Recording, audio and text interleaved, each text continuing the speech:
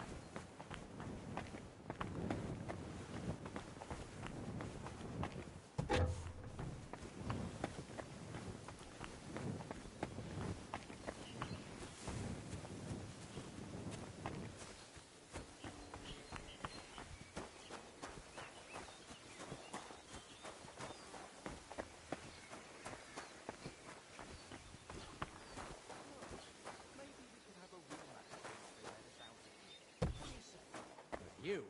Forget it. Go train with Carl. He won't put up with your shit. You're about as much fun as a funeral.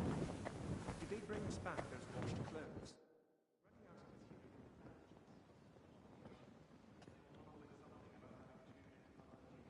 You mentioned you know the herbalist, Joachim. Don't think we're old friends or something of the like. We met once during my last visit to the monastery before my journey to Padua.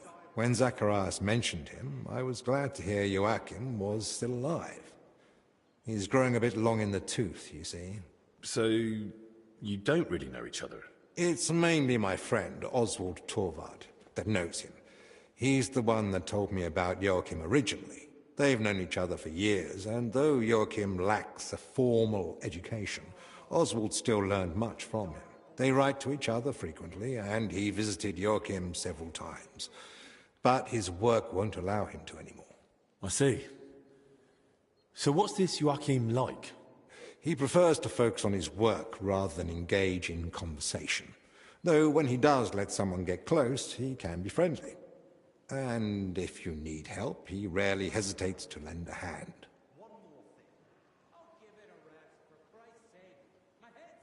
I found another infected. You're not the only one. While you were gone, they brought in several more. So, where's your sick man? With the Lord now. I found him too late. Lord have mercy. Do you at least know who it was? One of the monks. His name was Ernest.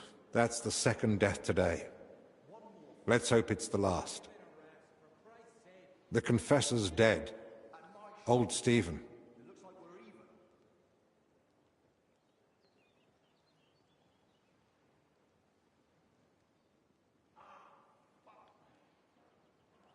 Don't blame yourself. I'm sure you did everything you could to help him. We tried, but sometimes there's just nothing we can do. At least we know he's no longer suffering. And what about you? Did you find out anything about the others who are sick? Do they have anything in common?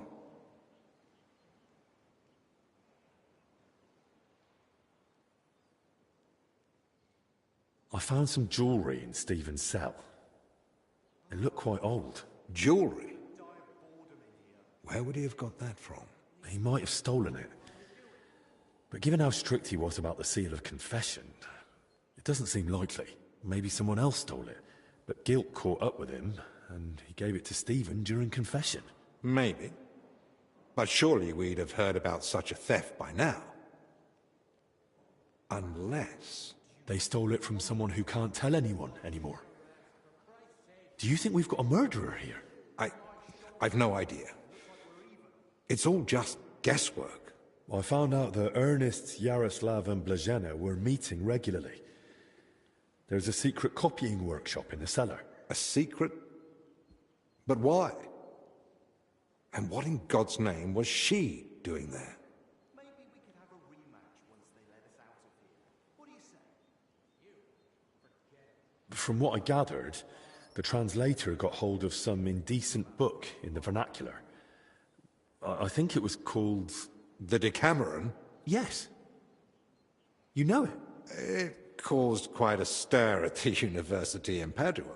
The students loved it, the masters forbade it, and the clergy cursed it. But back to the matter. What else? Yaroslav was only supposed to translate the book, but it ended up inspiring him to write something of his own.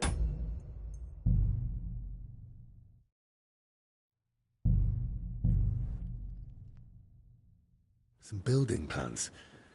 Looks like a church, and underneath, probably a crypt. I should tell Albic about this.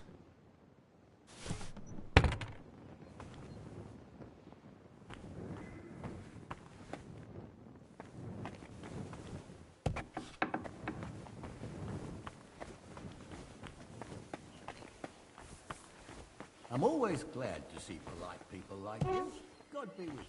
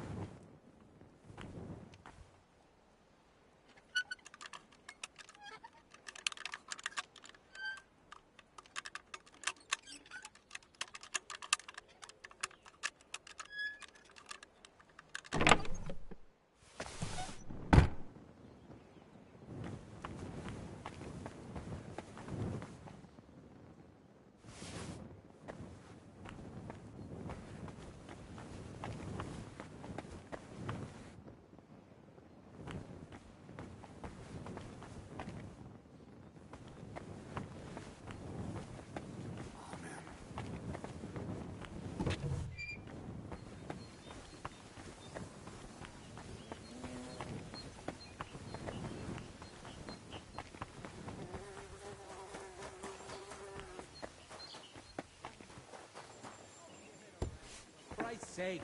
My head's killing me. And my shoulder, it looks like we're even.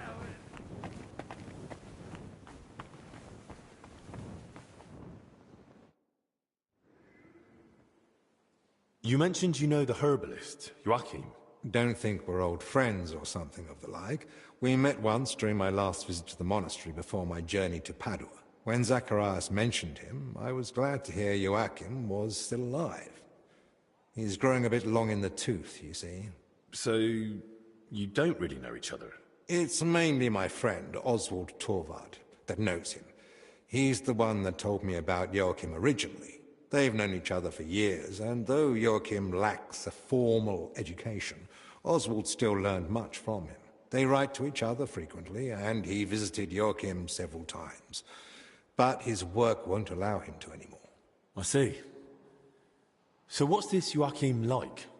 He prefers to focus on his work rather than engage in conversation. Though when he does let someone get close, he can be friendly. And if you need help, he rarely hesitates to lend a hand.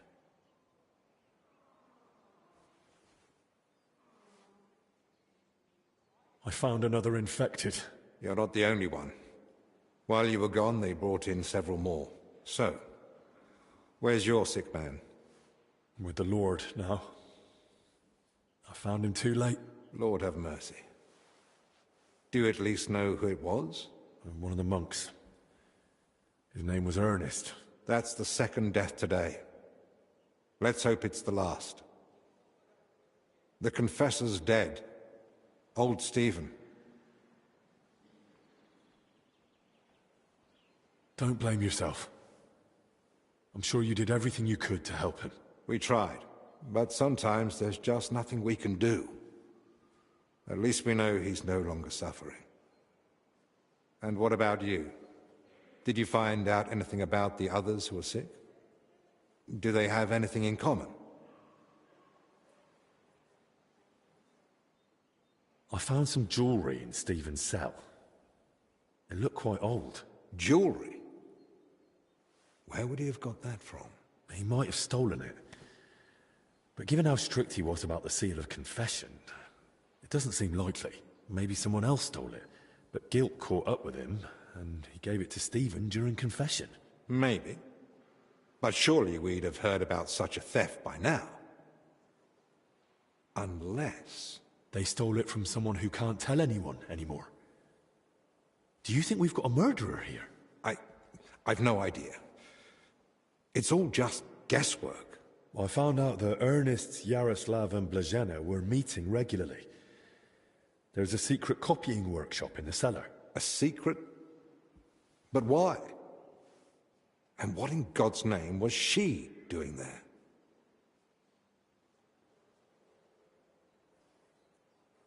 Well, it's a long story, but I know for sure they were meeting down there. Those three from the infirmary, and the overseer I found dead. Very well. I believe you. That explains why those three got infected. Do you think it happened in their workshop? Did you notice dampness, mold, any strange smell or bad air? Nothing like that. It was damp, but the air was otherwise clean. In that case, someone must have brought the illness to them. But who? Probably Ernest. If he died first, it would make sense. Or maybe the illness just killed him faster because he was older. Like the confessor. That's possible too. So, what are we going to do now? We'll go to the abbot. You, Zacharias, and I. This is getting out of hand, and the number of sick keeps rising. To the abbot? Right now? You think waiting will solve anything? You've all come. That can't mean anything good. The truth is, more are falling ill and the infirmary's filling up fast. We're trying to give them all they need. But soon there'll be no beds, and they'll have to lie on the floor. How many have died? The old confessor, Brother Stephen. And Brother Ernest, too. Ernest? He died in his cell. No one even knew he'd fallen ill. So, it started then. Ernest wasn't treated. Even mild illness can be deadly without care. And Stephen's age didn't help either. When the Black Death last swept the town, it also started slowly. The old, the sick, those no one missed were the first to die. And then we couldn't even bury the dead in time, let alone give them the last rites. Now, the Lord is punishing us for it. We do have some good news. With Henry's help, we might soon uncover where the infection's coming from. We know that Brother Yaroslav and that maid both met with Ernest, so the illness must have spread between them. They all met? Even the maid? Why? Well, I didn't mean they were all together at the same time. Just that both Yaroslav and Blazhena had encounters with Ernest. Why would a maid be meeting with Ernest? That makes no sense. Ernest never left the monastery grounds. He did, in fact, fairly often. He was one of the few allowed out for work reasons. Then they must have run into each other by chance, somewhere outside. Very well, then. Just breathing the same foul air as someone infected for a while puts you at risk. And since I found Ernest already dead, we believe he's the one who brought the sickness among the others. If he was the first to die, then he must have been the first to catch it, right? But where did he catch it? I don't know yet, Father. But I have certain suspicions. I found building plans in his cell. Looked like a floor plan of the church. That means nothing. Ernest oversaw all construction work in the monastery. And what had he been working on lately? He'd been supervising repairs in the church. A floor had collapsed above the crypt recently. He was assigning tasks to laborers and overseeing the work. Which crypt do you mean? Some important nobles are buried there. But most of all, it's the tomb of my predecessors. May their souls rest in peace. That might be the source of the foul air. The illness could have spread from the exposed crypt.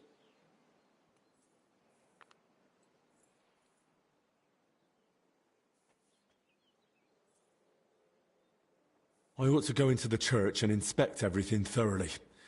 Especially that crypt. That's not a good idea. If the illness is really spreading from there, no one should go in. I understand your concern, Zacharias. But Henry is right. At this point, it's just a supposition, and we must put it to the test. Enough. What nonsense is this? No one's going into that crypt. The disease is spreading. The infirmary is full. We've already got 2 dead. Father, I understand you're afraid, but... Afraid? I'm not afraid. I bear responsibility for the whole monastery, for every living soul.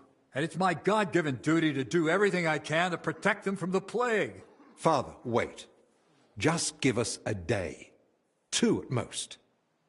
I'll just find out where the sickness came from. You won't get another hour. The monastery is to be sealed. No one goes in, no one comes out. All the monks are to withdraw to their cells. What about us? You want to keep us here against our will? I don't want to, but I must. And at the same time, I humbly ask for your help.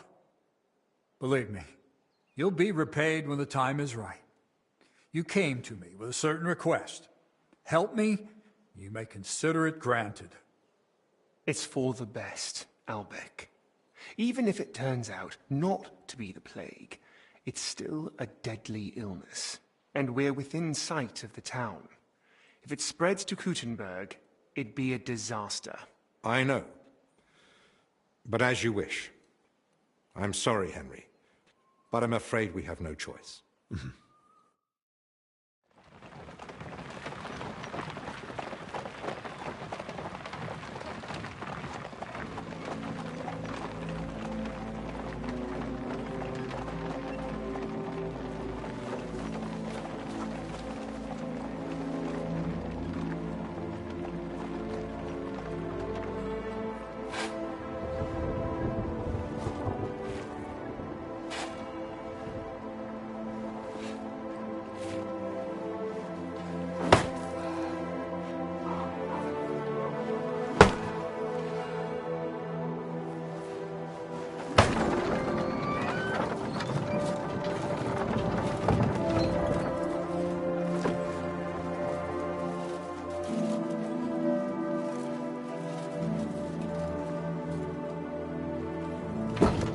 tibi domine fratrum nostrum, militer commendamus, ut quem in hac vita mortali, immenso semper es prosecutus amore, nunc malis omnibus liberatum, in requiem in gredi iubias sempiterna. Tuam ergo clementium deprecamur, ut via prima iam transierunt, illum in paradisum tum begnine perducas, ubi neque luctus, neque clamor, neque dolor erit ultra. Sed pax et gaudium, cum Filio tuo et Spiritu Sancto in saecula saeculorum. Amen.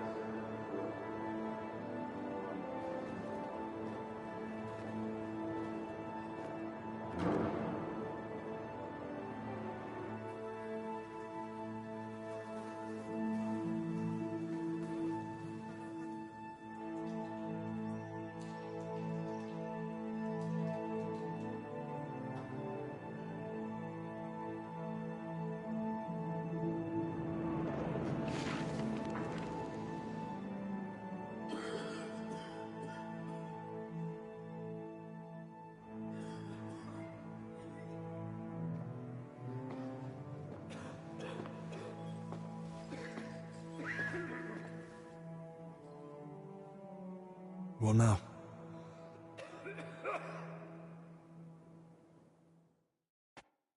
This whole situation keeps getting worse.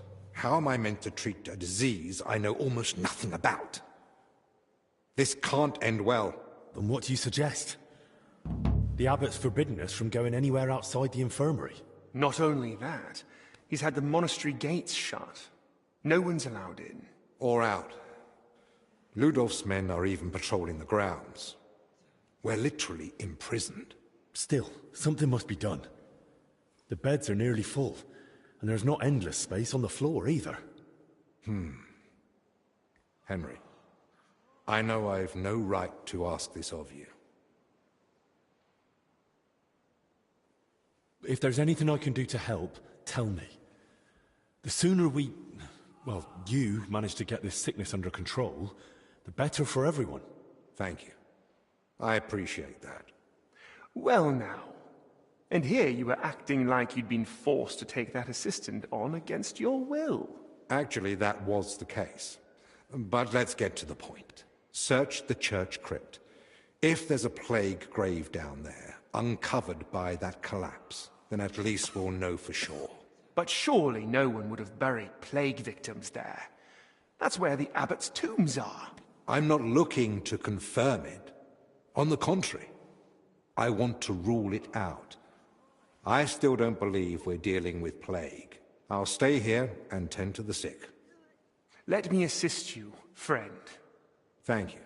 I appreciate that. There's enough work here for the both of us. Henry, try speaking with the workers repairing the collapsed floor. In the best case, they might have noticed something. In the worst case, they'll already be showing symptoms of the disease. And how do I get there? I'm not even supposed to poke my nose outside.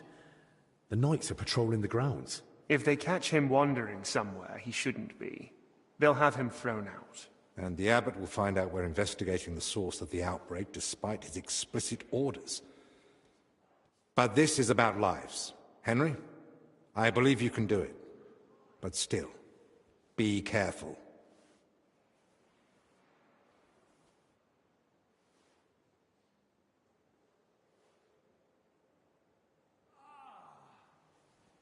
I'll do what must be done. Just make sure you look after the sick. Hold on. In Italy, physicians wear a kind of hood with a mask. It protects them from foul air and perhaps even the plague. True. I've heard the same in Padua. Sounds good. But where am I meant to get one around here? With a bit of skill, you can make it yourself. All you need for the hood is a piece of leather. You'll need to hang fragrant herbs around the collar. Something like mint or sage. Might as well perfume myself all over. You jest. But yes. The less foul air you breathe in, the better. You can use the workbench in the alchemical workshop to make it. All right. I'll be off then. Best of luck. And God be with you. And with you.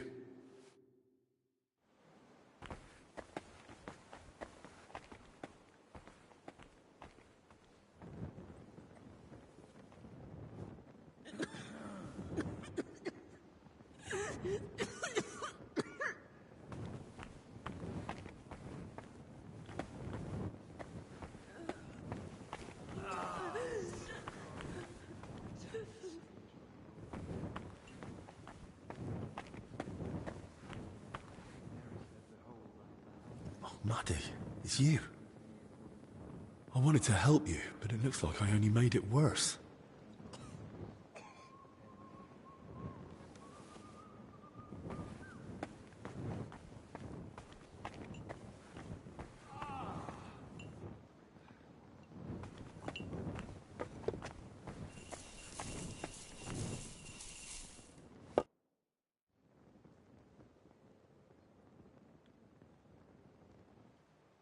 Is there anything I can help you with around here?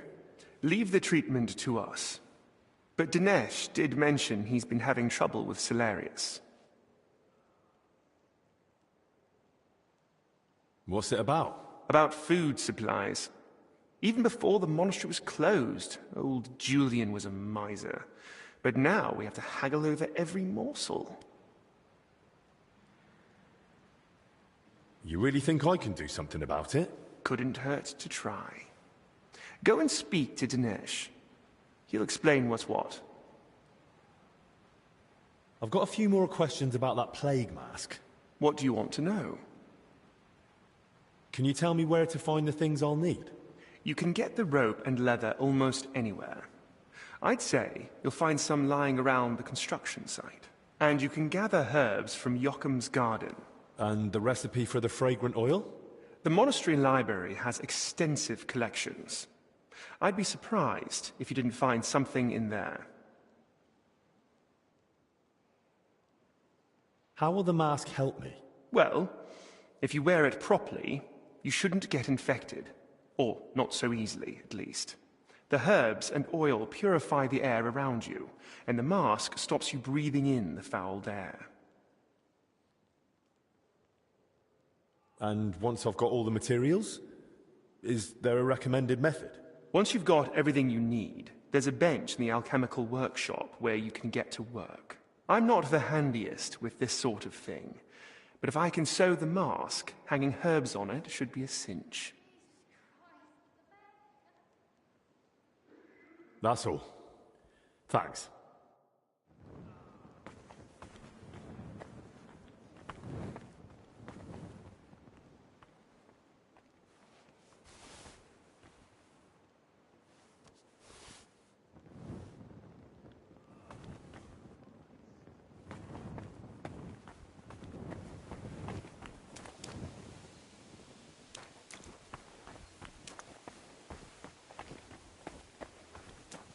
I'll have to watch out for those patrolling knights. As long as God wills, and as long as His grace the abbot requires it.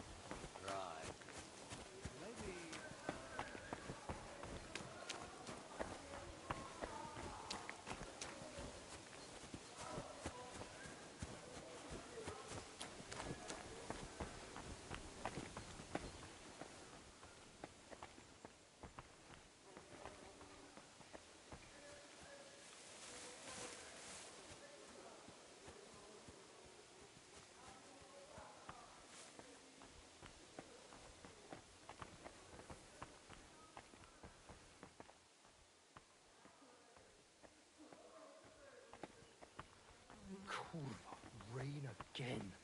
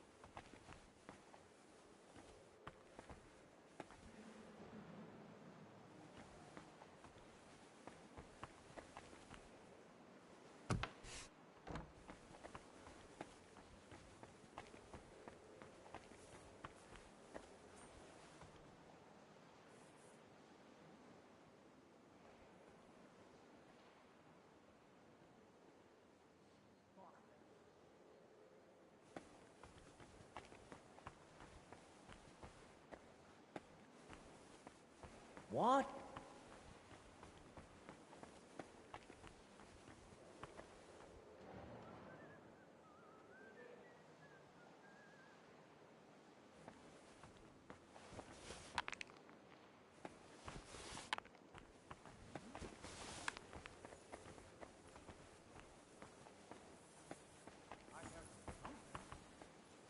Don't do it. Did I imagine it?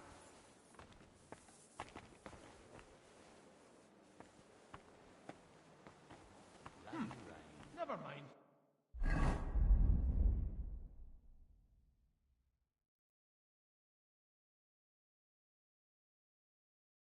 Strange.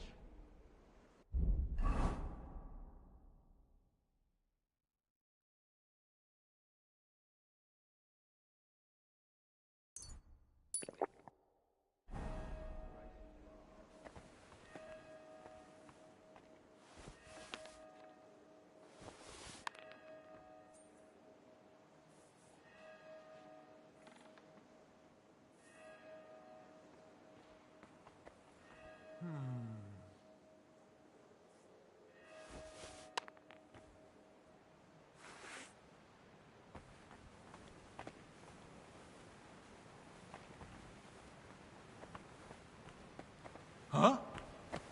You are... Good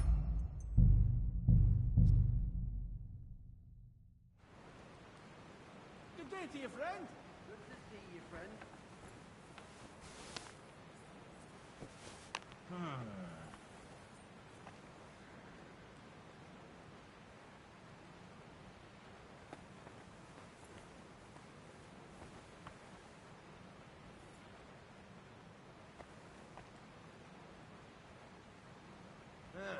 Never mind.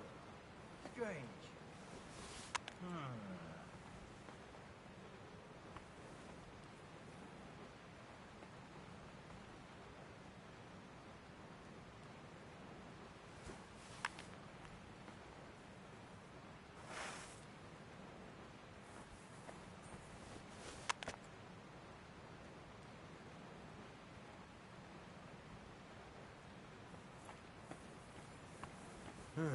Huh?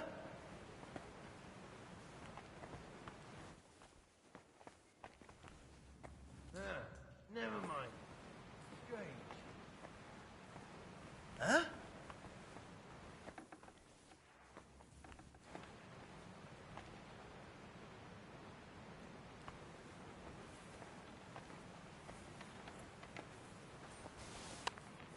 What? I must be mad.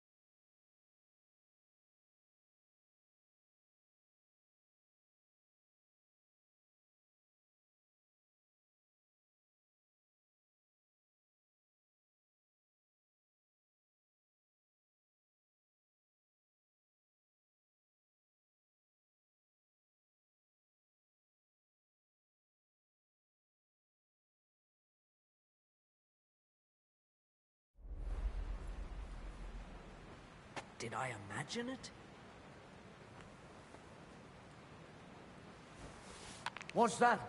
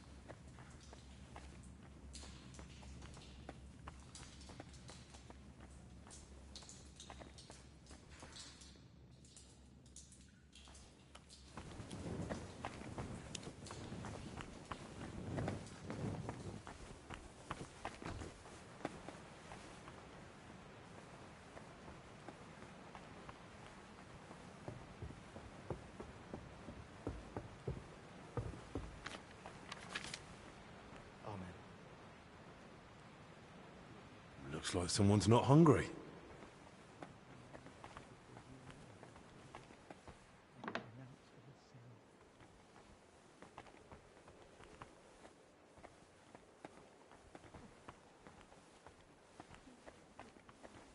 What do you think you're doing?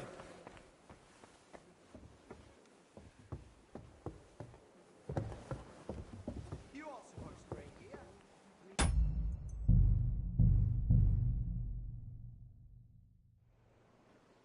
Greetings. What's that? I must be mad.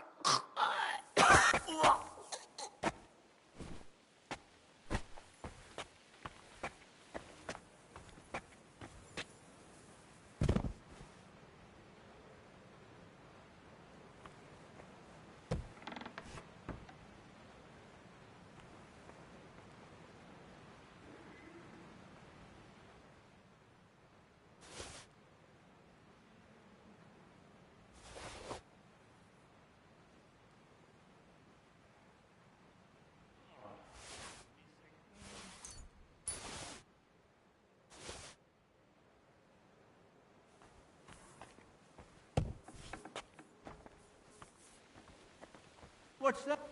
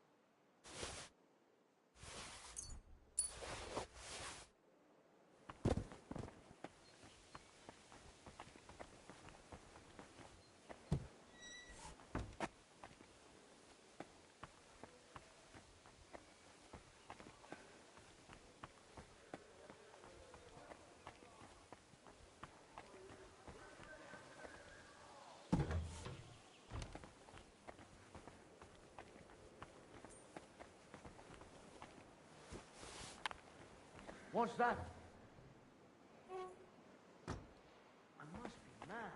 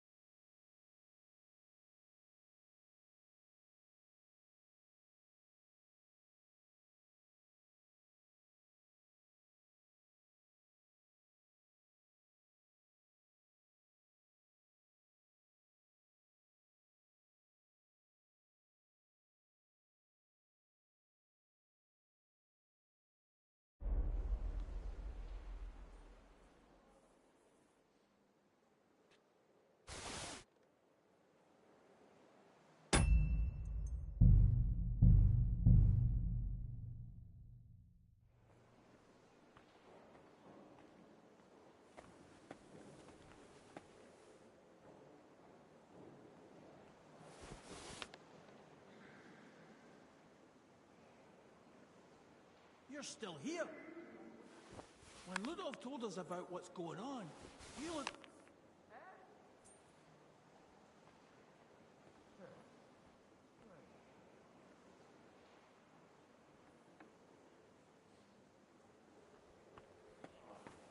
I must be mad.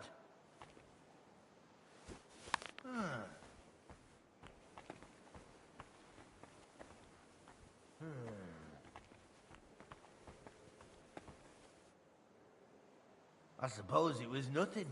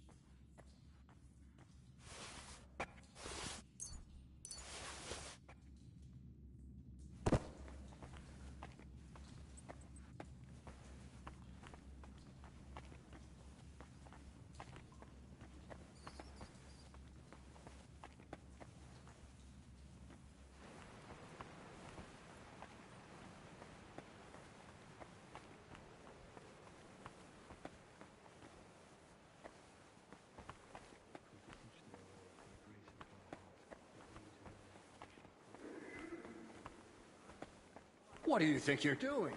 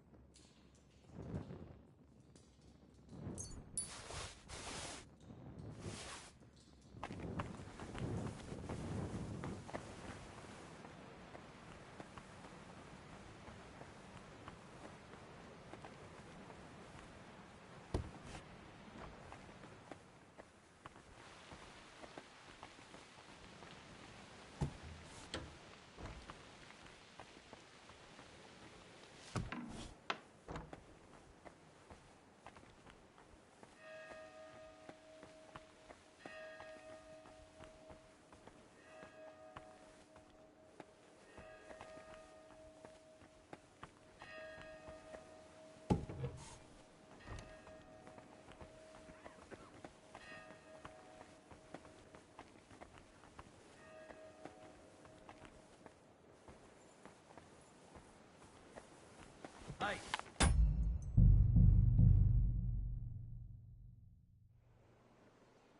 Good day to you, friend. what's that?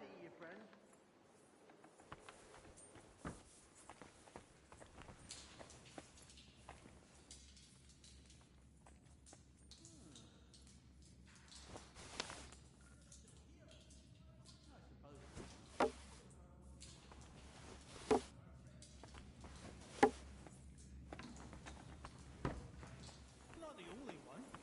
I had half a mind to do it myself. Instead, I have to patrol around here like an idiot. One thing's for sure, I'm definitely not planning on dying here. So, if you ever figure something out, let me know. Safe travels to you.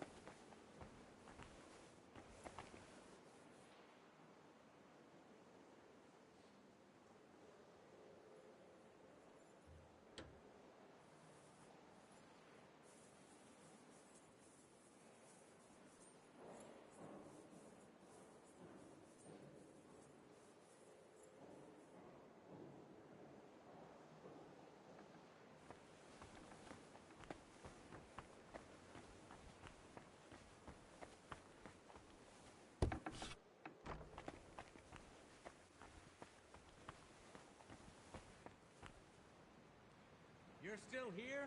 Why wouldn't I be? When Ludov told us about what's going on, you looked about ready to take to your heels.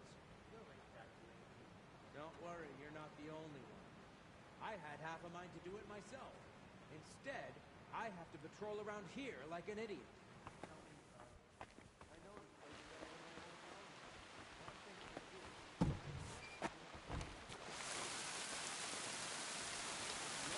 Something else. Let me know.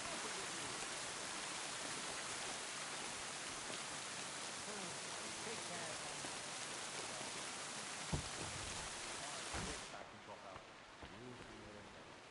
If the royal physicians are here, I'd be surprised if they didn't figure something out.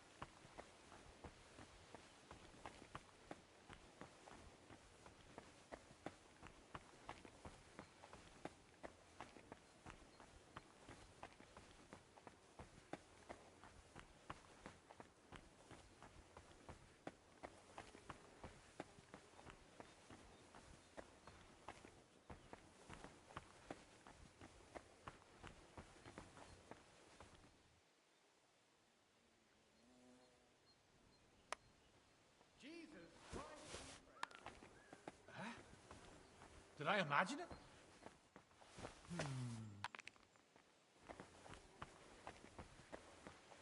I...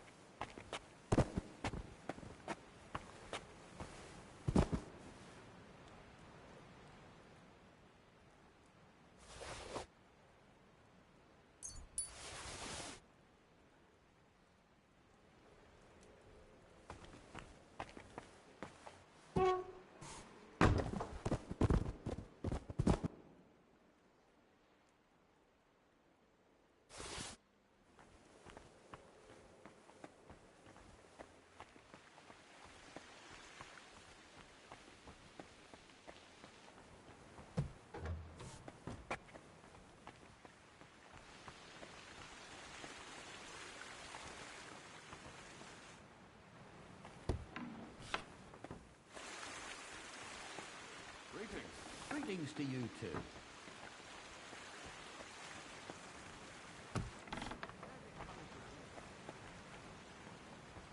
Someone's lying here.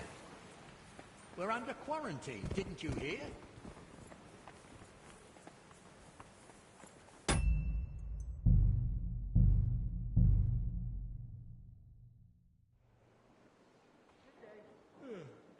Greetings to you too.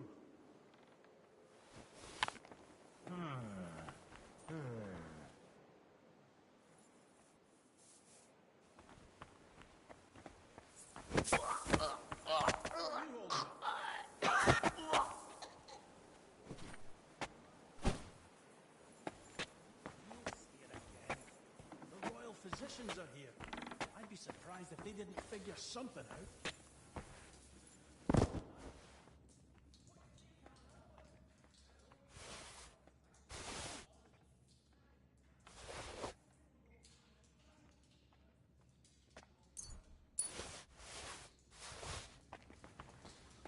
Farewell then, my friend.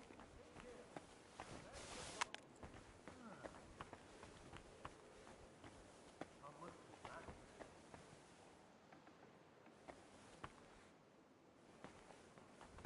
Huh. Strange.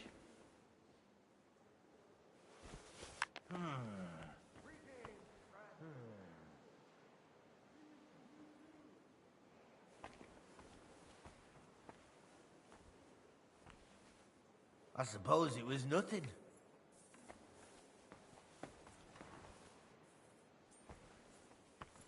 Greetings.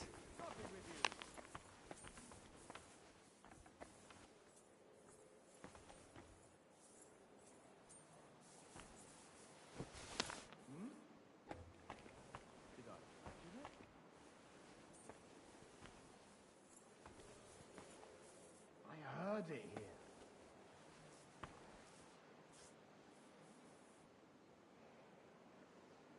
Fuck it.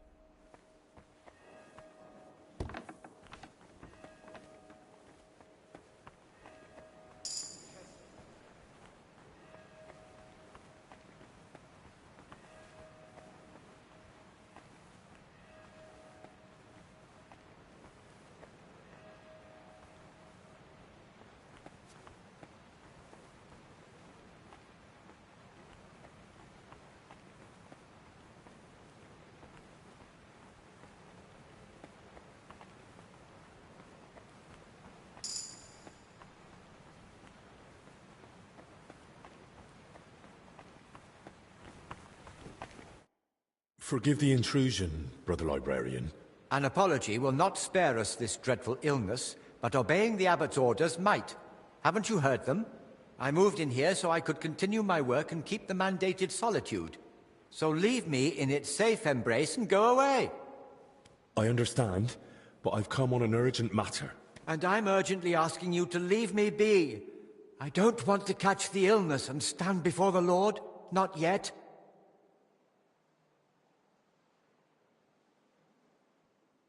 Brother Librarian, I understand your fear, but remember our Lord Christ. Did he fear the lepers? And what did he say to the Samaritan who returned from the church to thank him? Your faith has healed you. You see? There's no need to fear the dreadful illness if your soul is pure. So you believe this illness is a test for us? Well, yes, I think it might be. But I'm only guessing. I wouldn't dare pass judgment on the Lord's intention. Ah, you've spoken wisely and humbly.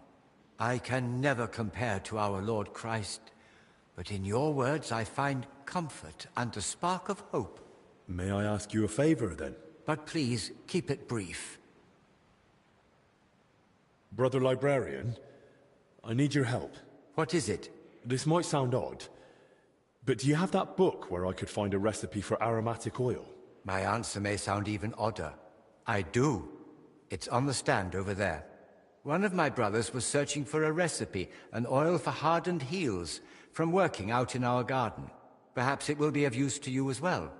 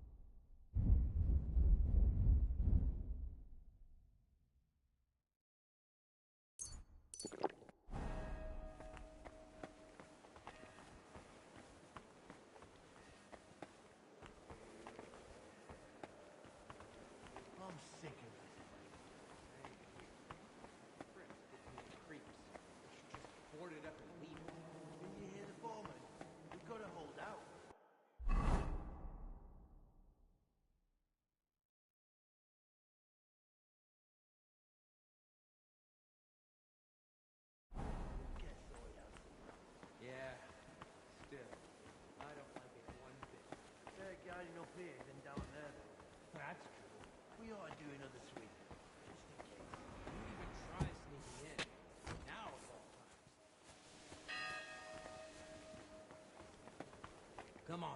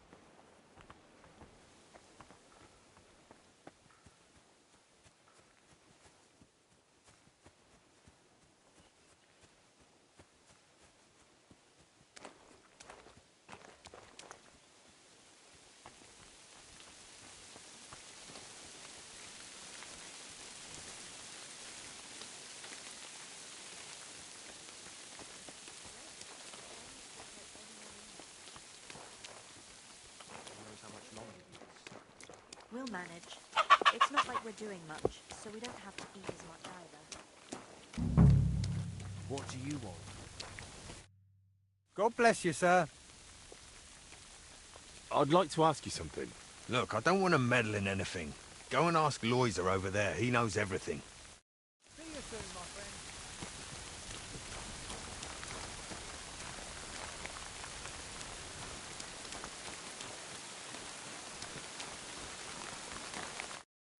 I need to ask you something. Look, you probably shouldn't be here, right? You heard the talk. They say there's some pestilence going round. Yeah, that's exactly why I'm here.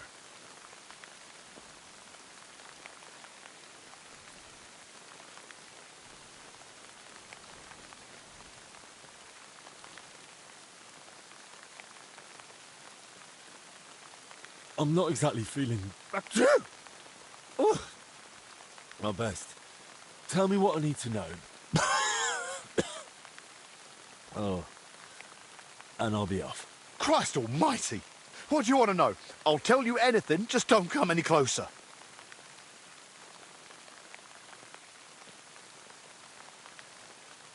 Have you noticed anything odd lately? Suspicious? What?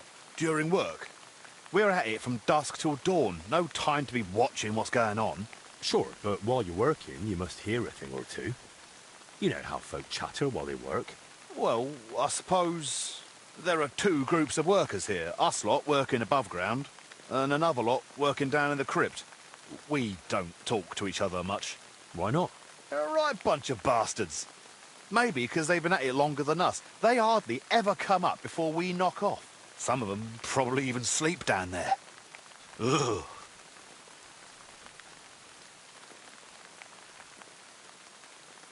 Why are there two crews here? We take care of everything above ground. They're dealing with that collapse into the crypt. We hardly ever see each other. Where can I find the other crew? Their tents are right next to the monastery wall.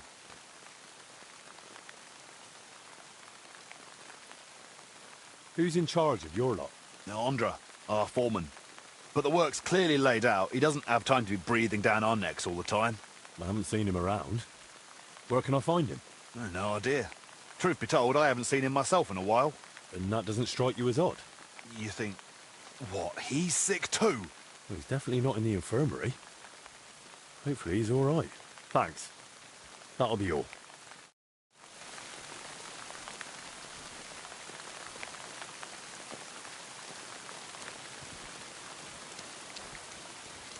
Do you know how much food you need?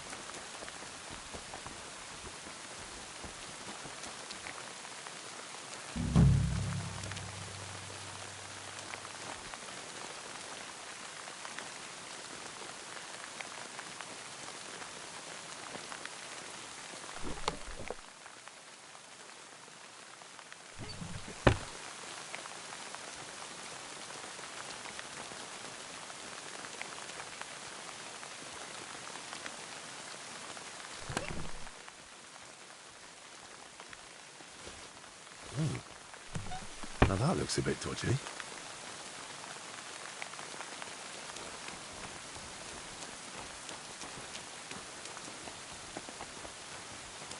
You'd best move along.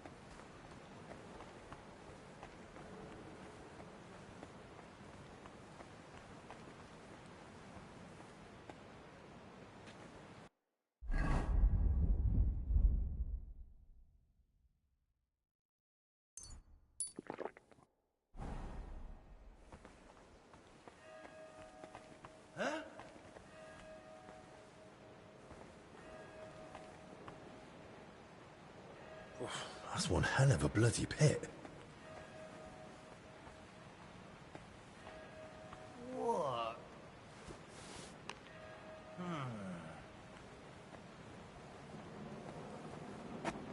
Huh. Straight. Eh?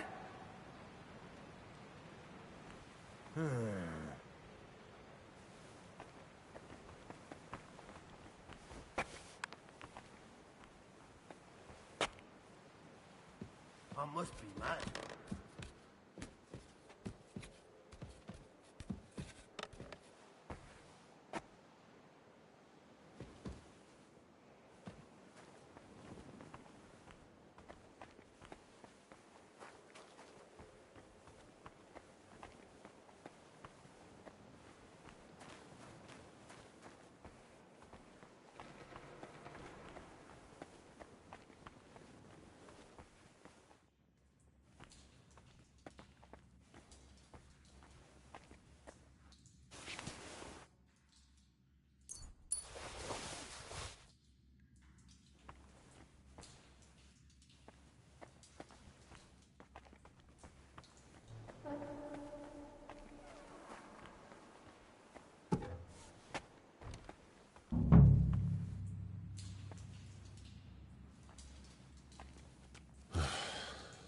I should have made that mask.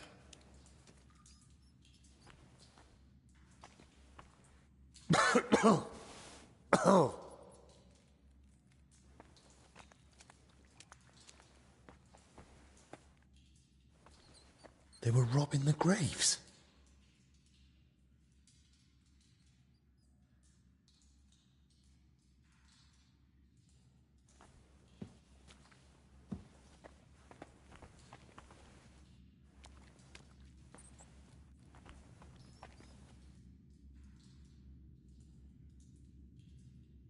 Oh, Jesus Christ. Oh, rotting corpses.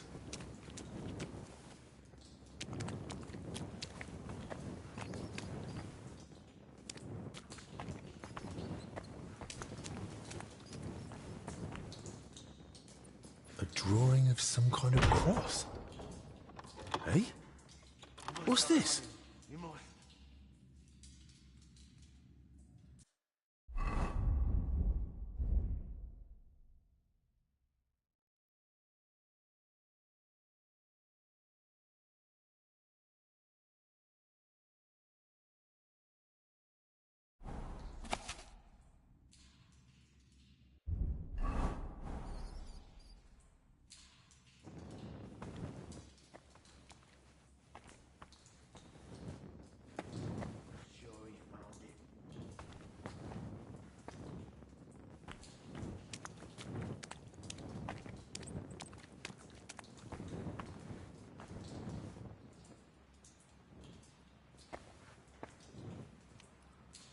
He fell for it.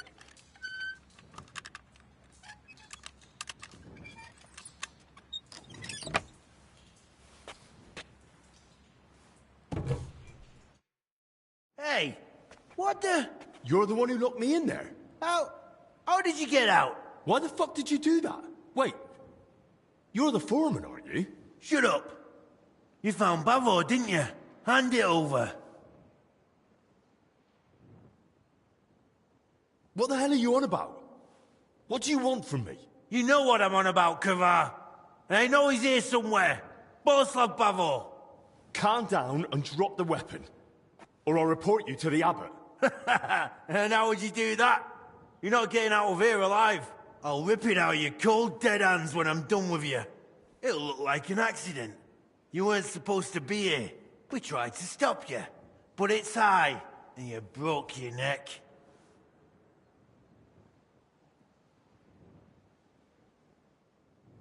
You've completely lost it. That doesn't matter anymore. Or anything else. Die! That's a fight.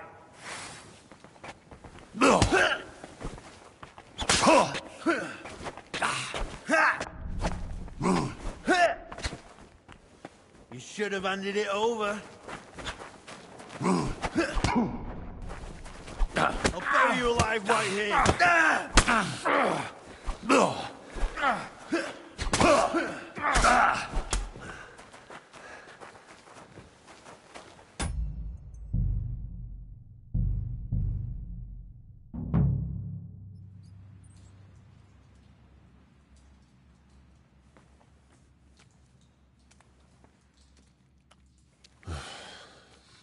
should have made that mask.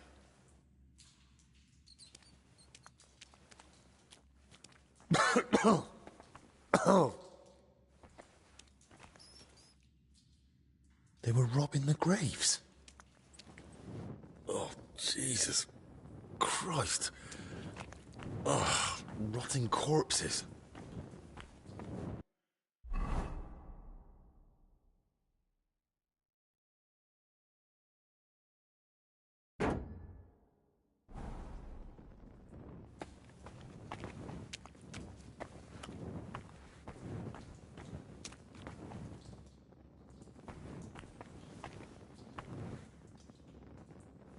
A map of the underground. A drawing of some kind of cross. Hey? What's this? You must know about Bavo.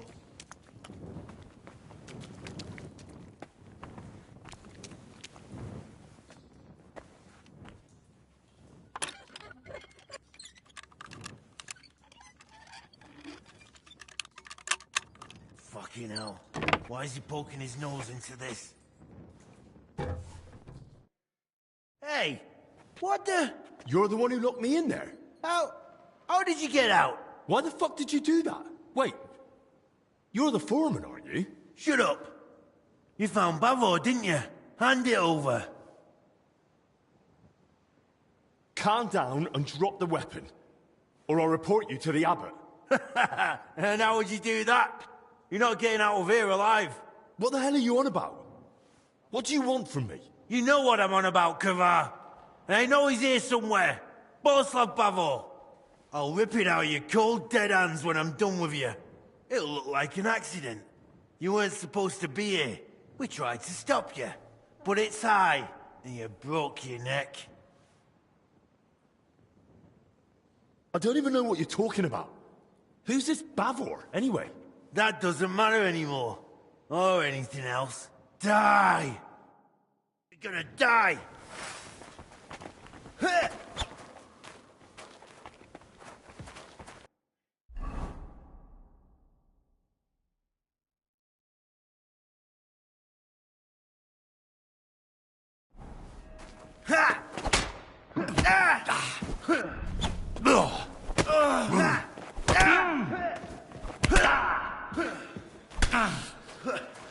Now you're finished. Show your stuff.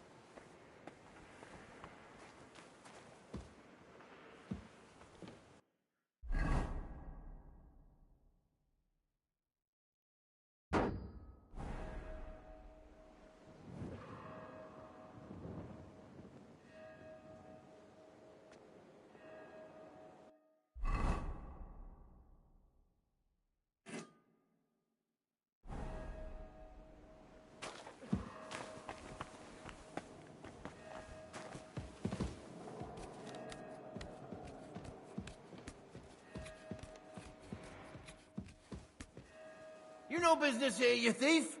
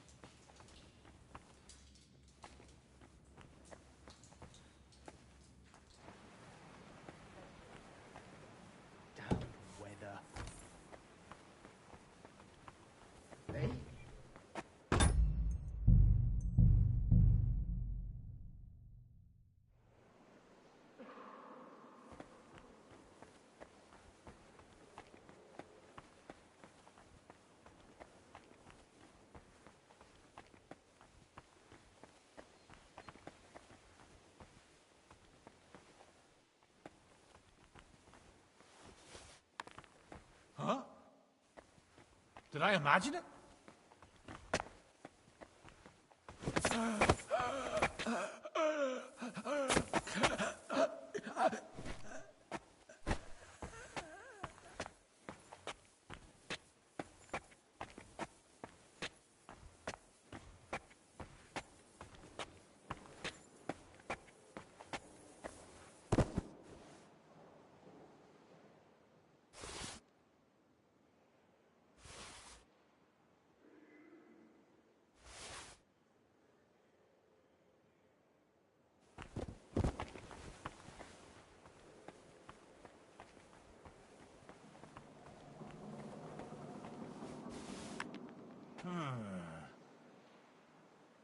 I must be mad.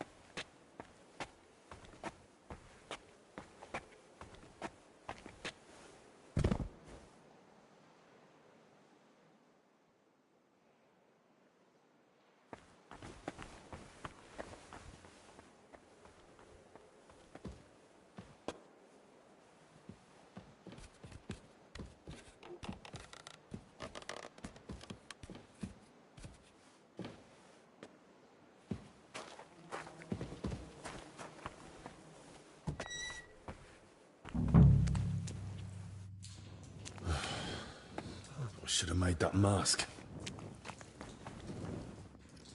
A drawing of some kind of cross. Oh,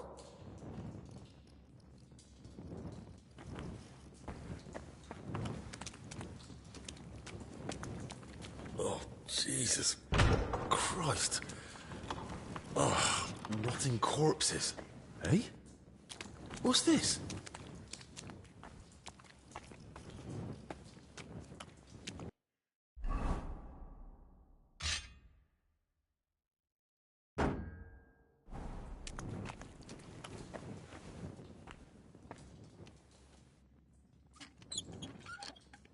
The bastard. He must know about Bavo.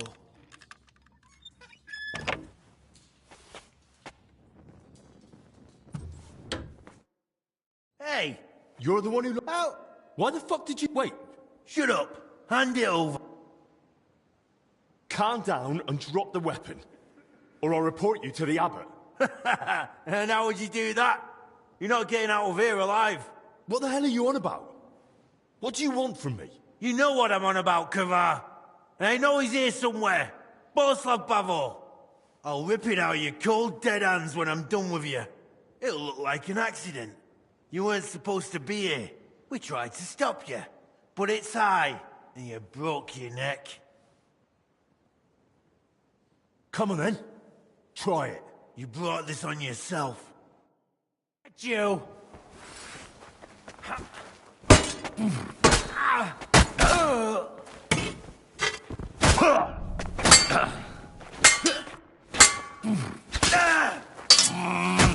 I need to get back to Albi.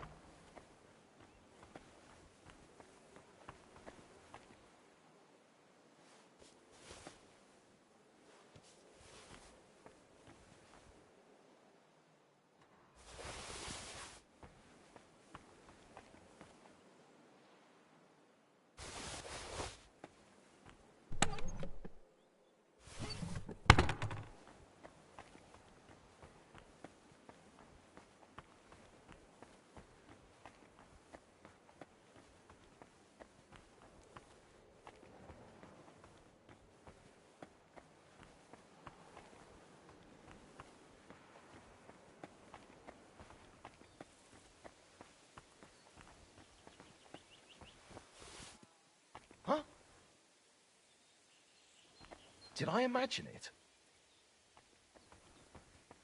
I heard something.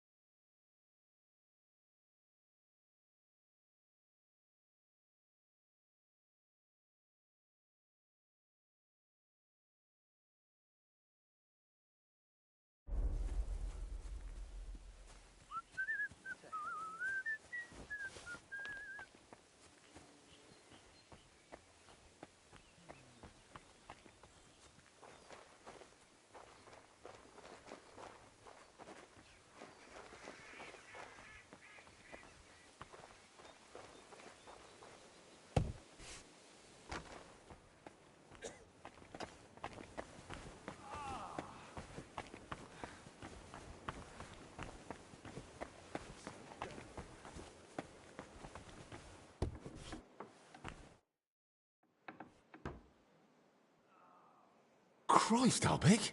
What happened? Are you alright? I am, yes. But it looks like we've been robbed. Why? And who did it, for Christ's sake? Gentlemen, please. Keep it down. You're disturbing the patients. For God's sake. What happened here? What a mess. What do you think? Someone was clearly looking for something. But there's nothing of value here. Well, actually... Albig! You brought them here? What were you thinking? And was I supposed to leave them unsupervised? And? Were they stolen? Thank the Lord, no. I still had them on me. Can someone tell me what exactly was nearly stolen? As you know, Henry, I spent a good part of my life at King Wenceslas's court, tending to his health. Thanks to that, I learned much about his private life, what ailed him, how and when he got injured, and what treatments I used.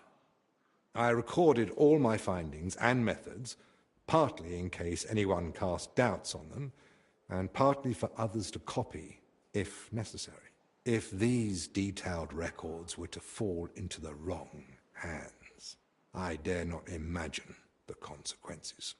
Plenty of folk would pay handsomely for them. Or tried to steal them for that very reason. Who could have got in and made such a mess? I was busy tending the sick. I noticed nothing. Nor did I, I'm afraid. There's work here for 3 more physicians. That actually made it quite easy for the culprit. But we still don't know who to suspect.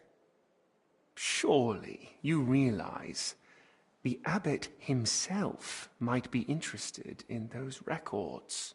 Father Jan? Nonsense. We've known each other for years. Not quite well enough. When he heard you were coming, he was pressing me to persuade you to let him read them. But that's out of the question. Absolutely not. That's exactly what I told him. The look on his face. If looks could kill, I'd be dead. How did he even hear about them? Their existence is no secret. Even King Sigismund mentioned them to me once or twice. And if he ever said anything in front of the abbot... And the thief waited until the monastery was closed? So, Albig isn't leaving. Even if he wanted to. Let's not jump to conclusions. And don't start pointing fingers. Henry, go and ask Brother Benedict and Dinesh in the infirmary if they noticed anything. Maybe we'll get lucky. All right, then. I'll return to my patients and pretend nothing's amiss. No need to alarm them over this. Right. Agreed.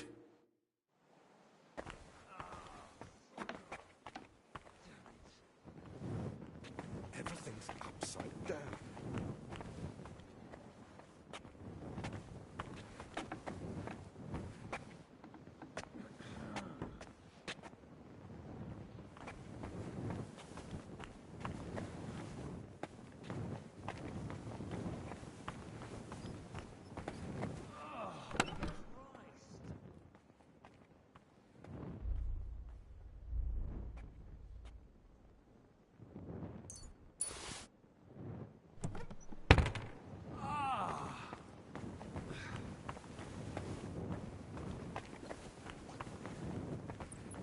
know there's a quarantine?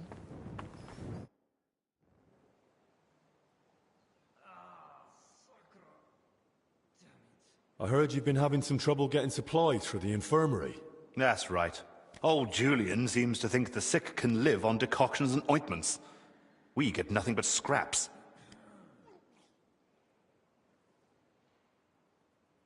Well, if they want to let them starve, I don't know why they need 2 famed physicians for it.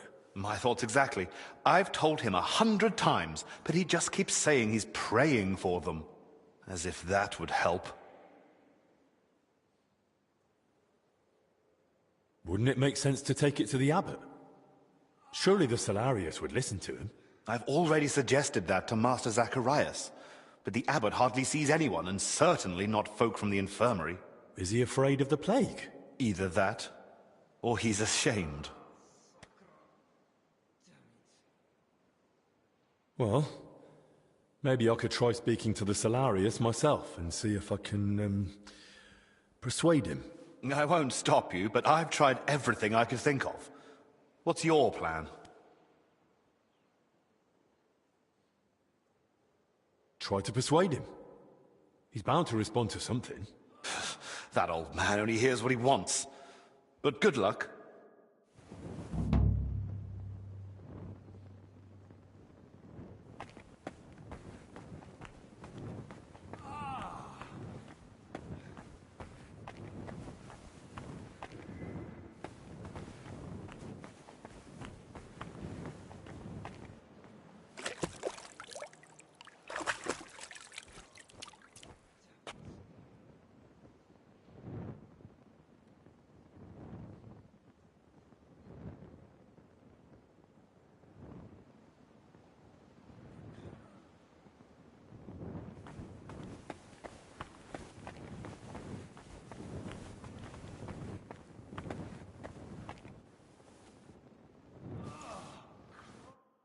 Good day.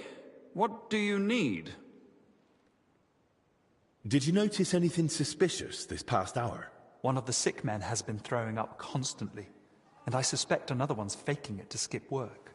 No, I need to know if anyone's been nosing around our room. I spent most of my time with the vomiting one, or out in the yard scrubbing his bedding. I didn't see anyone.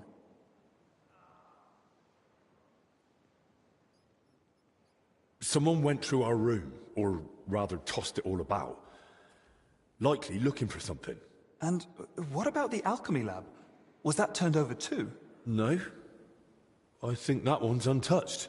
Oh, thank God. I'll go check it anyway, just to be sure. Was anything stolen? That's the thing.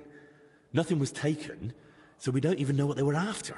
I should have been more watchful, right? I'm sorry. I promise I'll keep a better eye on things from now on. Don't beat yourself up. It's not your fault. Will you tell me more about yourself? I can try. What would you like to know? How did you get to the monastery? Well, I walked. Or do you mean why I entered the abbey? I'm more interested in that. Very well. My parents are long dead, but I have 3 older brothers as well as 2 sisters. That is, I had 3, but one of them didn't live to see her first birthday. Nonetheless, I was born 6th. You see, I'm not a fighter, so I didn't join the army, and after paying for my sister's weddings, I couldn't afford to go to university.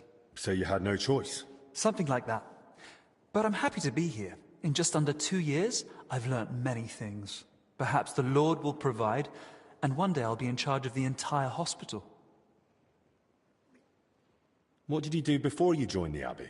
When my parents were still alive, I cared for them. And when they died, I started my postulancy. Why did you have to care for them? You have a lot of siblings.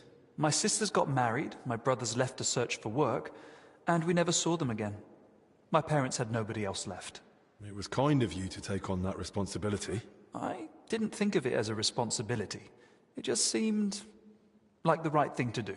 So you were with your parents until they... Until they died. It was really challenging for me. But I feel it helped me discover my calling. Caring for the sick, you mean? Yes. Why do you work at the infirmary, of all places? It's my divine calling. What do you mean, divine calling? The Lord chose me to become a healer, but he allowed me to learn through life and discover things for myself.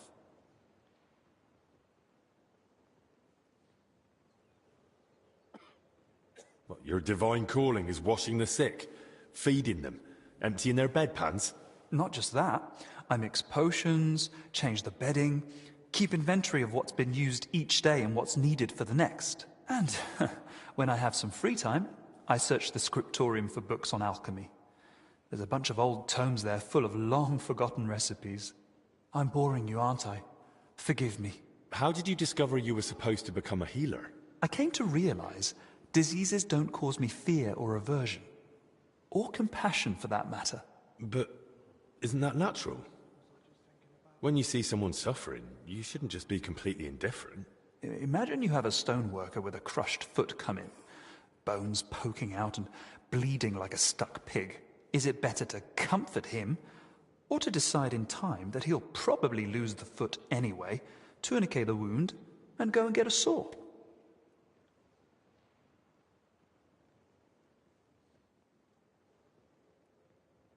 It sounds like you're in the right place then. I'm glad you think so. And between us, so do I.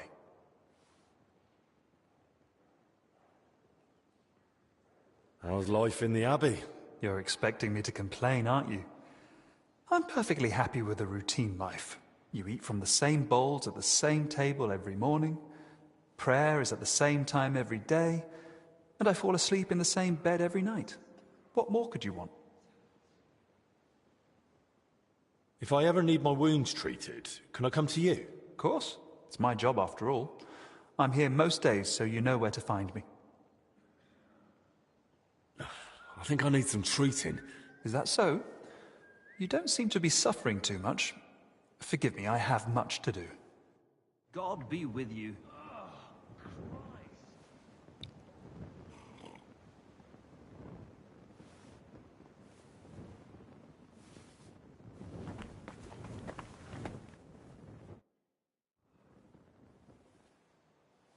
Did you see anyone go in or out of our room? I'm not sure. I think I saw a monk go in. I couldn't say who. A monk? You mean Benedict? No, it wasn't him. But hard to say. Damn it, why do they all look the same in here? Yeah, it's not exactly helpful, I know. Any idea when that was? Roughly an hour ago. Maybe 2. Has something happened? Damn it. Never mind. Better if you ask Zacharias. Tell me something about yourself. What do you want to know? Where are you from? I was born in Zadar. That is in Dalmatia by the sea. I grew up at my uncle Stepan Latkovich's court. Until recently, he governed a huge estate in central Croatia, Dalmatia, and Slavonia. Until recently? After an unfortunate event, our lands and properties went to Sigismund's father-in-law, Hermann of Scilly. What do you mean by unfortunate event? The one that cost you your properties? It was a little misunderstanding, which became known as the Bloody Sabor of Krzewcy. Sabor? An assembly of the foremost representatives of nobility and political power in the country. And at this particular assembly, King Sigismund had my uncle, along with most of his people, killed. Why did Sigismund do that? He was still bitter about Nicopolis. But what really angered him was my uncle's support for Ladislaus of Naples. He had long had his eyes set on the throne of Hungary, so you can imagine the king was not pleased. Why did Sigismund do that? He was still bitter about... He had long... Don't you want to take revenge? Alone? Against the entire Holy Empire? I am no madman, unlike my uncle. He paid for betrayal with his life. Our entire family lost everything. Our properties, our standing, our power, our future.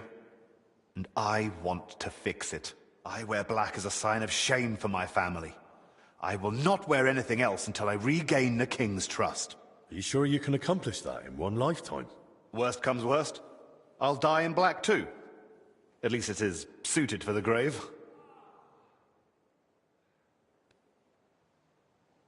Not that I know many people from Dalmatia, but your name sounds more Hungarian. And that is on purpose. The name Lachkovich is not exactly favored at Sigismund's court, so I have learned to use the Hungarian variant.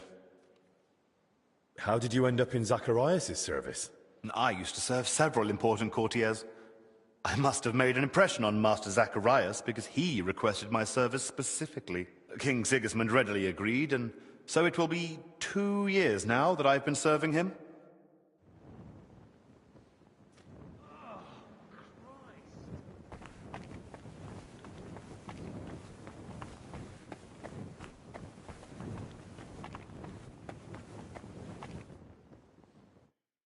Henry, how are you feeling? You don't look too good. I feel awful. Did you go into the crypt without a plague mask? I did. Do you think I got infected too? It's certainly possible. What now? I can't just go and lie down. We have too much work to do. I know.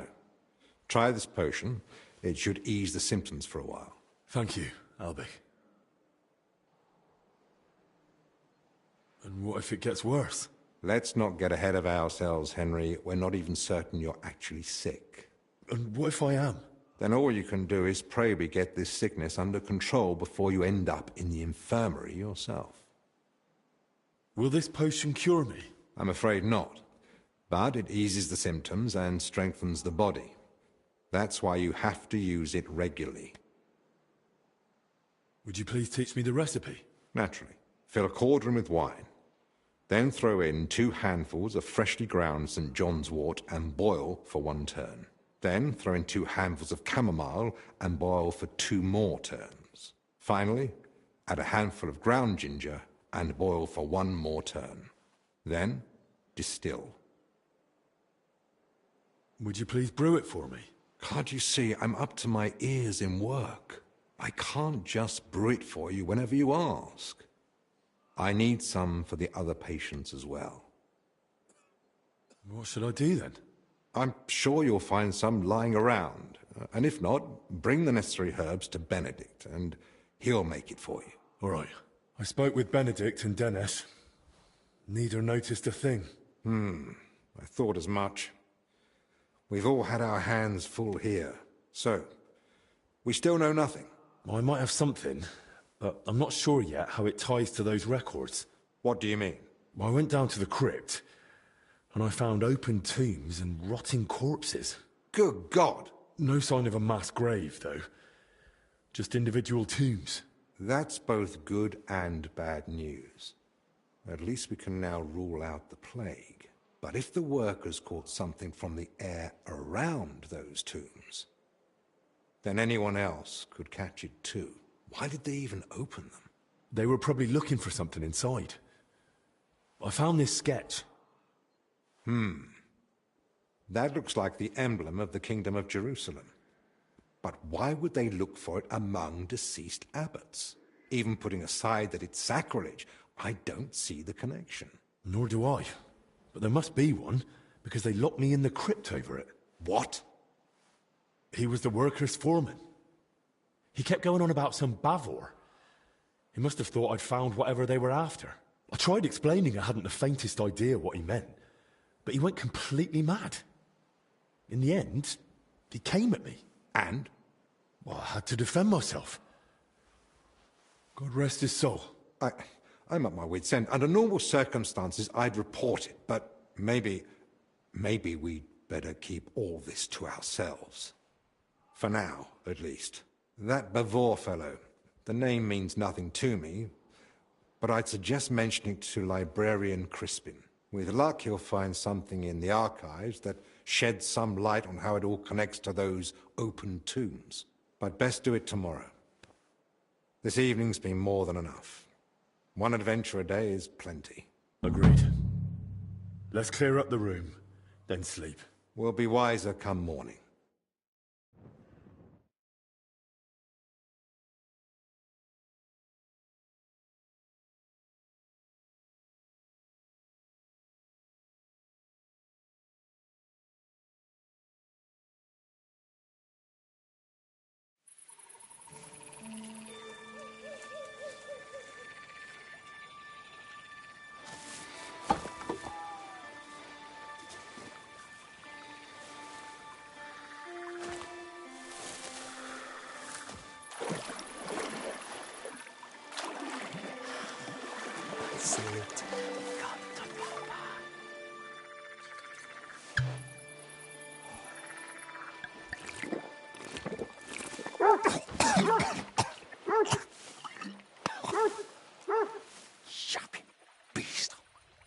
rat's ass! You stop that, for Christ!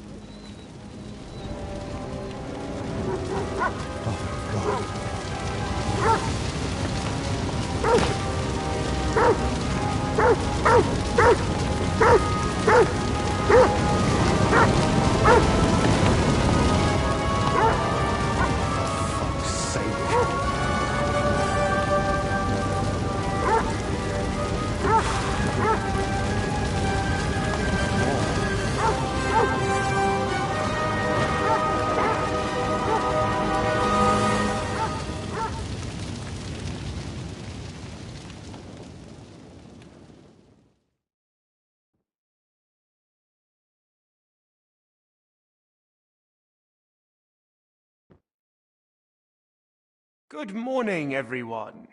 I trust you've had a decent sleep. The sick are waiting, and being tired doesn't excuse us from our duties. All right, give me a moment. Then we'll go and check on the patients. And where's Benedict, anyway? If I may, gentlemen. Haven't you heard? There was a fire here last night. A fire? Here at the monastery? The small shed by the mill house burned down, but it was probably just an unfortunate accident. Thank the Lord it's all over now. And no one was hurt? Well, that's the thing. No one burned, but there were 2 men in the shed. Or rather, 2 bodies. Bodies? Whose were they, for God's sake? That... I don't know, sir. And how do you know they didn't die in the flames? Just because they weren't burnt to cinders doesn't prove anything. I didn't see them, but they said there were no burns, and it didn't look like they'd suffocated either. So, how did they end up there? What killed them? Didn't anyone tell you about them? They were sent to be washed, but the washers noticed, signs. Who found them? And how did he get them out? Elijah, one of the lay brothers. He ran into the flames thinking he could save them, but they were already dead. And what was he doing outside in the middle of the night? You don't suppose he had something to do with it? He's never been any trouble. There's no reason to suspect him. How do you know about these signs? Did someone examine them? No. They were only to be washed, but when the signs of illness were spotted, the abbot ordered them locked away in the hops store. Ludolf promised he'd send one of his men to guard the door. No one is to go near them. That was highly irresponsible. Someone needs to examine them thoroughly. We can't afford uncertainty. You want to bring them to the infirmary with the others? No. No, let them stay locked away somewhere separate. Are you afraid the other sick might get even worse? At least we could have them all in one place. Was anyone else there besides Elijah? No, or at least no one I know of. I'll leave you to it now. If you need me, I'll be with the sick. I'm going too. Disease? Fire? What next? A swarm of locusts? First they ransacked my room, now this. I don't like it one bit. Do you think the fire's got anything to do with what they were after in your chambers? Who knows? I feel like someone wants us gone, and they're trying to frighten us into leaving. All the more reason to get to the bottom of this. But I can hardly go poking around myself to find out what really happened. Don't worry. That's what I'm here for. Well, maybe Zacharias was right after all. You never know when an aid like that might come in handy. So, what's your plan? Quite a few things, actually. I'll take a look around the burned-down shed. There might still be some clues. Good idea. It might have just been an accident, but it won't hurt to make sure. I should probably speak with the lay brother who pulled the bodies out of the flames. Elijah, right? But be gentle. No one should have to go through what he did last night. What about the corpses? You said you wanted to examine them. And that's what I'll do. We can't afford doubts when there's a deadly illness spreading. But Benedict said the abbot forbade it, and that one of the knights is watching over them. If he's got any sense at all, he'll understand this is serious. A proper diagnosis is key to the next step.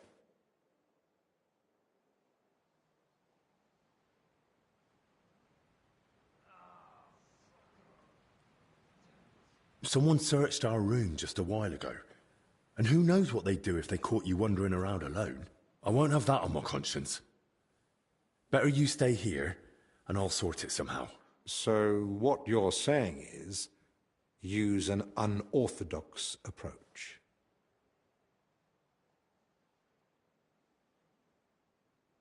Well, I'm no physician like you, but I've learnt a lot about the illness. I could say I'm your apprentice. That won't be enough. Then I'll explain to him the same way you did to me. We need to examine them and find out what was wrong with them, or we'll never get anywhere with treatment. That's probably best. But you must examine them thoroughly. And don't be repulsed. So, what exactly should I be looking for? Anything unusual. You know well the symptoms the sick here have, but a keen eye may spot other signs too. If you're not sure, just try to remember what you saw. If you describe it to me later, I should be able to identify it. I can't think of anything else. Nor can I. Well then, best of luck.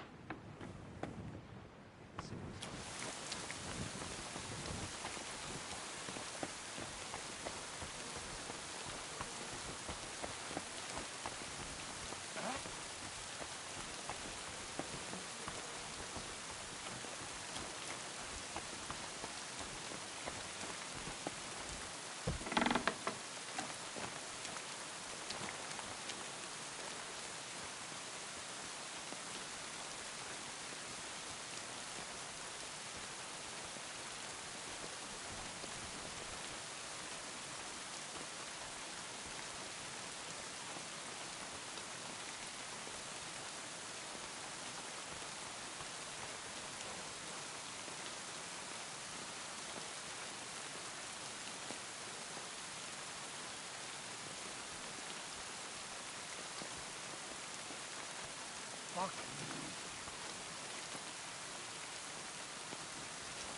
Huh? I heard.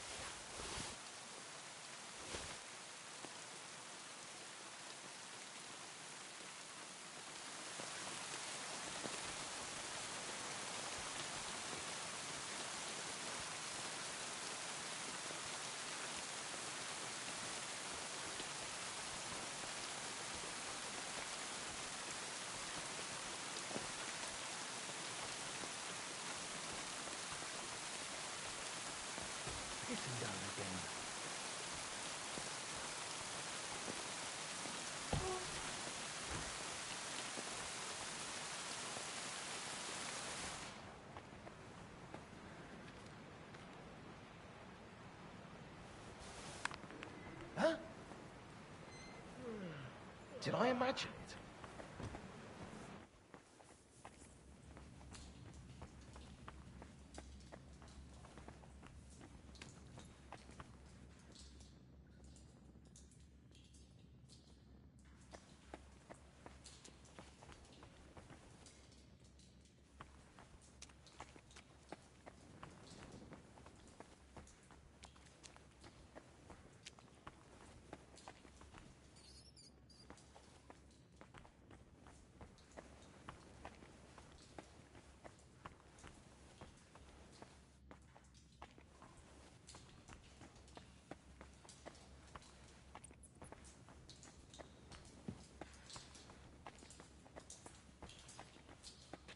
Bloody mutt. Damn beast.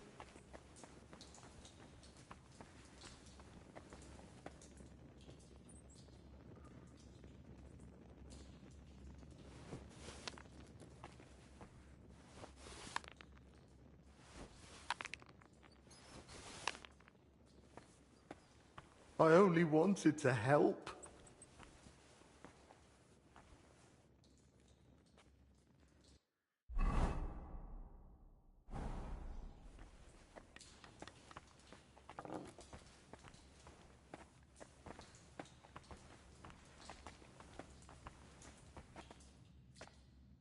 Bloody mutt. Damn beast.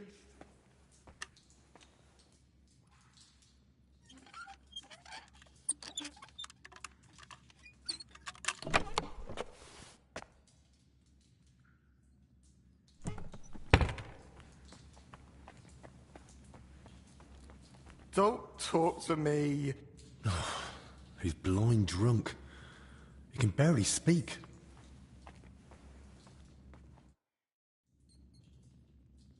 Are you with me?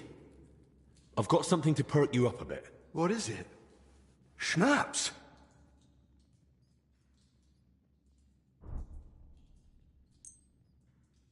We're out of schnapps. So stop whining and drink. Oh, bloody awful stuff.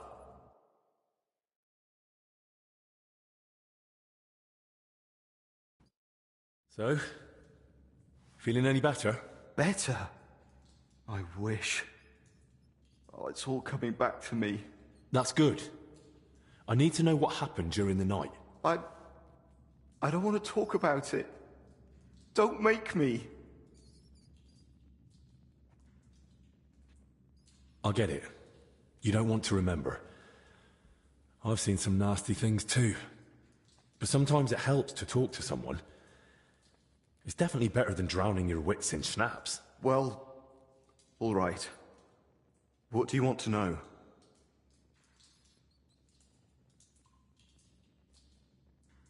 How did you even notice the fire? What were you doing outside? I couldn't sleep, so I went for a walk. It was just chance.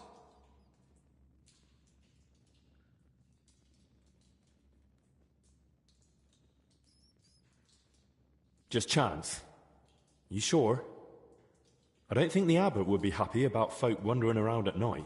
So what if I took a little walk? You sure you weren't sneaking off somewhere for a drink? Hey, what do you even know about me? After a night like that, you'd have had a drink too. All right. Sorry. Did you see anyone else at the fire? No. Just the dog was there. The dog? That's how I noticed the fire. The dog was darting about, barking like mad, so I thought there was someone inside. Someone alive. When you dragged out those two bodies, what did you do then? While I was pulling out the second one, other people had noticed the fire. One of the knights grabbed me and started yelling that I was the arsonist. Luckily, he saw the bodies and how I was covered in, well, the same filth they were. Then the people from the monastery came. They sent me away and took the bodies off somewhere. I don't know what happened after that. I need to ask about the dead, too.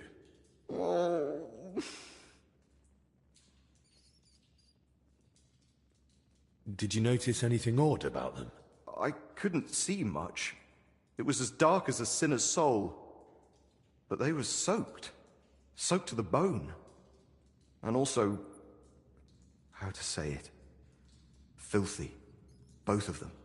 Filthy from what? From shit. Right. That can happen after death. No, I mean they were completely covered in it. Like someone had dunked them in it. Oh. Are you sure they were already dead when you pulled them out? Aye. And may I ask how you knew? When I carried them out, I thought I'd roast alive in seconds. But they were cold as ice. And one of them was already stiff as a board. When I laid him down, he just crunched. Oh. Do you have any idea who those two were? I've no idea. It was dark. I couldn't see their faces. Thank God. As it is, I'll be dreaming about this for a long time. Thanks. I'll leave you be now. Wait, I have no idea what to do with myself. I thought I'd finally do something right for once in my life. And how did I end up? Covered in shit, face burned, and humiliated. I'd rather never step outside the door again.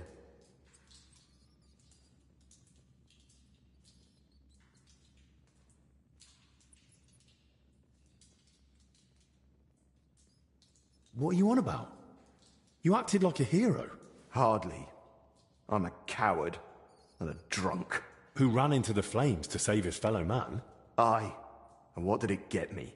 If not for you, they'd have burned to ash and wouldn't even have a decent burial. This way they can pass on with dignity. So stop feeling sorry for yourself and be a bit proud. All right? Right. Right. Thanks. Hey, look, I haven't told anyone, but I found this key during the night. I've no idea whose it is, but maybe you'll find it useful. Thanks.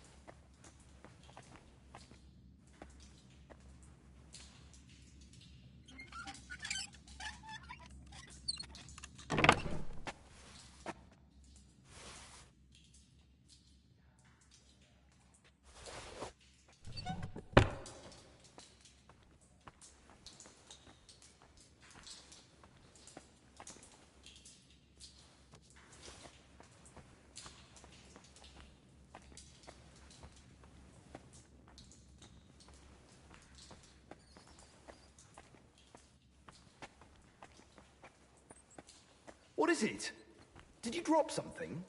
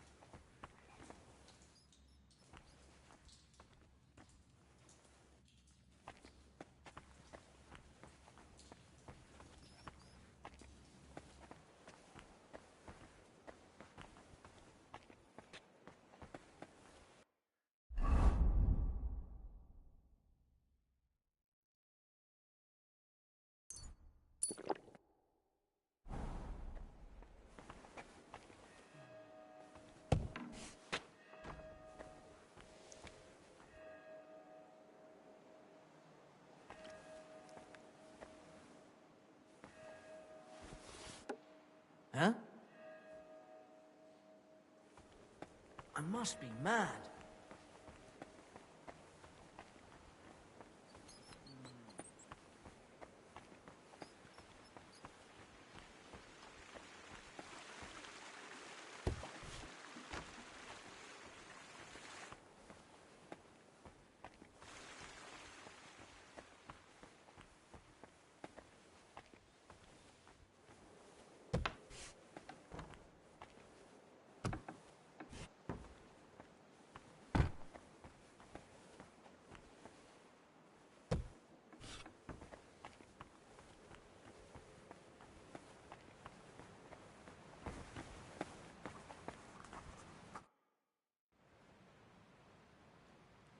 I'm investigating the source of that illness that's been spreading around here. And I could use your learned knowledge. I'm listening. I came across a rather peculiar name. Boleslav Bavor. Does that ring a bell? Are there any records on him, perhaps? Boleslav Bavor? I know that name. Long ago, just after taking my vows, I briefly looked into his legacy. There was some connection to the monastery crypt, if I recall. Really? Because I actually came across it in the crypt. What? What are you talking about? Well, I ran into some laborers down there. From what I gathered, they were trying to rob some of the graves, and they were looking for Bavor, or something connected to him. By Christ, they were after the relic. What are you talking about? What relic? There's a possibility that Bavor was buried here along with a certain relic. That's what got me interested back then. What sort of relic are we talking about? I don't know exactly, but certainly something very rare. I believe it's linked to Jesus Christ himself, but I can't tell you for sure right now. It's been many years, and even back then I never found anything substantial apart from Bavor's records of his travels. In the end, I concluded that the whole tale of the relic was likely just Bavor's own fabrication. Oh, that's a shame. It was just starting to get interesting. Still, I'd very much like to have a look at the travel records, just in case.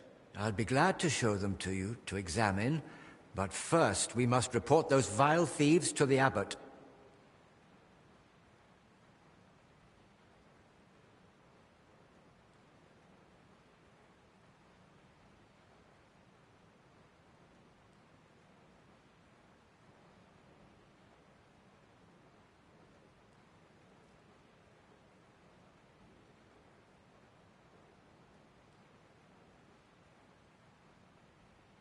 You're right. The abbot ought to be told, but it's probably not wise to burden him with it now. Right now, we need to deal with the illness. Once things have settled down, we can make sure those thieves get what they deserve. Besides, we've got almost no proof yet. If I manage to investigate the matter of Bavor more thoroughly, I might stumble on something. Still, it's a serious thing. We mustn't wait too long. Of course. Once I've gathered the evidence, I'll explain everything to the abbot straight away. And now I'd like to take a proper look at Bavor's travel records. Of course. Give me a few moments. I'll find them for you. And I believe Bavor's name also appeared in some old accounts. I'll try to track those down too. Here you go. Bavor's travel records about his journey through the Holy Land. And I've also found these old accounts. Feel free to study them. Oh. It really says here that he acquired a holy relic. Let's see how it continues.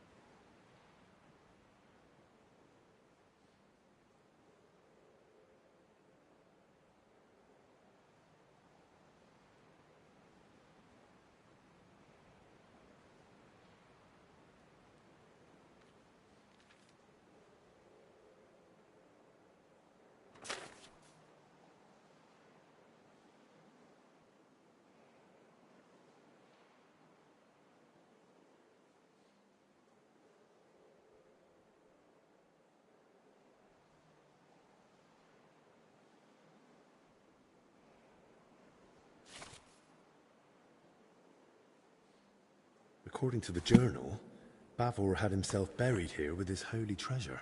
That sounds pretty clear. Let's see what the accounts say.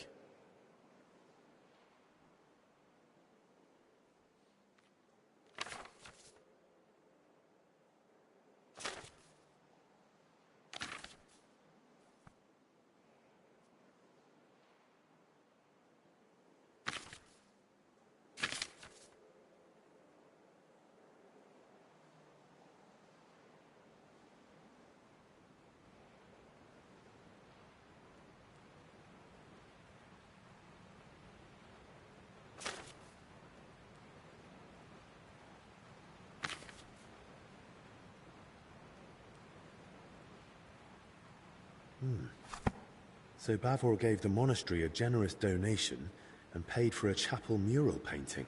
And still, despite all the records and mentions, Crispin had his doubts. Why?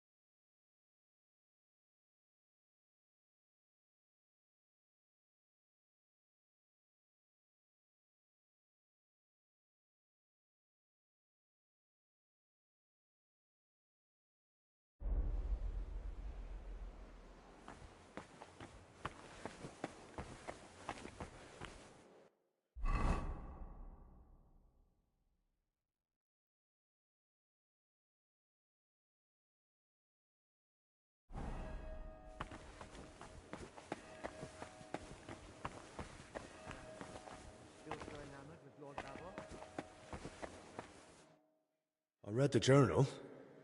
A lovely tale. It really brought the Holy Land to life. And? And it says the relic Bavor acquired was a splinter from the true cross of Christ. Holy Virgin! Such a sacred treasure! And according to the book, Sir Boleslav was to be buried with the relic in the monastery crypt. So it says in the book.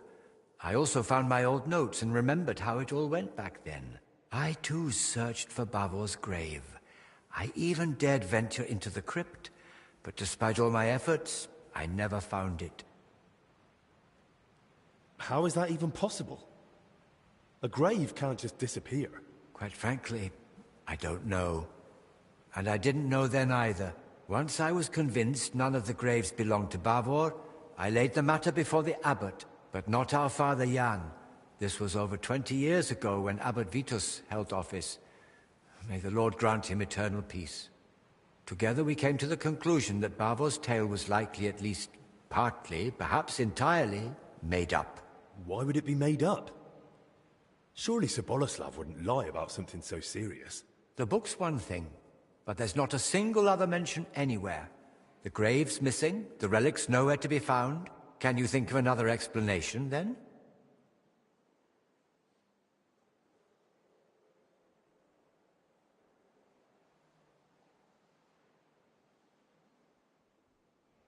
The account books mention that Bavor had a sarcophagus made at his own expense. That's possible. Does it mean anything? If he paid for it himself, there had to be a reason. Masonry work like that is no small matter. And it's odd, isn't it? He sorted it all out in detail with the monastery to have his tomb here. Then he wasn't even buried here. You're right. I never made that connection before.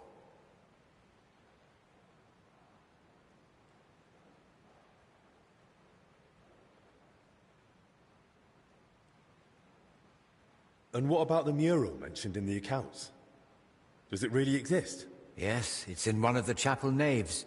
It depicts several scenes from Bavor's alleged adventures. Well, then that proves Bavor's story wasn't just made up. Surely the abbot back then wouldn't have approved such a mural in the main church if he hadn't believed it was true. If the former abbot believed Bavor wasn't a liar, but a real hero of the Holy Land, I'll believe him too. All the more reason I want to see it for myself. No harm in trying. At the very least, it's a fine piece of work.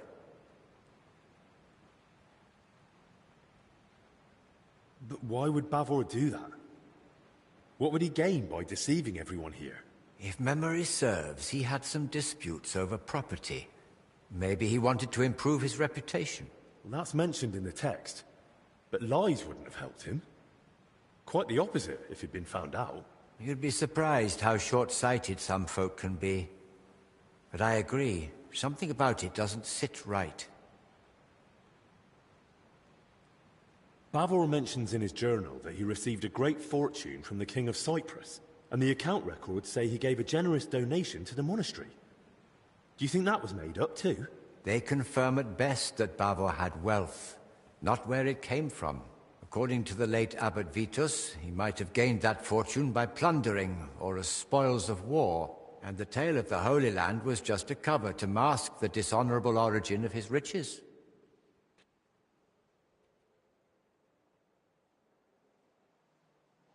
Well, I've never been to the Holy Land, but I've seen plenty of wrongdoings, even here in Bohemia. And if Bavor really wanted to cover up how he got his coin, he could have built a village, built a fortress, or who knows, bought up a mine. He could have done any number of smarter things than spinning a tale about a heroic journey halfway across the world, don't you think? I'm no expert in fraud, but yes, he chose a rather complicated cover-up if that's what it was. And then there's the relic. If Bavor had just wanted to raise his reputation with a good story, why claim to have gained something so rare? Perhaps out of vanity? There's no shortage of that among the nobility. But his tale's already heroic enough without it. Making up a relic would only draw unwanted attention. That's a good point. It'd be too risky. Don't you think this whole thing is a bit too complicated? Every explanation for why Bavor would lie seems more convoluted than just acknowledging it's true. Listening to you now, it's like hearing my younger self. And I sound exactly like Abbot Vitus. His view was that Bavo's story was fiction. He told me I'd be better off letting it go. What exactly did he say? That I should stop chasing old crusaders and focus on real, meaningful work.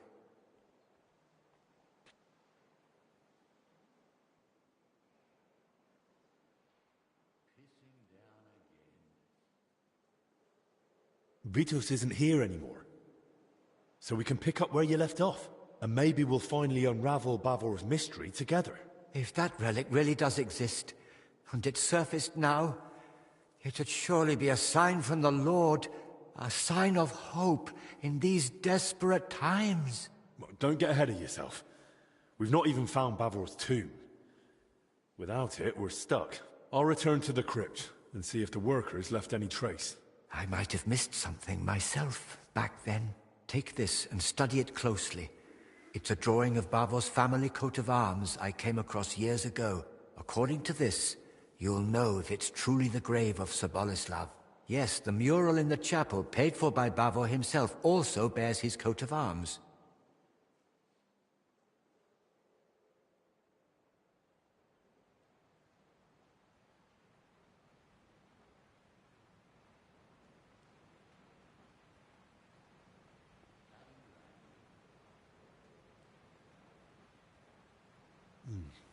Those workers, if they really were after Bavor, they only had a drawing of the Jerusalem cross. But if he was buried under his family crest, no wonder they opened the wrong graves.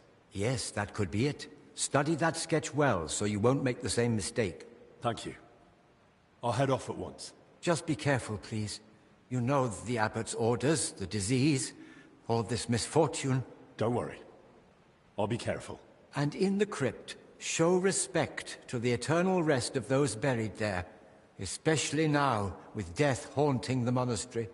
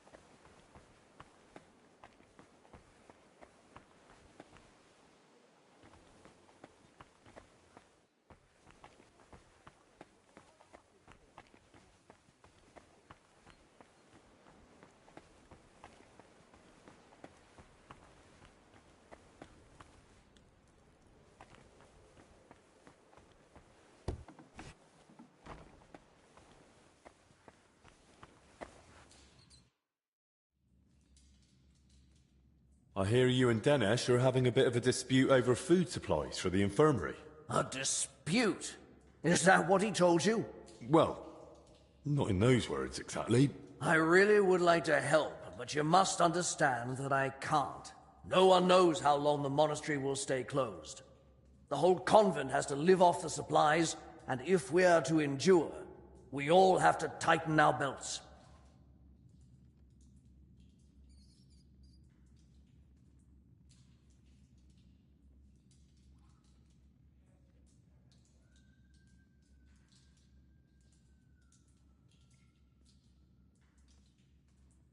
And what about the abbot?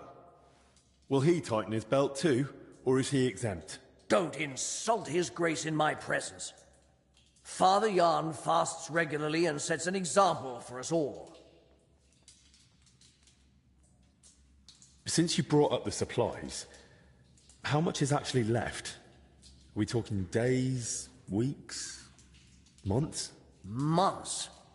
Not even in my most hopeful dreams. With small portions, fasting, and assuming we don't get a hailstorm that destroys what's yet to be harvested, we'll last 2 weeks. 3 if we're lucky. Then Albie could better get a move on.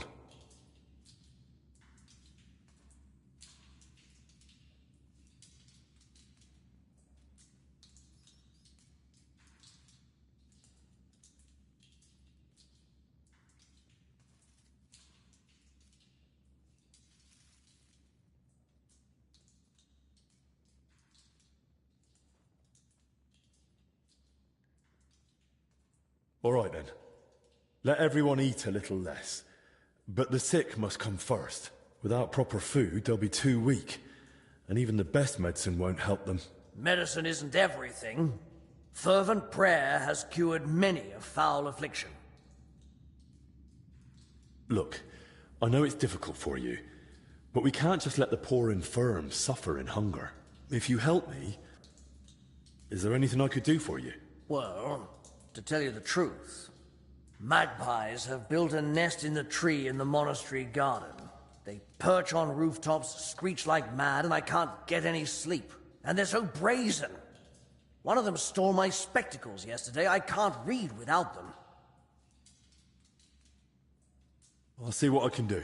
All right. But make it quick.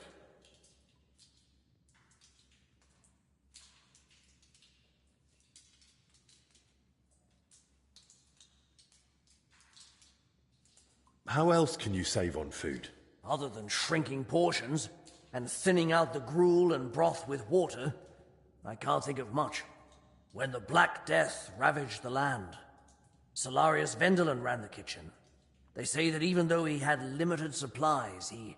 What, perform miracles? Don't blaspheme! But it's true that he kept most of the brethren alive, even with famine looming. Where could I learn more about this Vendelin? There might be a small manuscript in the library. He wrote it himself once, long ago.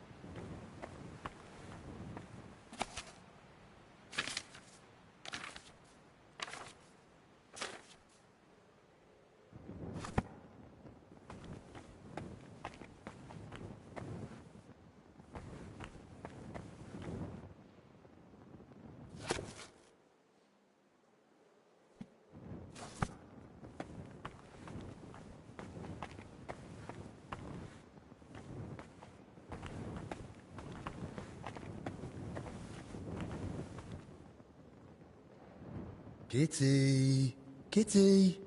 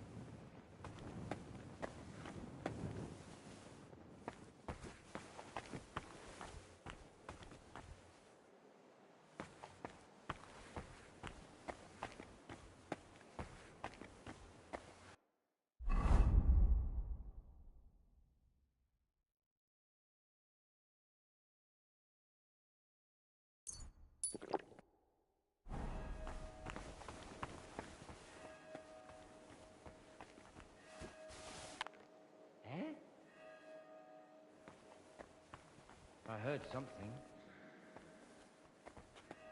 I must be mad. Till we meet again. Are you kidding? Stop that!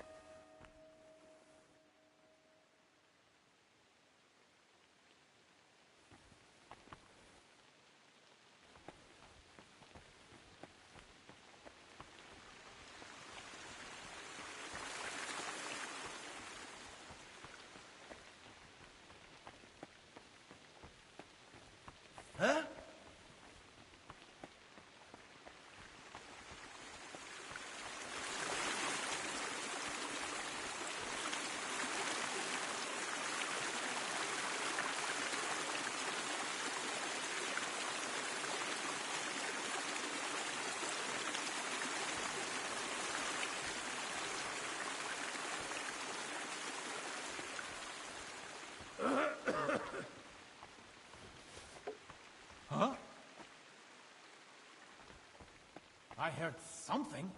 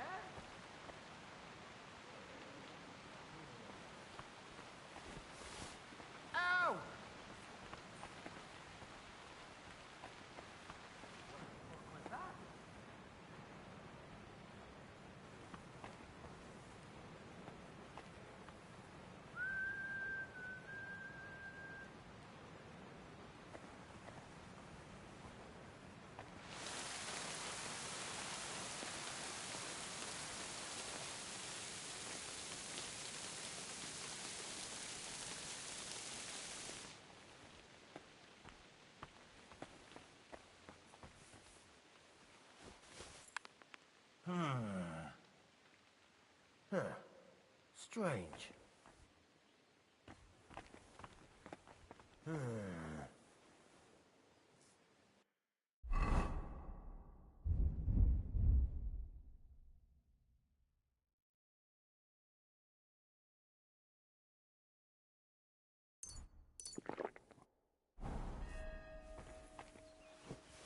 Eh?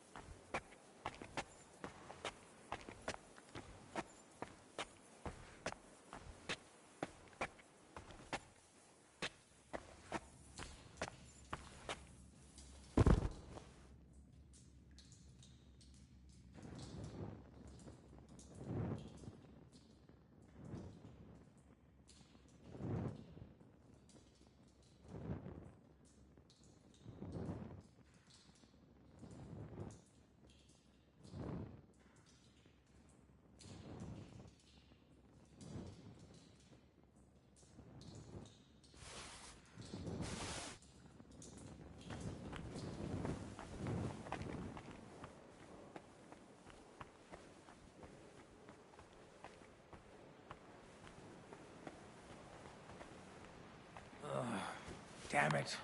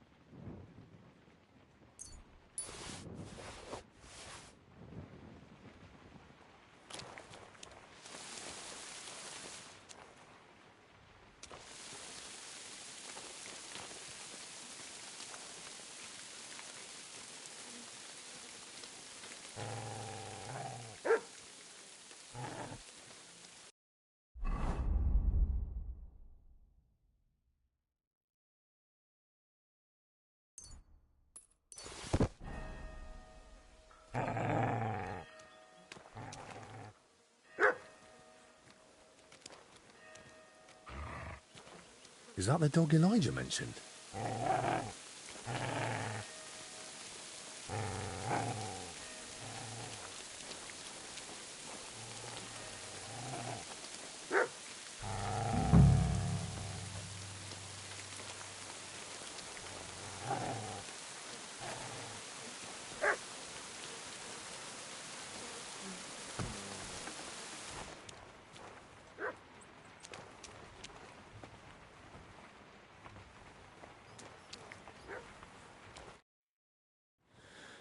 Right then. Where to begin? I'll start with the younger one.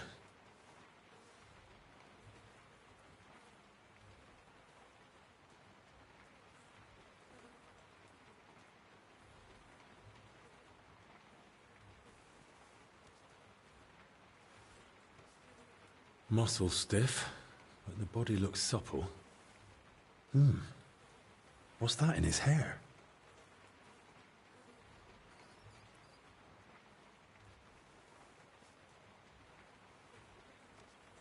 Ugh. Better mind my fingers. Rigor mortis is wearing off. He can't have been dead more than a few hours. He vomited up his guts before he died. Just like that old confessor.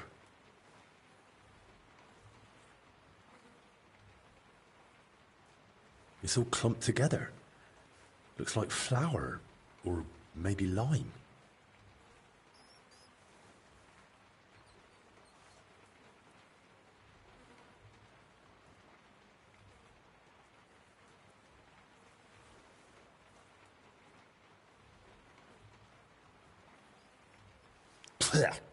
Yeah, it's flour. Ugh.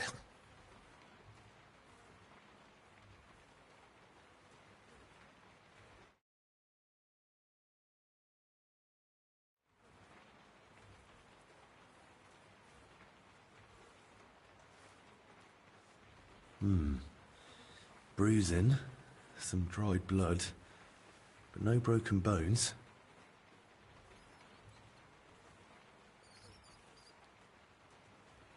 These bruises are odd. Regular. Almost perfectly circular. Looks like cupping marks. Someone might have tried to ease a fever or pain.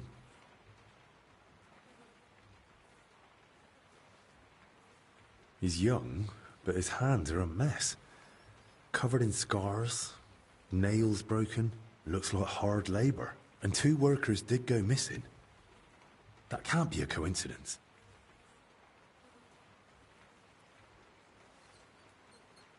I don't see anything odd here. Ribs intact, belly soft. No sign of violent death. Just his back and hips are badly scraped. No blood. Like he was dragged over gravel after he died. A few old scars. Gravel embedded in both knees. And, blood around the groin. Barely dried. Could it have leaked out after death? Mixed with bowel contents. Bloody diarrhea. Like with the infection. That's everything with this one. Now for the older one.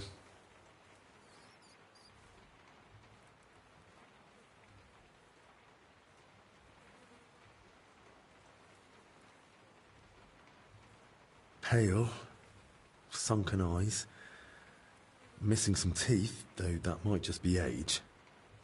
But that hole in his head is someone's doing. Small, round, clean, like it was drilled. I've heard of that method before, used in cases of unbearable headache or seizures. But who tried that outside the infirmary?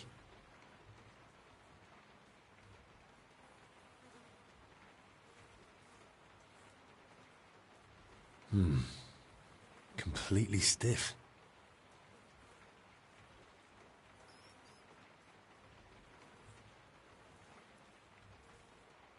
Ugh. Clenched tight, Like he was ready for a fight. Rigor mortis well advanced. Died long before the fire. Skin's badly scratched. And there's a thorn stuck here. Maybe a rose?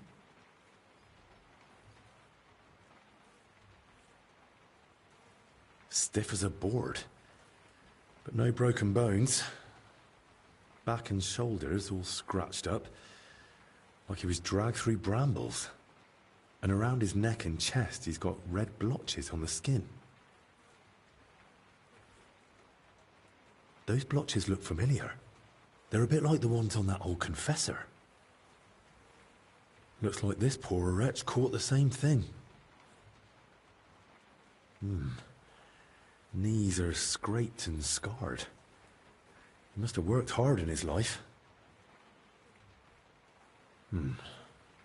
There's nothing more I'll find on him. Well, what's clear is they didn't die in that burning hut. More likely they succumbed to the infection spreading in the monastery. The symptoms match perfectly. Either way, it wasn't a cold-blooded murder. Someone tried to treat them, brutally, but still. And it didn't work. Someone must have hauled the bodies into that shed. And it left marks on them. It might be possible to trace where they came from.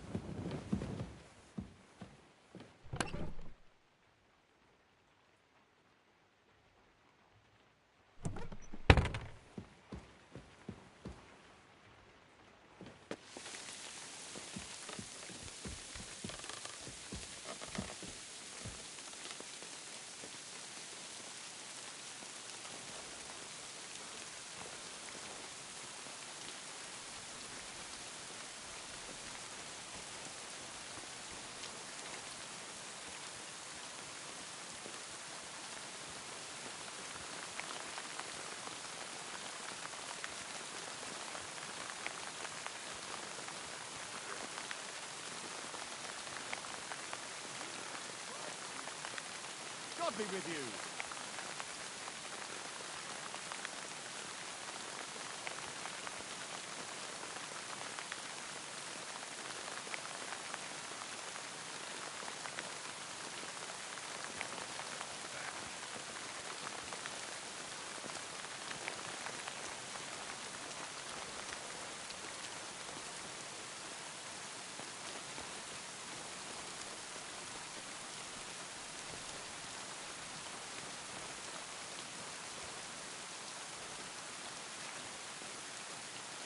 Wine? Could Elijah have lost it here?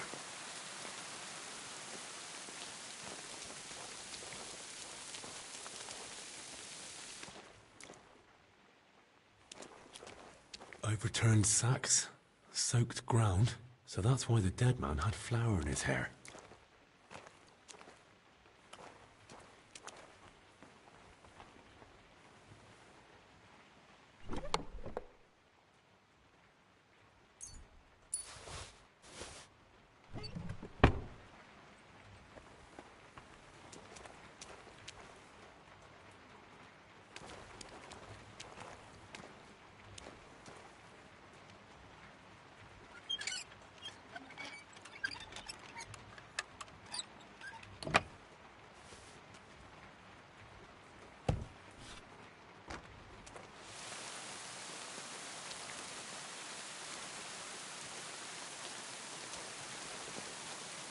That's one deep rut.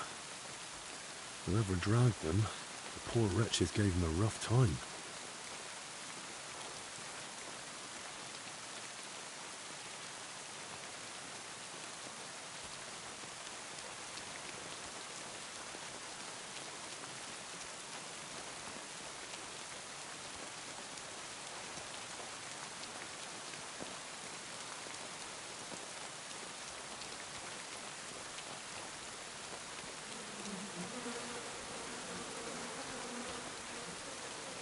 Now I get what Elijah was talking about. Ugh. Ugh. That's disgusting. But there's no other way.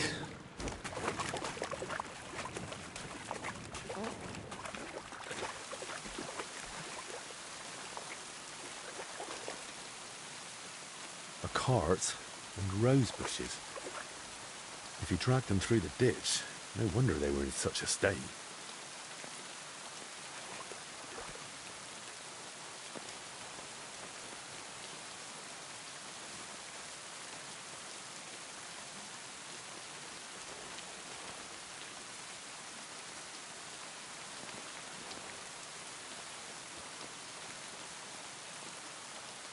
Wheel tracks. Headed that way towards the gate.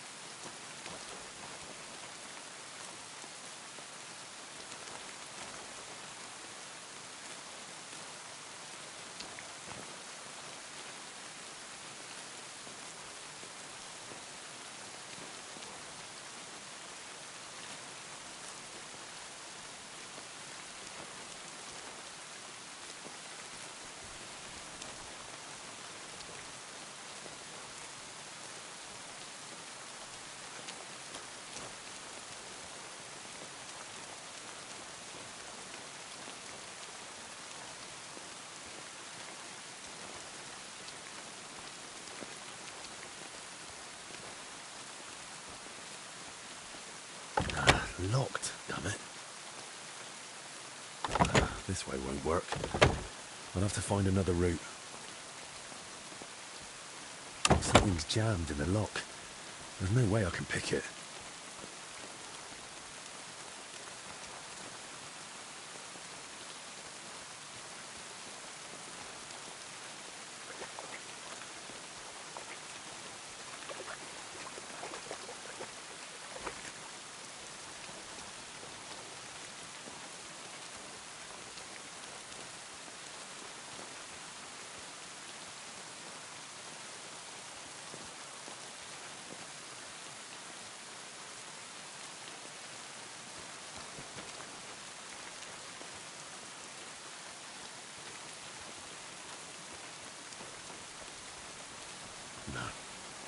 Only a madman would drag them this way.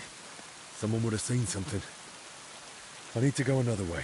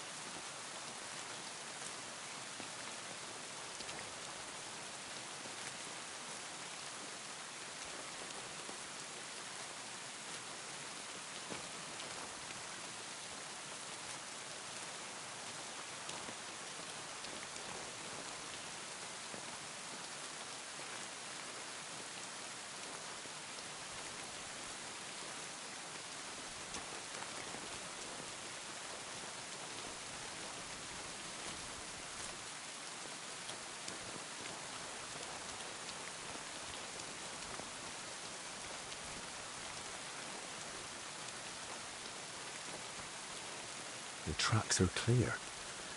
That cart was bloody heavy.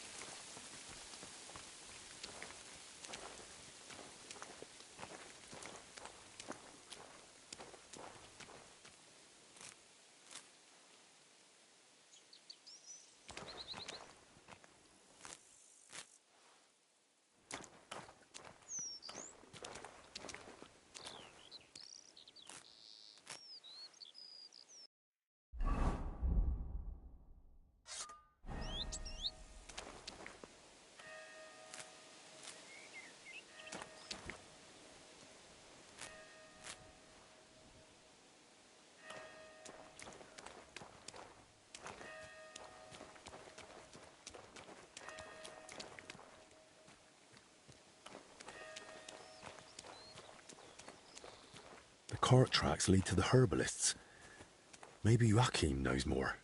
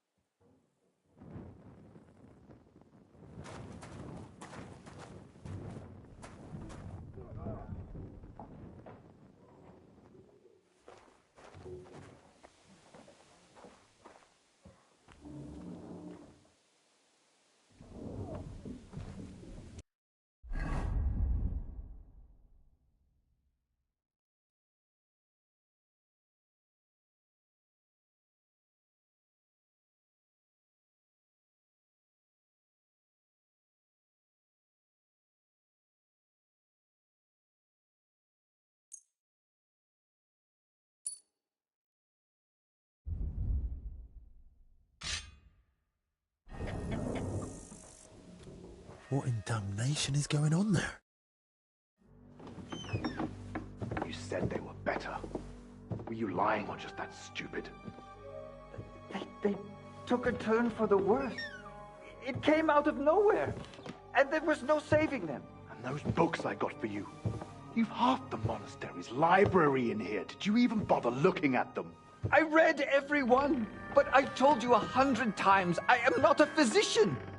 I don't know what you all expected from me. You were supposed to use your head, damn it. Now everyone and their dog is sniffing around here. I couldn't just... I thought I made myself clear. They stay here, you don't leave, and nobody must know a thing. But what was I supposed to do? Your master... provided you with everything you needed and paid you generously. Or am I wrong? What about that fire? Were you just covering your ass, or planning to rat on us too? They were infected. For the sake of everyone in the monastery, I did what had to be done. Doing what has to be done. For everyone's sake. Dennis!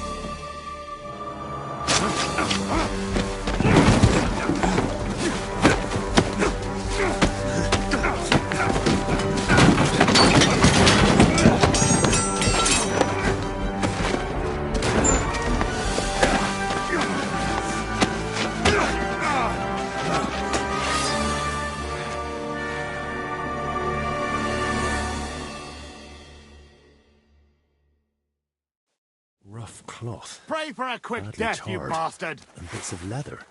Probably used as knee protection. Don't for make work. it worse for yourself.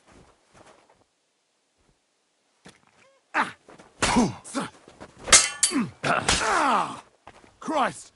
I'm hit! Don't make it worse for yourself. You won't save Albic anyway. The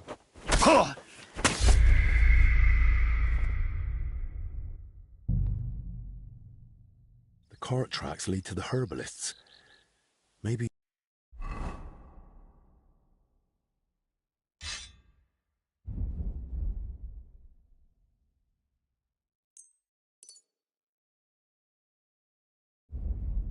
Joachim knows more.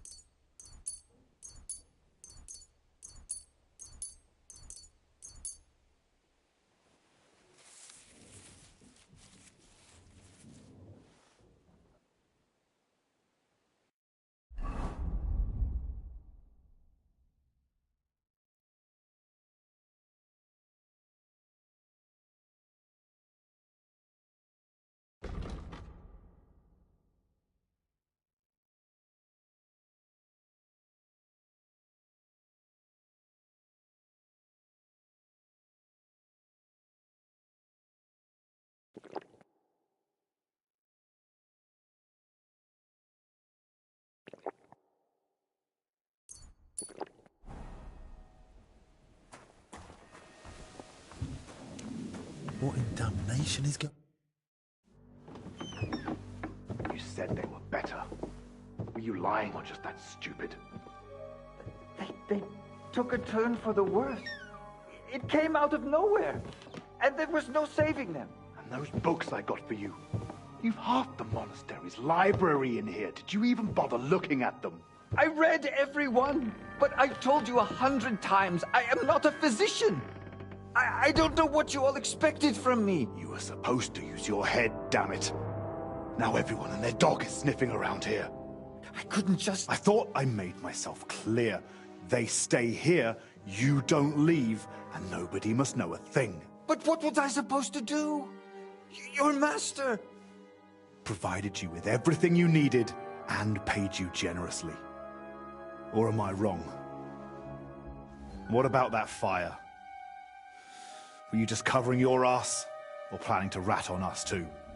They were infected. For the sake of everyone in the monastery, I did what had to be done. Doing what has to be done. For everyone's sake. Dennis!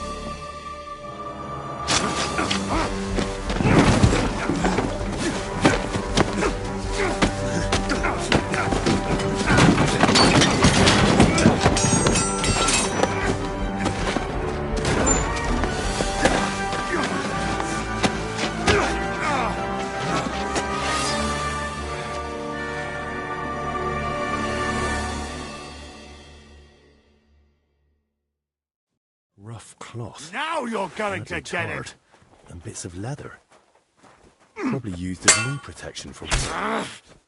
Oh, Christ! Shit! Is it really worth it to you?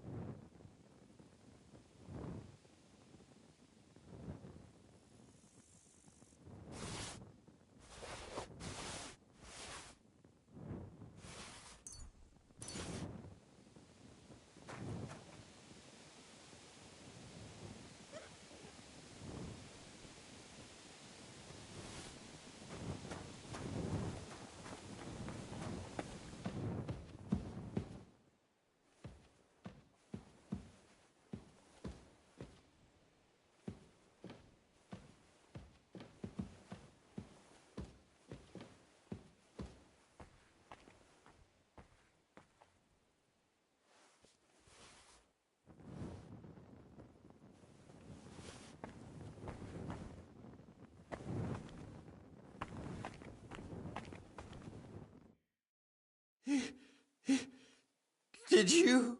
He's gone. Hold on. I'll fetch help. Don't trouble yourself, son. But please, stay. No. No, I'll run for Albie. Pray with me. The Lord will soon welcome me.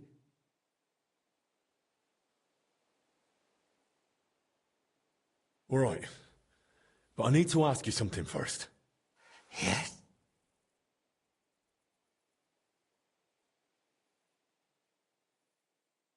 Did you try to treat those poor souls yourself? I did my best. On the orders of Master Zacharias, I tried everything, even against their will. But either the sickness had advanced too far, or I simply lacked the knowledge. Why did you set the shed alight? Were you trying to get rid of the bodies? Get rid of them? No. But should they rot under my roof? I only hoped the fire would consume them, and that'd be the end of it. All right. And now the prayer. Our Father, who art in heaven. Oh, Christ above. Go with God. Amen.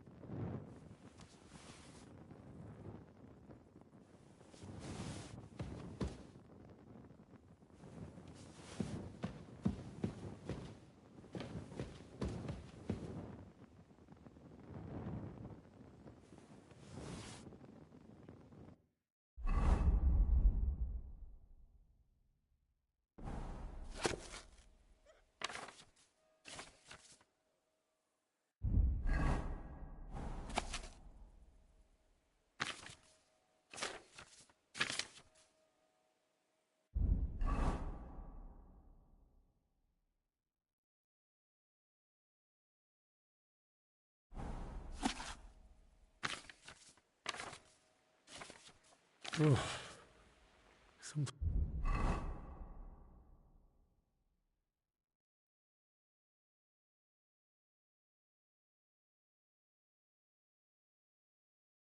Sometimes I regret learning to read. The greatest miracle of medicine is that women have even survived this long.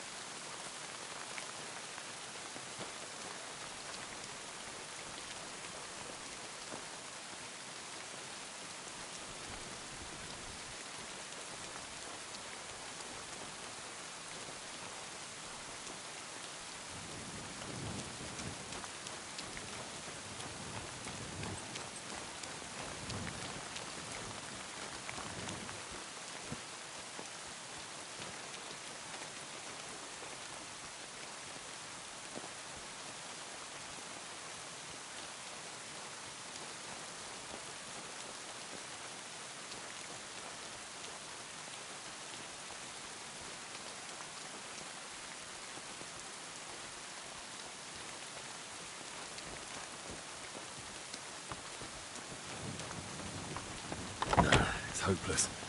I can't get it open.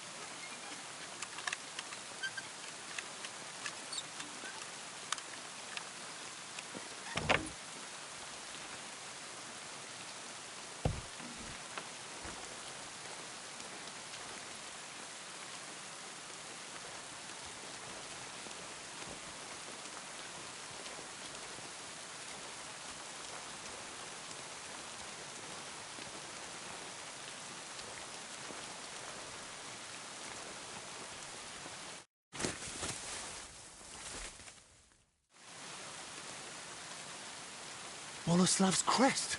But what's he doing here? There's no time for that. I must warn Albik at once.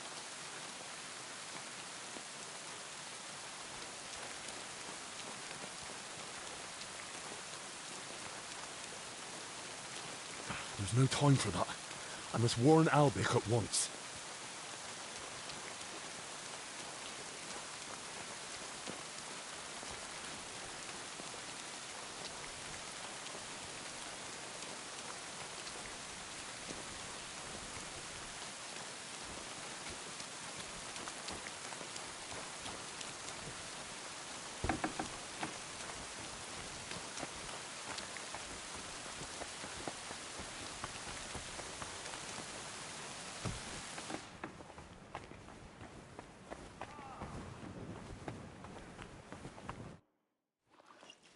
To your health, my friend.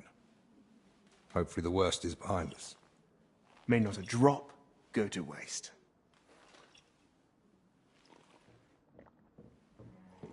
You rats! Hey!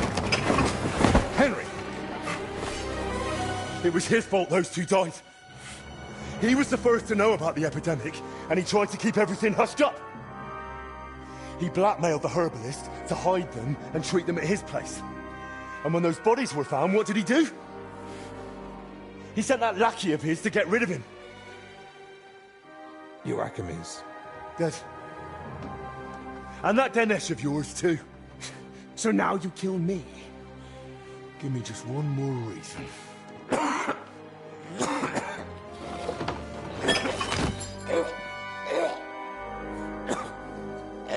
Albik? Albik, what is it?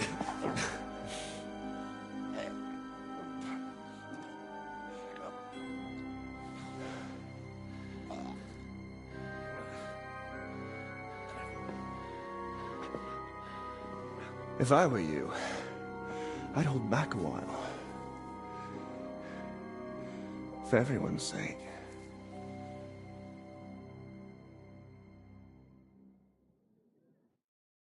You poisoned him? Why? Calm down. He's still breathing. What do you mean, still? Whether he survives is up to you, and whether you're finally willing to cooperate.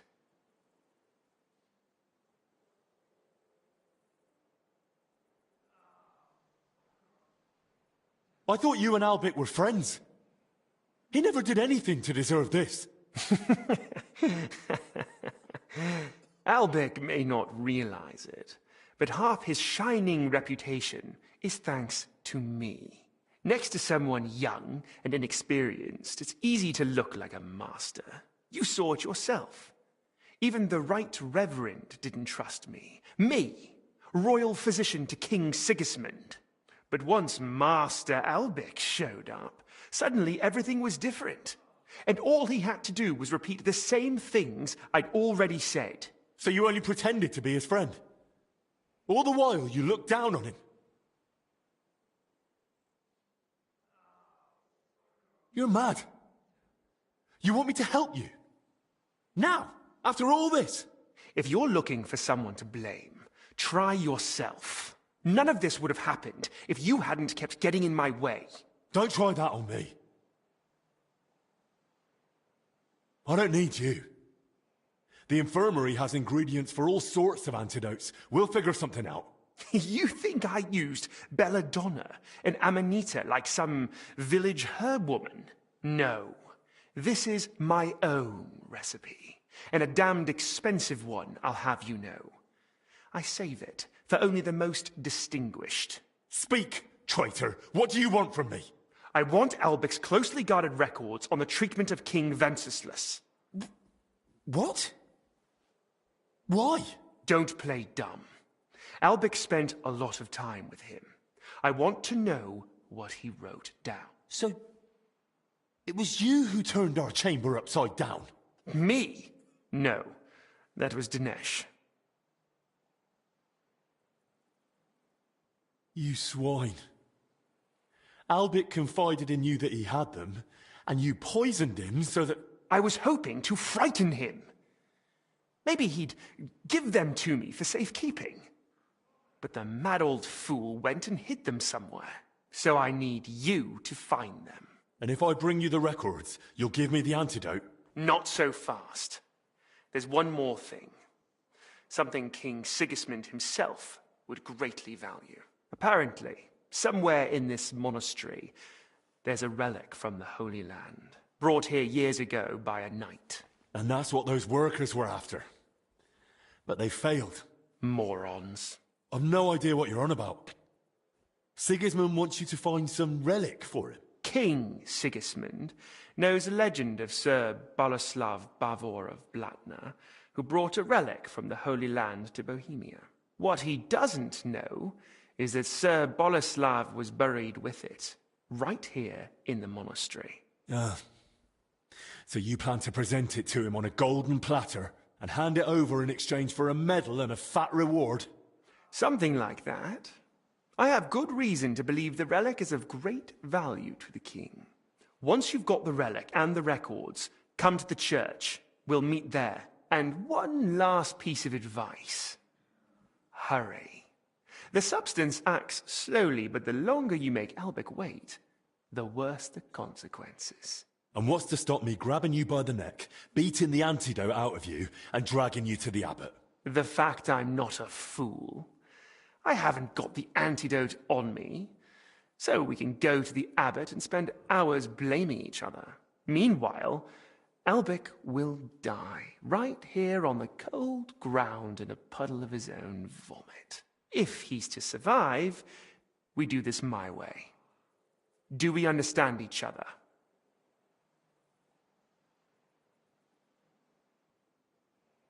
You miserable bloody bastard. I'll do it, but only for Albic's sake.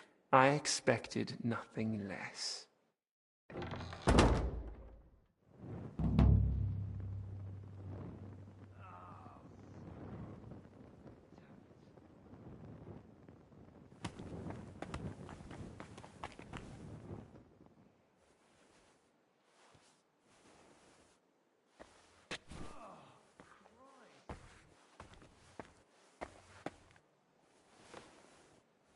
Henry, the records, they're behind scales. What? What scales? Albic?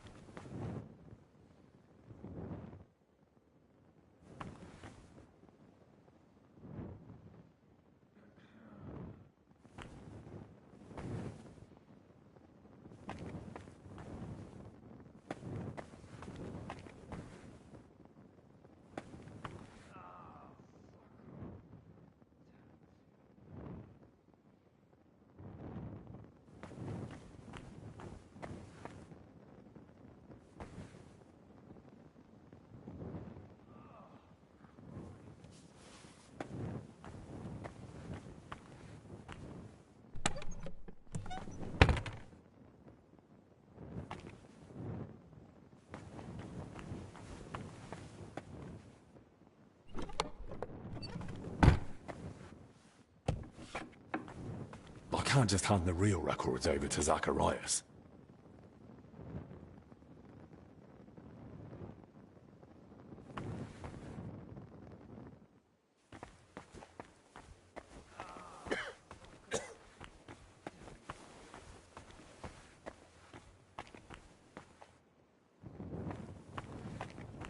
Henry, is something wrong?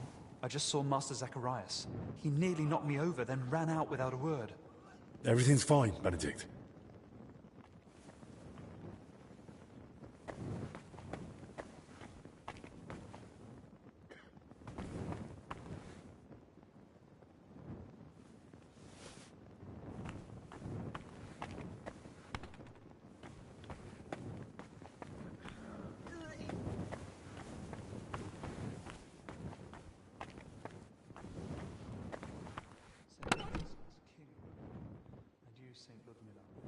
Plead with Christ to have mercy on us. Turn away his wrath from us and forgive his sinful children.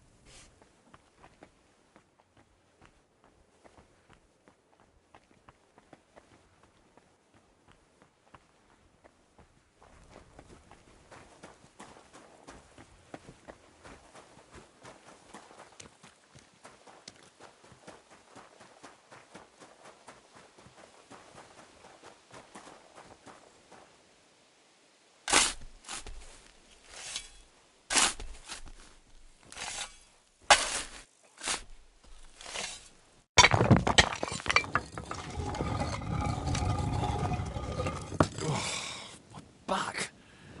And the rest. I hope this is it. The armor, the crest, the sword. It has to be him. The valiant knight Boleslav Bavor. May his soul rest in peace. Only no sign of the relic. Something's still eluding me.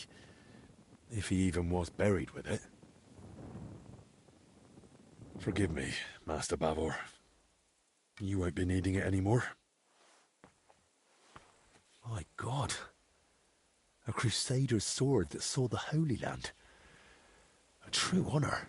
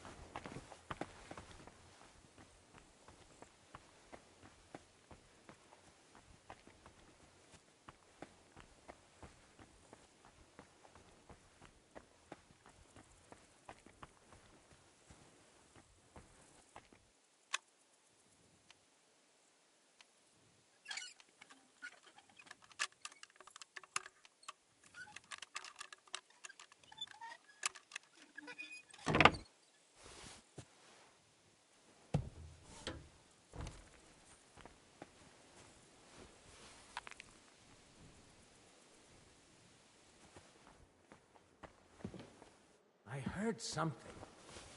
Hey? What's it like down there? What do you think? Filth, damp, and stale air. And those murdered workers? Any sign? No. Did I imagine the it? ones we already found. Christ, our Lord be with us. How could such a thing happen? I must And be in mad. the house of the Lord, no less. How should I know? As if it weren't enough that people are dying of plague. Now we've got a killer stalking the place. Then mind yourself down there.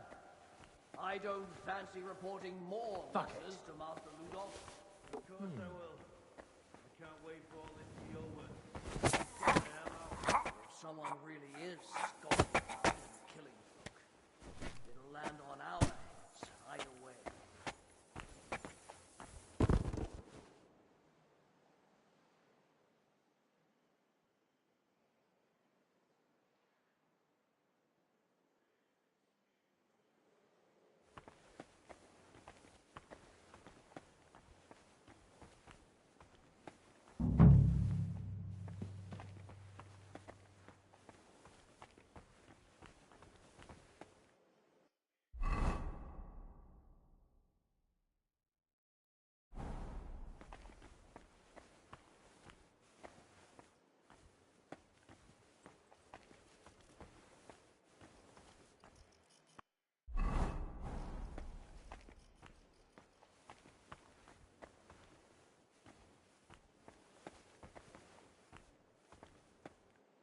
The start of Bavor's journey.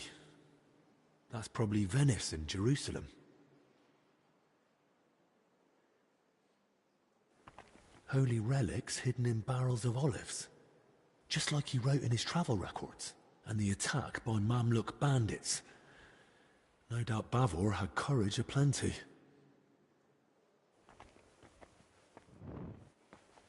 The King of Cyprus, Knight Bavor, and his relic.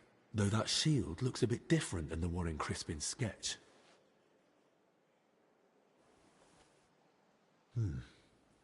Almost the same. Only on the mural, it's got that inner scutcheon added.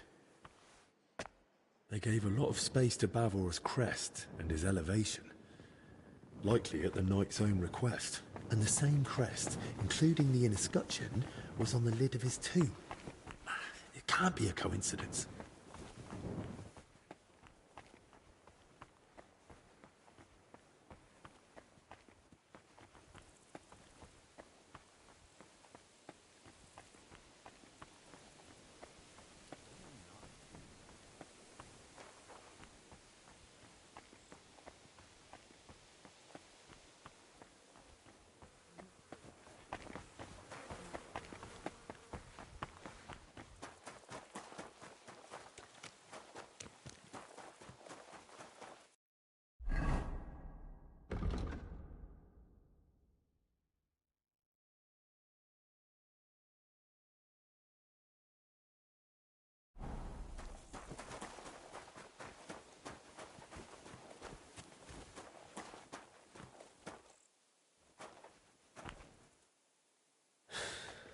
Let's see if I understood it right.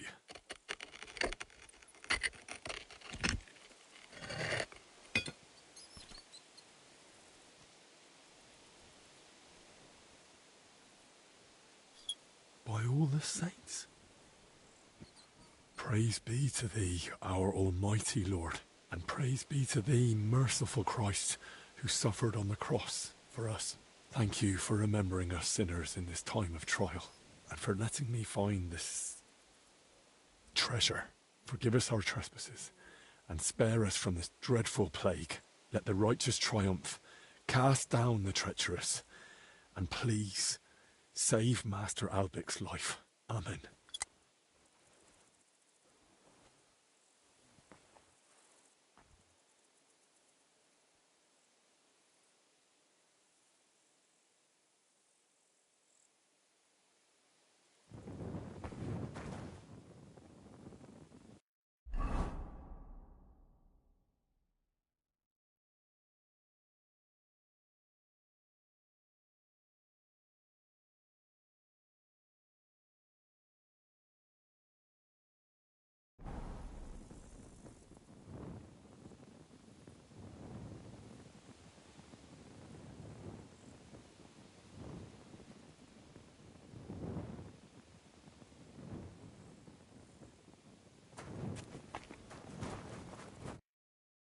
Halt! We received a report of a suspicious ruckus in the gardens. What happened here? And what are you doing in the graveyard? Zacharias poisoned Master Albic. Was? But what's going on here? Zacharias sent me here to steal a holy relic, which he...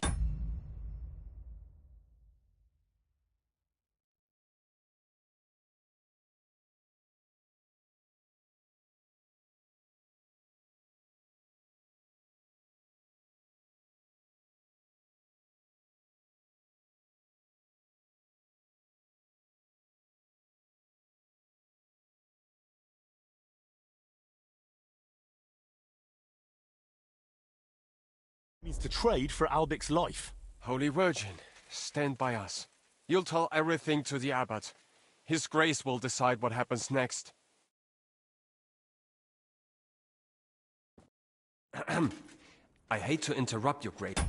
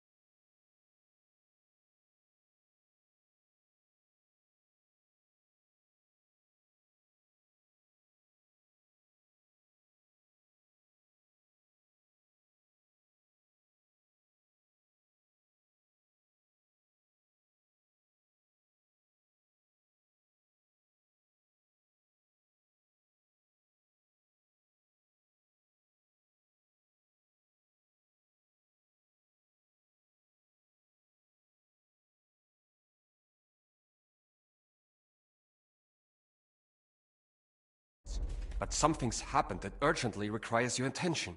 Did you bring more news from Masters Albic and Zacharias? How fare our sick? Henry here claims Zacharias deliberately poisoned Albic. He says the Master's life is in danger. It's not just a claim, it's the plain truth. That bastard did it to get hold of Bavor's relic and Albic's records about King Wenceslas. Oh, by all the saints, as if things weren't bad enough already. Now this. Christ almighty! Henry, why didn't you tell me? I'm sorry, Crispin. Maybe I should have, but it's too late for that now. Crispin, go to the infirmary. Tell Benedict to tend to Master Albic. Immediately. Without him, we cannot overcome the plague. Ludolf, leave us alone.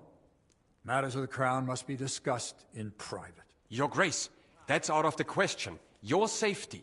That's an order. As you command. But I'll leave my man outside the door. Just say the word. Very well. Thank you. Henry, you've made a very serious accusation, and in front of witnesses, no less. Believe me, Father, I wish I were mistaken. But I saw it with my own eyes. Very well. I believe you. But first, tell me about the relic. Crispin was just telling me about this mystery of Bavor. Am I right in thinking the two are connected? Yes. Crispin helped me find and interpret the clues. And in the end, I found it. Along with the true grave of Bavor. Here it is, Father. A splinter of the true cross. Oh, unbelievable. Incredible. Eternal glory to our Lord. A true sacrament. And perhaps even a sign of hope. But how did Zacharias know about it? Tell me everything from the beginning. It all began in that crypt beneath the church. Some of the workers were trying to find the tomb of Sir Boleslav Bavor. They were supposed to fix the collapse. No one gave them permission to enter the crypt. Zacharias bribed them. He'd heard that Bavor was buried here with a relic from the Holy Land and decided to seize it for King Sigismund. The workers were meant to find Bavor's sarcophagus, but they also opened and looted nearby tombs. That is sacrilege. That crypt holds the remains of abbots of this monastery. And in the process, They uncover coffins containing rotting remains. That's where the illness that spread through the monastery came from.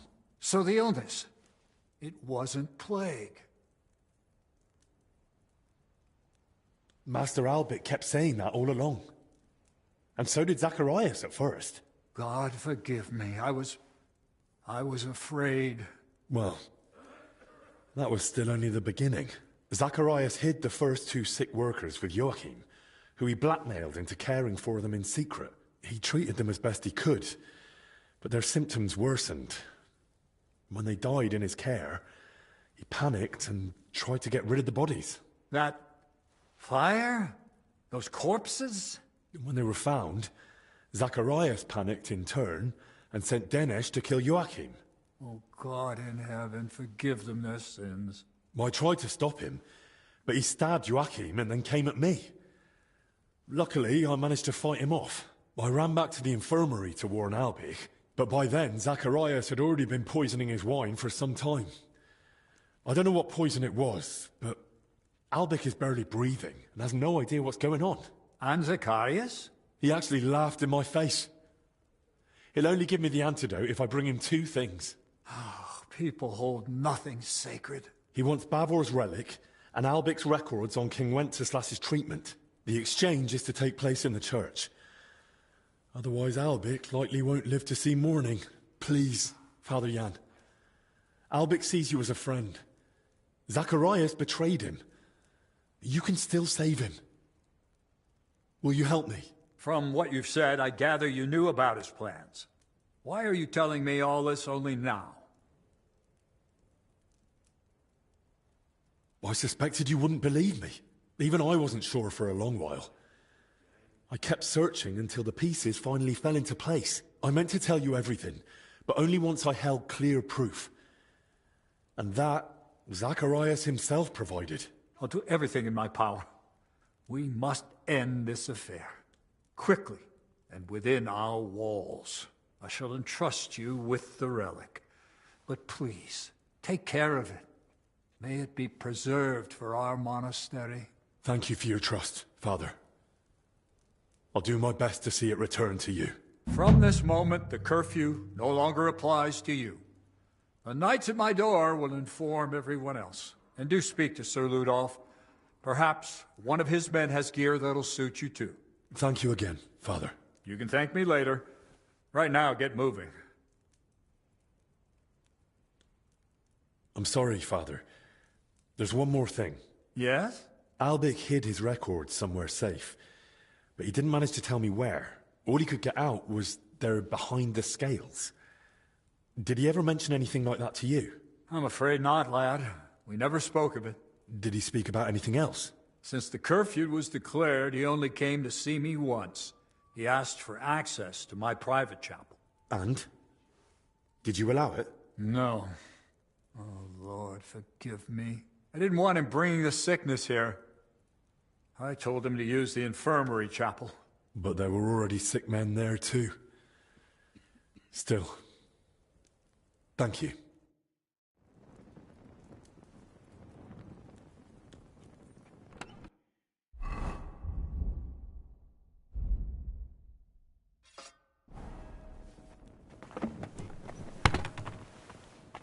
Excuse me.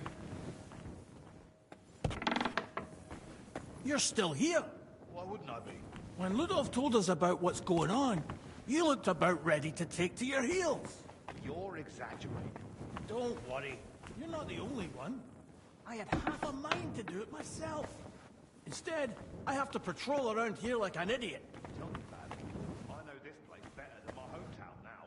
One thing's for sure, I'm definitely not planning on dying here. So, if you ever figure something out... Safe travels to you.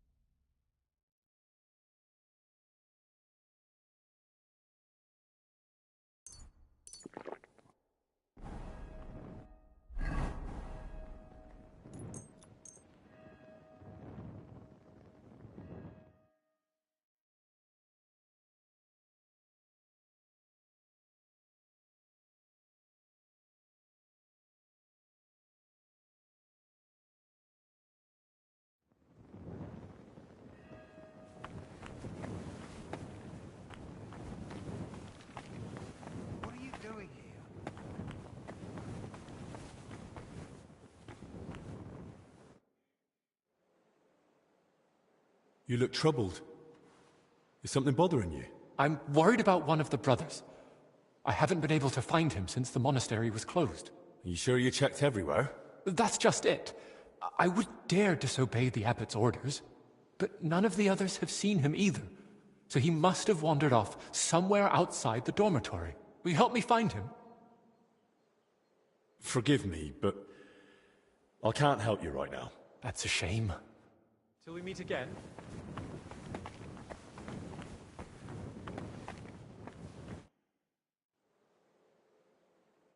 Till we meet again.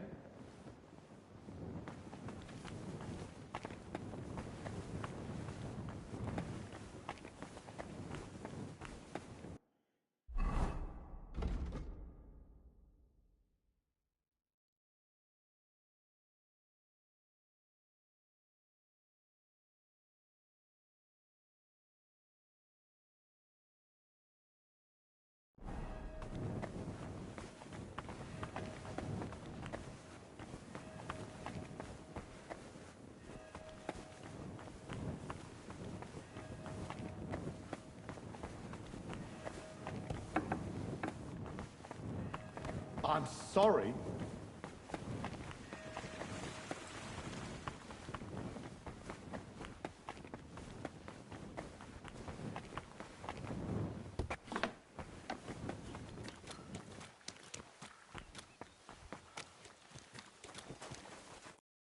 Sir Ludolf, I spoke with His Grace the Abbot, and... Words already reached me. My men are ready to assist you, should it come to that. Thank you. I appreciate it. But there's one more thing. We may be facing a fight, and I arrived at the monastery without any equipment. Our supplies aren't vast, but we can at least offer you a cuirass and a gambeson. There's a cuirass ready on this stand in the tent. If you want it, it's yours. Thank you, sir.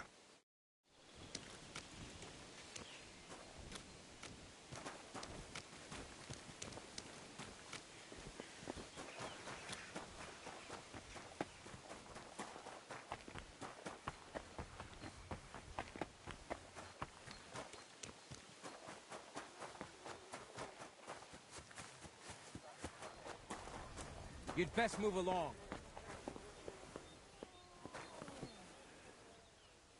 Aye. This could come in handy. Well, unless Zacharias has a hand cannon hidden somewhere. I'm so tired, I can barely keep my eyes.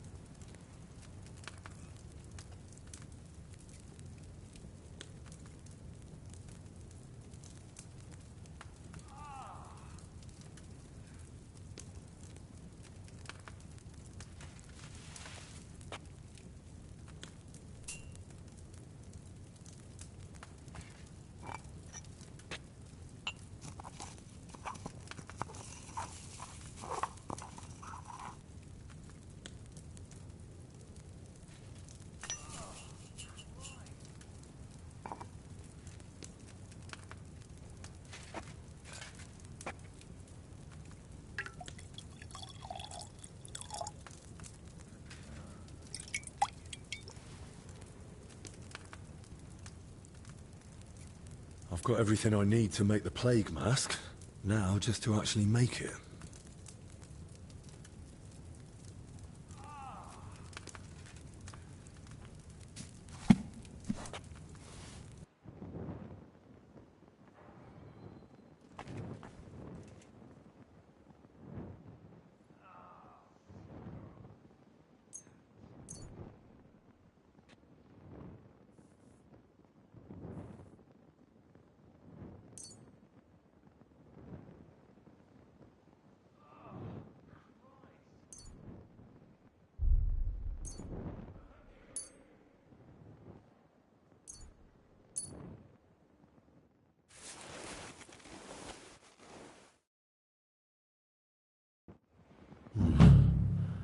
I hope this works.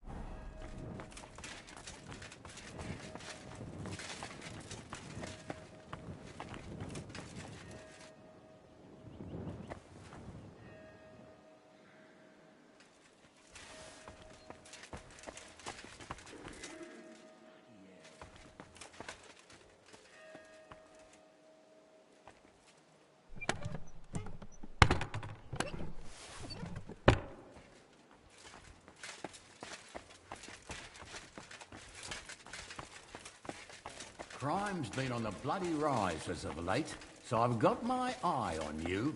I'm not doing anything. You're doing a great job keeping watch. You'd better believe it.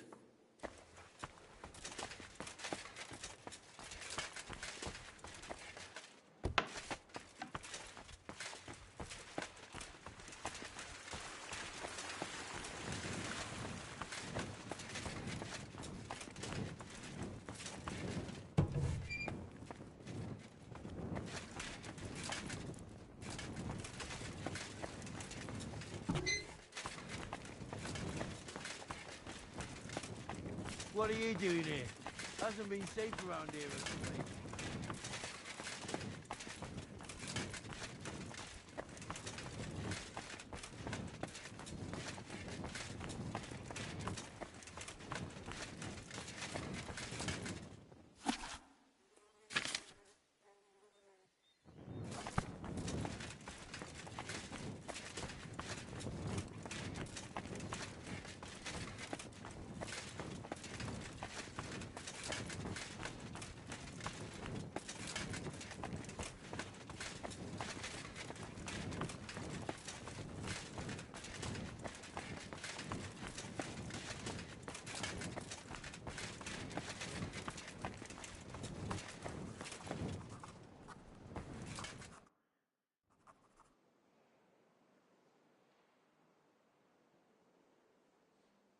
I've got a bit of an odd question.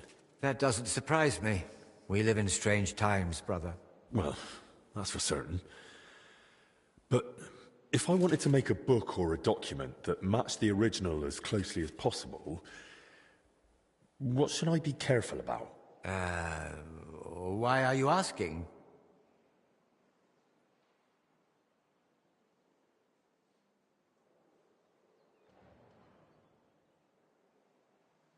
Brother, I'm speaking to you scholar to scholar, and I won't take much of your time. In my studies, I came across certain writings with rather intriguing ideas. I'd like to spread them beyond the walls of this monastery. A most noble idea, brother. I shall advise you. You must make sure to choose matching covers and the same type of parchment. If you have the original in front of you, it shouldn't be hard to imitate the script and style. Covers? Parchment?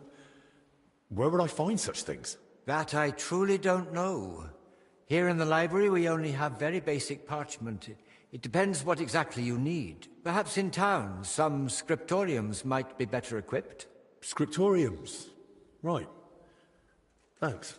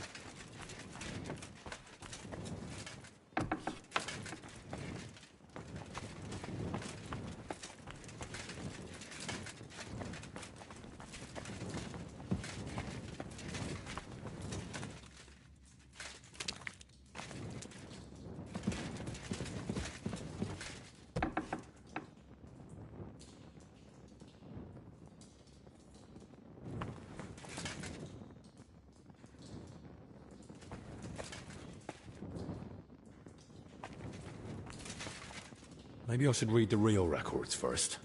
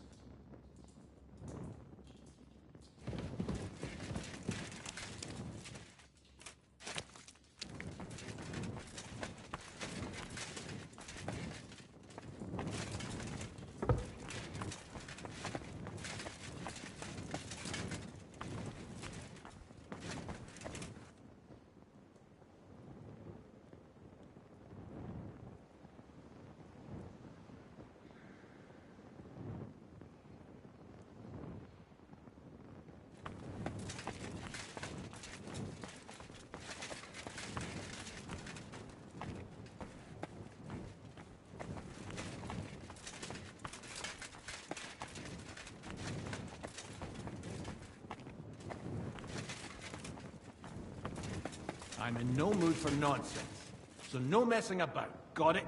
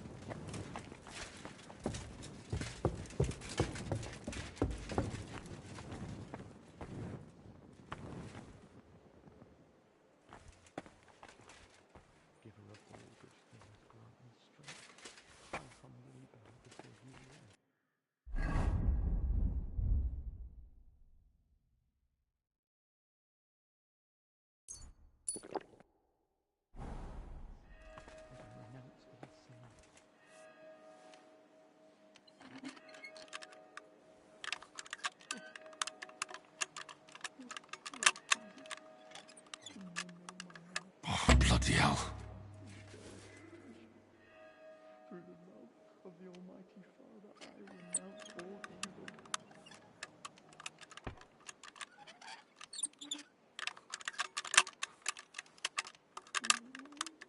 Ah, damn.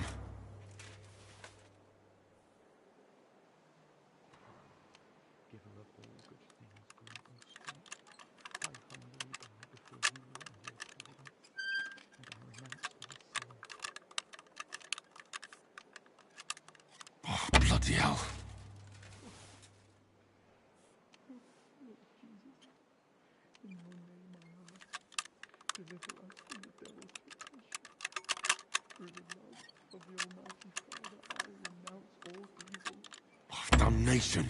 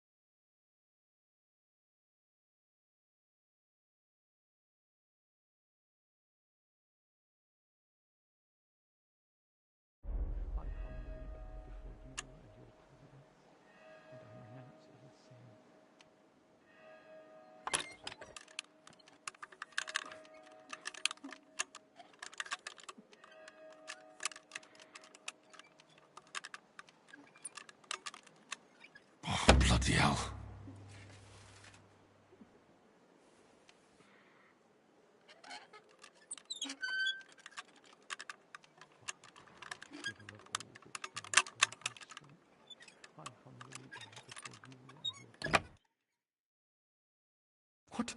What are you doing here?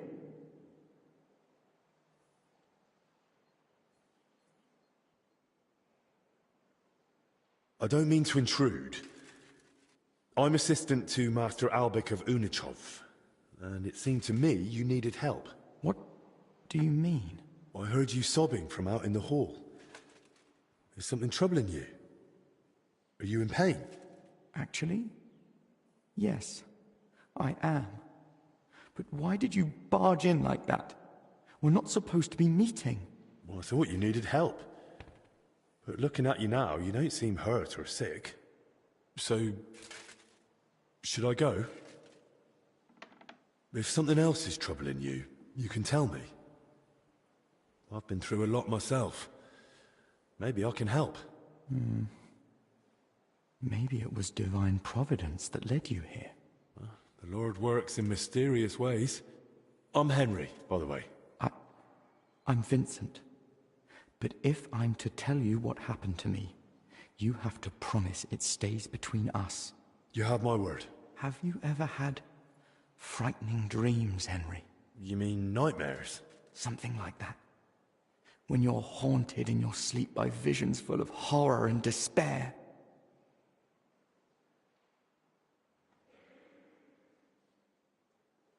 Aye. Sometimes grim memories come flooding back in my sleep. Then I always feel relieved when I wake up in the morning. So you understand me. But this is something a bit different.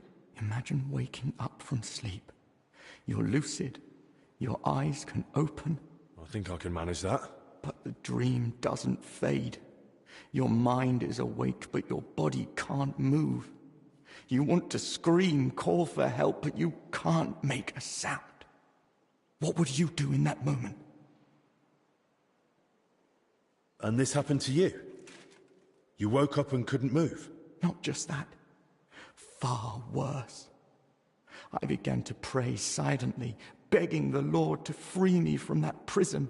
But the more I focused, the more it felt like I was burning in the flames of hell. Usually, those invisible chains release me in time, but other times... You mean to tell me it's happened to you more than once? Mm-hmm. Sometimes I saw a white light slowly filling my cell, but other times I was surrounded by a heavy red mist. Satan sent his servants to shake the foundations of my faith. Servants of Satan? You saw them? Last night, one of them revealed itself to me. It was a succubus. Begone, Satan, never tempt me with your vanities. What you offer me is evil. Drink the poison yourself. And what happened then?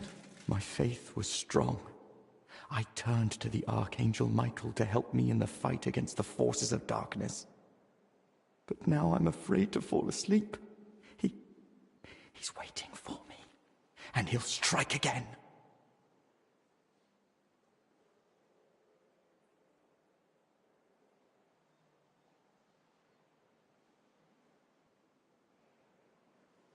I understand your fear. Everyone's on edge here, but you have even more reason to be. I could pray with you, if you'd like. Yes. Let us pray.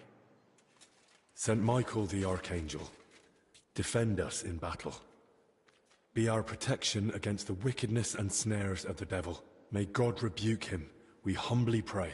O Prince of the heavenly hosts, by the power of God, thrust into hell Satan and all the evil spirits who prowl about the world, seeking the ruin of souls. Amen.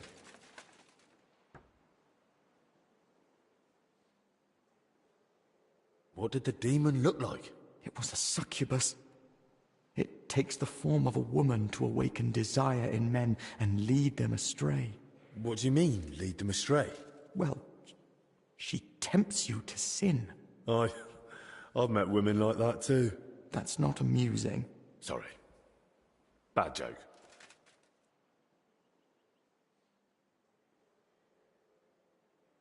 Have you told anyone else about this? Only you. And I'd like it to stay that way. I'm afraid. Brother Crispin once told me that the Inquisition deals with such matters. Perhaps I'll find absolution in God's mercy. I believe you will. And I won't tell a soul. Don't worry. Has this ever happened to you before? Now that I think about it, yes. A long time ago when I was a lad, before I entered the monastic life, something sat on my chest at night. I couldn't move or cry out. It was shortly after my father died. He passed suddenly. I took it hard back then. I know what it's like to lose a parent. I'm sorry. It was a long time ago.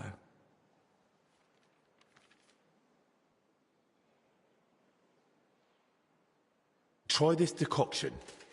It might help.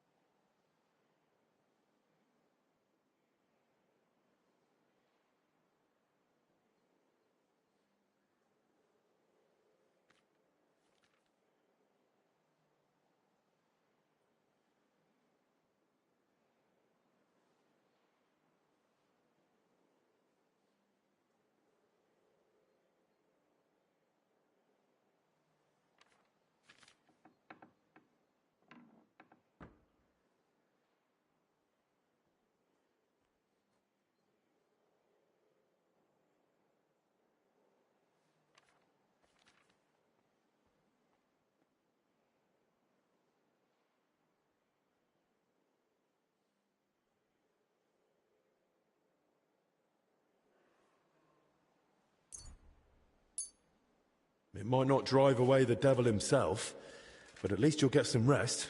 I hope you're right. Thank you. I think you can rest easy. Maybe it's the devil himself tempting you. But resisting his lures, avoiding evil and doing good, that's our calling. You're more honest in faith than most folk I've met, including priests. If this is a test of faith, I'll do everything I can to pass it. How are you feeling now? As if all fear has left me, at least for a while. Thank you, Henry. Selflessly aiding one's neighbor is a great virtue. I'm glad we had this talk too. Where 2 or 3 are gathered in my name, there am I in the midst of them. I think I've heard that one before. Take care, Vincent. God be with you.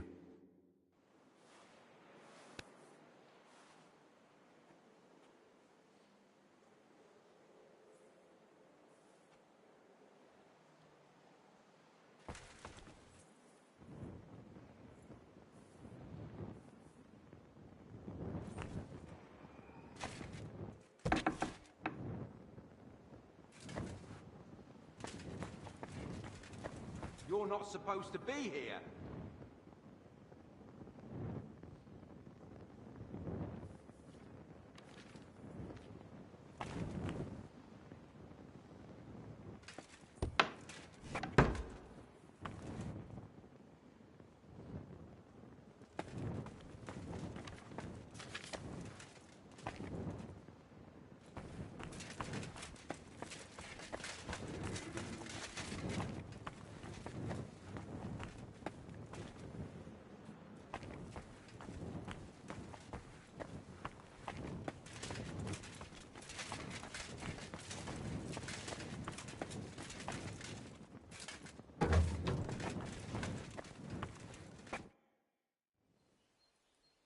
Sir, can you spare a moment? Yes?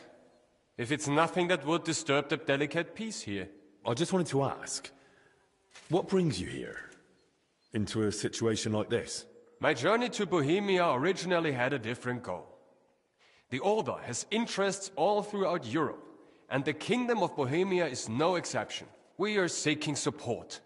Capable men and supplies for our eastern border, where tensions with Poland and Lithuania continue unabated. I had plans to deal with certain nobles as well as Sigismund himself, but this situation is an unfortunate complication. Instead of diplomatic negotiations and recruitment, I now oversee order here, so that we can support the abbot and prevent the infection from spreading. Duty is duty, whatever form it may take. The monks seek order and discipline in their faith and work. We seek order and discipline in defending our faith and our lands. What does your order do? Our order, the Brothers of the German House of St. Mary in Jerusalem, founded directly in the Holy Land, stands as a bulwark against paganism.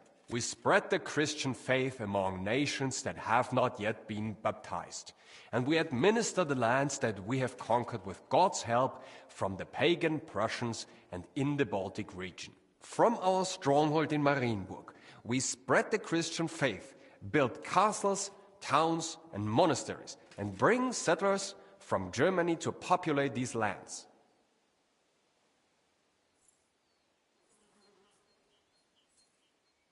What is the history of your order? The order was founded in the Holy Land more than 3 centuries ago as a hospitaller brotherhood for German pilgrims during the siege of Acre. Pope Celestine III confirmed us at the time, and thanks to the Golden Bull of Rimini from Emperor Frederick II, we gained the right to conquer the Prussians' lands and hold them in fief forever. That was the beginning of our mission, to bring faith in God to the Baltic region and defend the borders of Christianity. And there we built a state stretching from Prussia to Livonia, with God's grace, but also with papal bulls and imperial privileges. But our role was not only military. We founded cities, settled wastelands, and spread order through monasteries. And to this day, we remain guardians of this tradition. Sir, you mentioned you're in need of capable men. Does that mean I could join you if I wanted? Ha ha! It's not that simple. To join the order, you must fulfill 2 requirements. First of all, you must be from Germany. Or at least speak German. Can you? Well, not really. I understand. And second of all, to join a German order of knights, what do you think the second requirement might be? I have to be a knight? That is right. But even if you are not either of those things, you can still join us as a half-brother, Halbbrüder. They are not subject to such strict rules of poverty, cleanliness, or obedience as we are, and they do not have as many privileges. Where does the order get its money? Our wealth comes from gifts, especially from generous nobles and rulers who give us land and property for the eternal glory of God.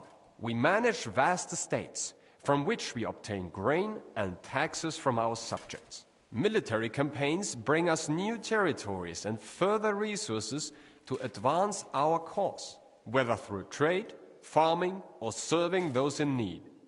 Everything serves to strengthen our order and defend our faith. I'd like to donate to your order. I'm glad to hear that. God may be on our side, but we are still in need of coin to buy food and supplies for our people. Here. I hope it helps at least a little in the battle against the pagans. Thank you. Every bit of help counts. And this way you are supporting not only the order, but all of Christianity against pagan invasions and Polish expansionism. What's going on in Poland? Tensions are rising. The Poles and Lithuanians are beginning to unite under the rule of the Jagiellonian dynasty, which is a threat to our position. Although the Lithuanian Grand Duke Vytautas formally accepted baptism, his alliance with Poland threatens Samogitia, which belongs to us. Sigismund promises us support, but his position is weak. That is why we are preparing reinforcements at the borders. However, if diplomatic negotiations fail, we will have to defend our lands with the sword, with God's help. Your name, sir, Ludolf, it isn't very common, but I think I've heard it before. Perhaps you have heard of Saint Ludolf. Yes, it is rather by chance that I, his namesake, am now here among the Cistercians. He vehemently defended the Church's rightful properties against the Duke of Saxony, who tortured him to death for it. Our order is now in a somewhat similar situation, where we must defend our rightful property against many usurpers. I therefore often pray to my namesake and ask him for help in our affairs.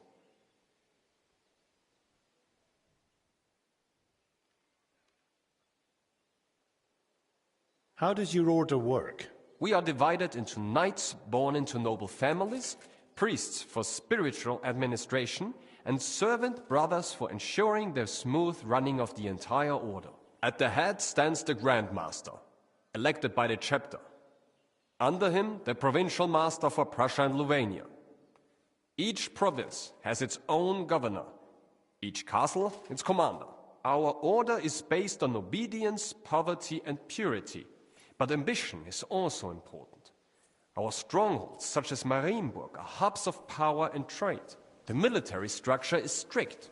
From foot soldiers to heavy cavalry, everyone is subordinate to a single commander. But we are not just warriors, but custodians as well. Our laws apply to everyone, from farmer to bishop. Bis bald.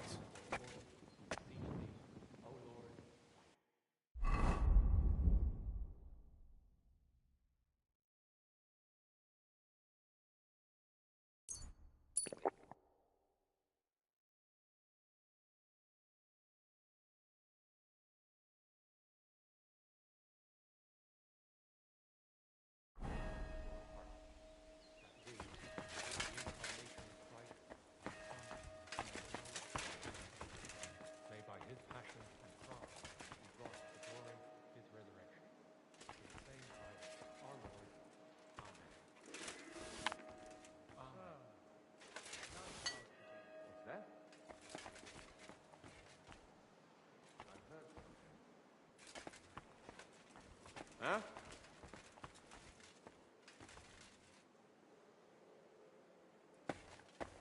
Huh? Fuck it. What? Huh. Huh. Strange. Did I imagine it?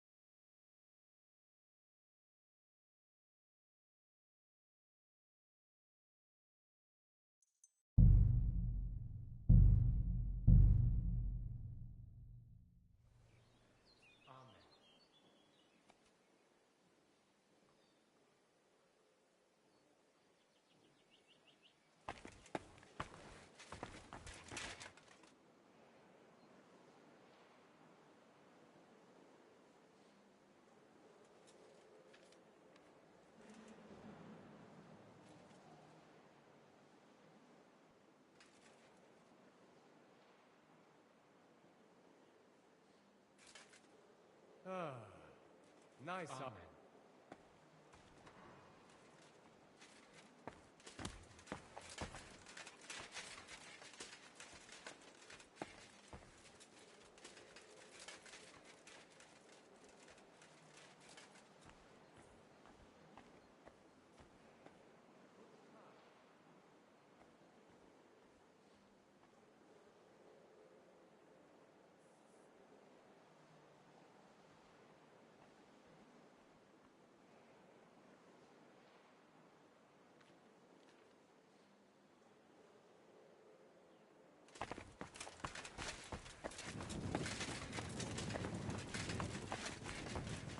What do you want?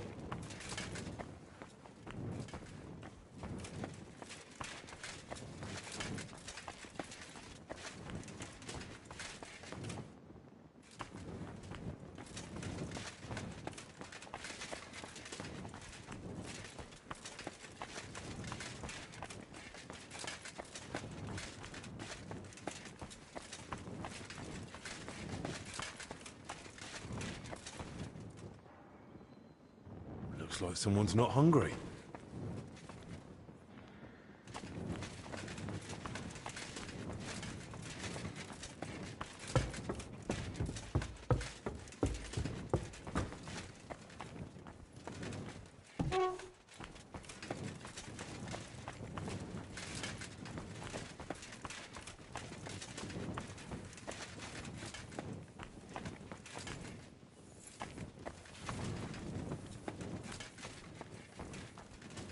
Don't think I can't see you.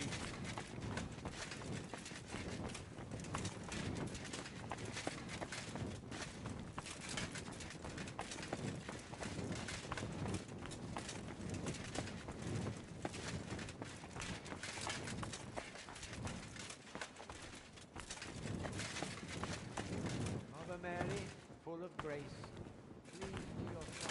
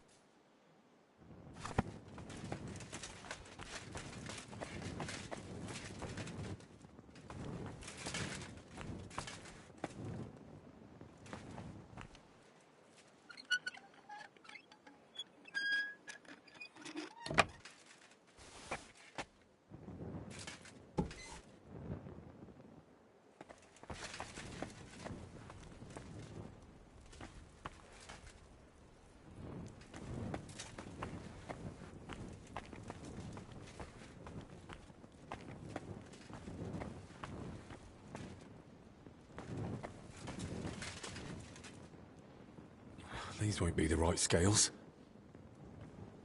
You'd best move along.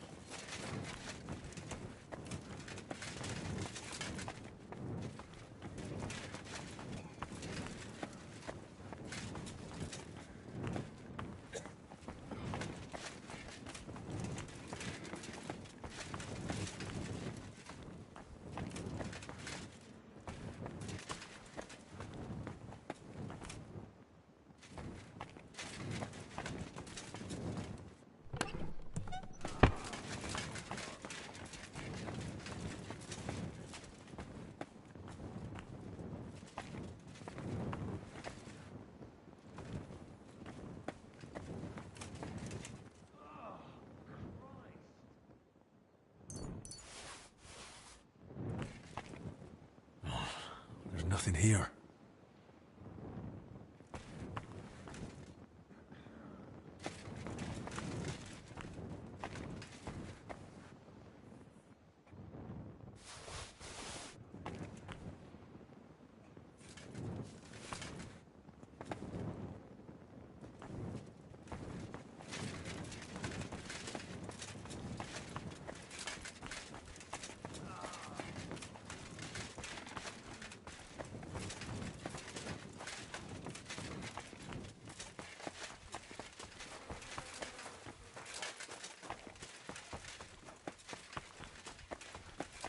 You better watch out for me. Got it?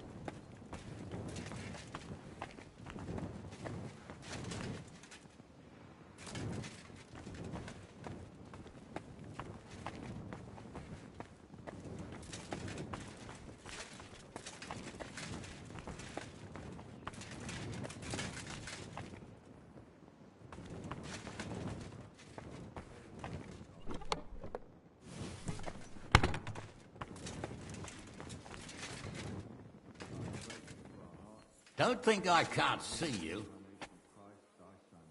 I'm not doing anything. You're doing a great job keeping watch. You'd better believe it.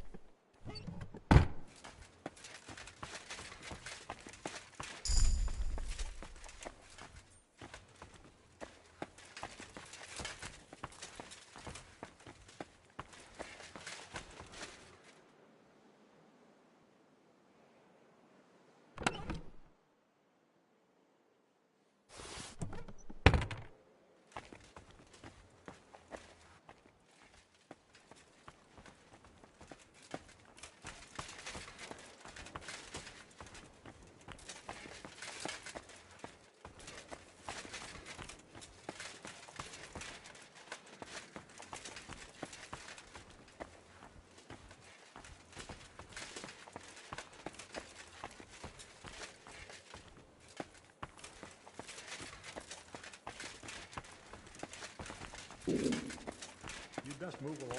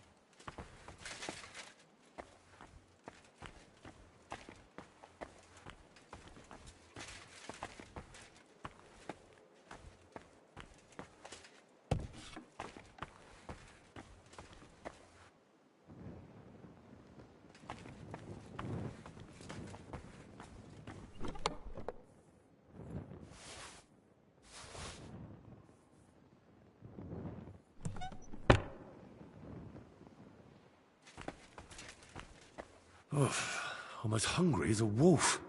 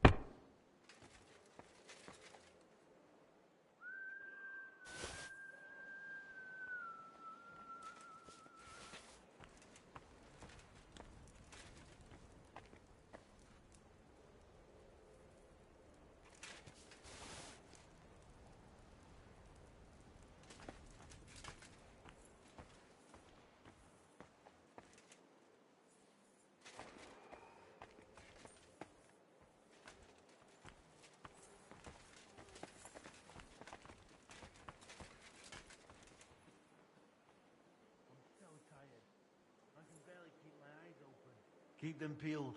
There's still some monks wandering around. Exactly. They'll come up with all sorts of excuses, but don't trust a word they say. It's like when we laid siege to Vilnius with the Lithuanians. Only this is a regular cloister.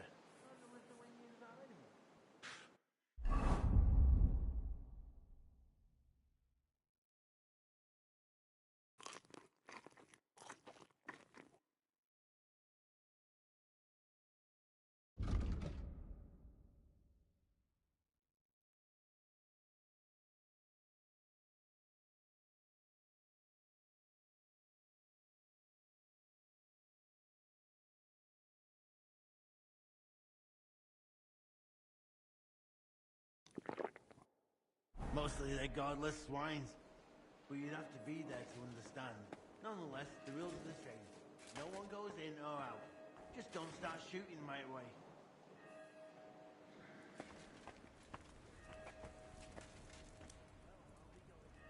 Take care. God be with you.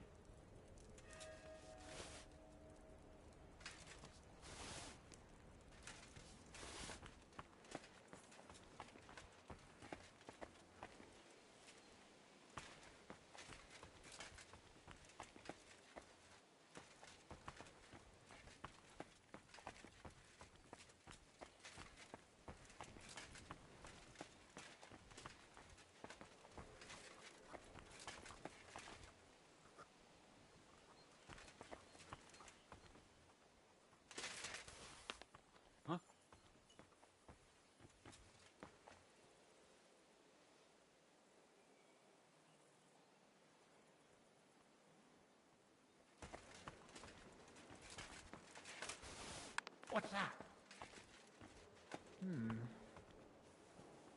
Huh. Strange.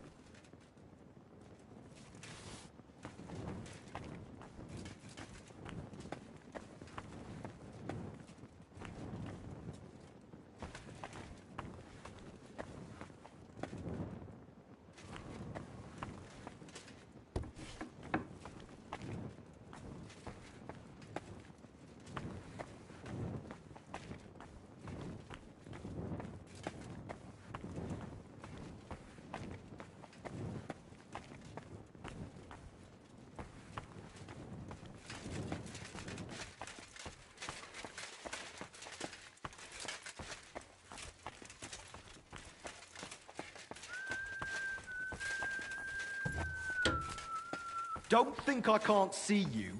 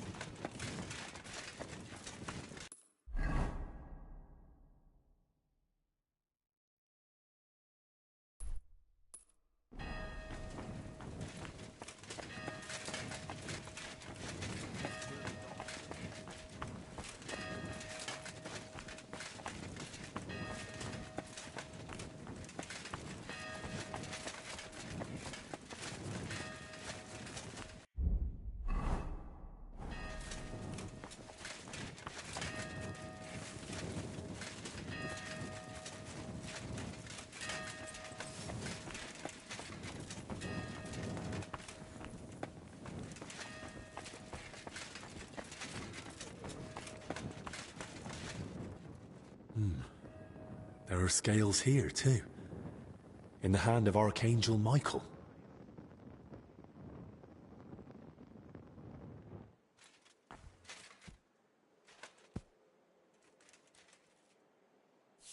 The angel of the Lord declared unto Mary, and she conceived of the Holy Spirit. Hail Mary, Mary said, Behold the handmaid of the Lord. Be it done unto me according to thy word. Hail Mary, and the Word was made flesh, and dwelt among us. Hail Mary, pray for us, O Holy Mother of God, that we may be made worthy of the promises of Christ. Let us pray. Pour forth, we beseech thee, O Lord, thy grace into our hearts, that we, to whom the incarnation of Christ thy Son was made known by the message of an angel, may by his passion and cross be brought to the glory of his resurrection, through the same Christ our Lord. Amen.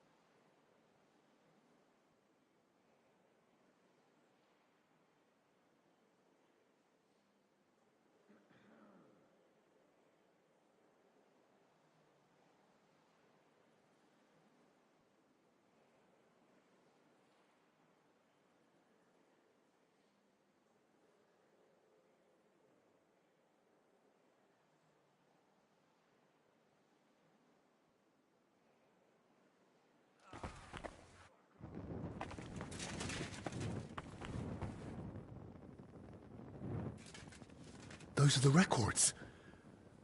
Lord Almighty, thank you.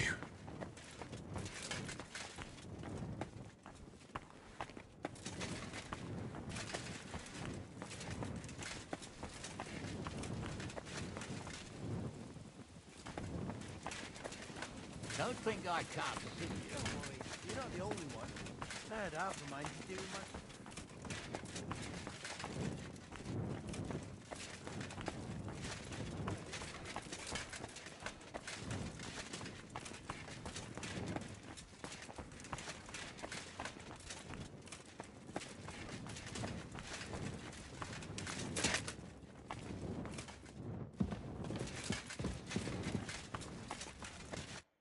So, how to go about it? These records should definitely resemble the original as closely as possible, so they look right at first glance. How would such a document begin, I wonder?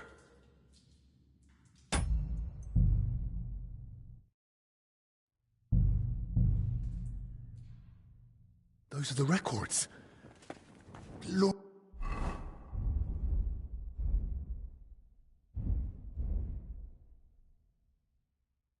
Almighty, thank you.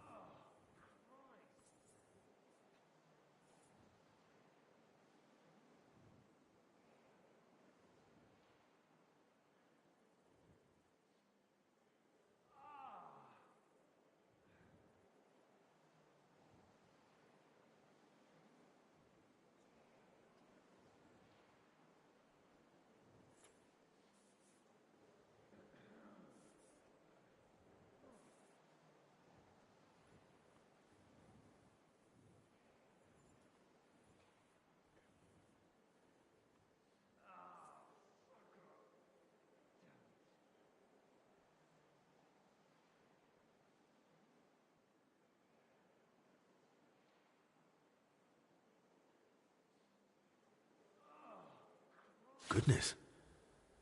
No wonder Albert guarded them so closely. There's a lot here that could be used against the king.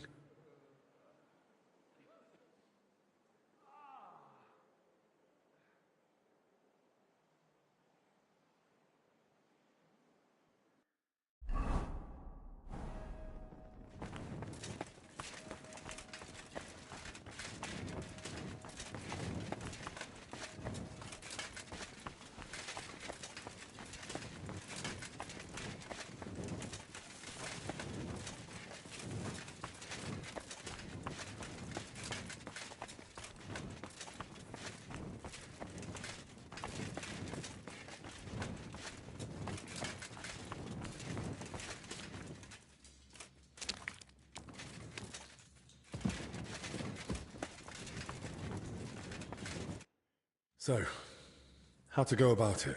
These records should definitely resemble the original as closely as possible, so they look right at first glance. How would such a document begin, I wonder? In the records I've read, Albert didn't address the king directly and kept things factual.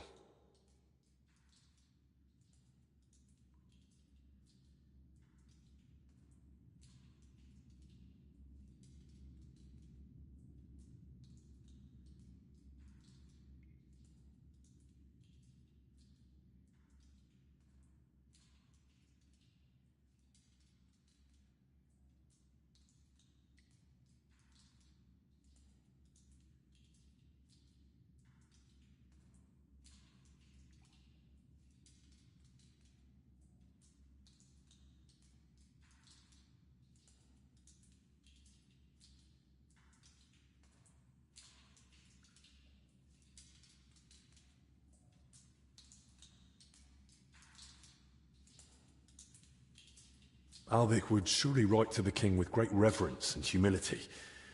He'd greet him in some grand manner.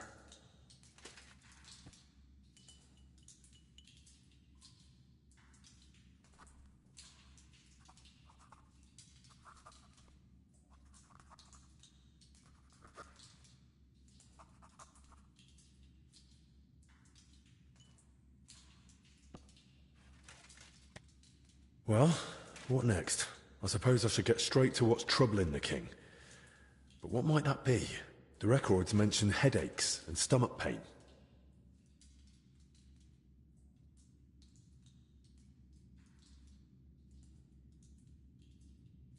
I heard the king's got a cough. What would Albic have prescribed for that?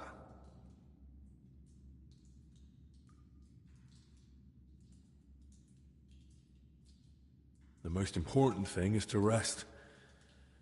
My mother always said, a proper sleep's more useful and cheaper than any healer.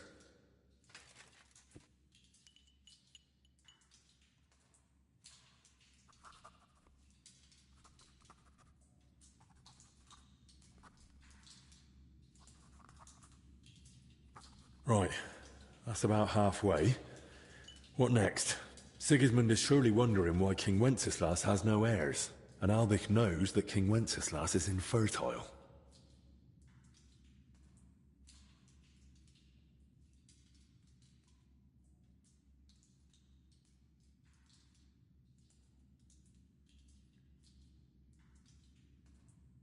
But perhaps it's best not to mention that at all. So what next? Maybe some general advice?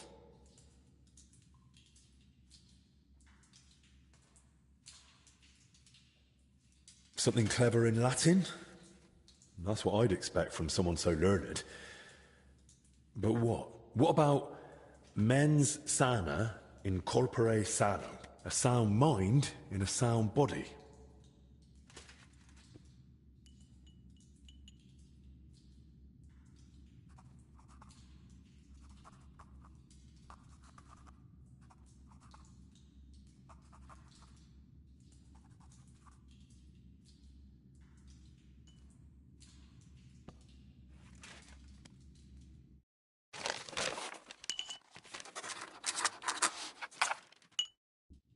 Well, hopefully that'll do.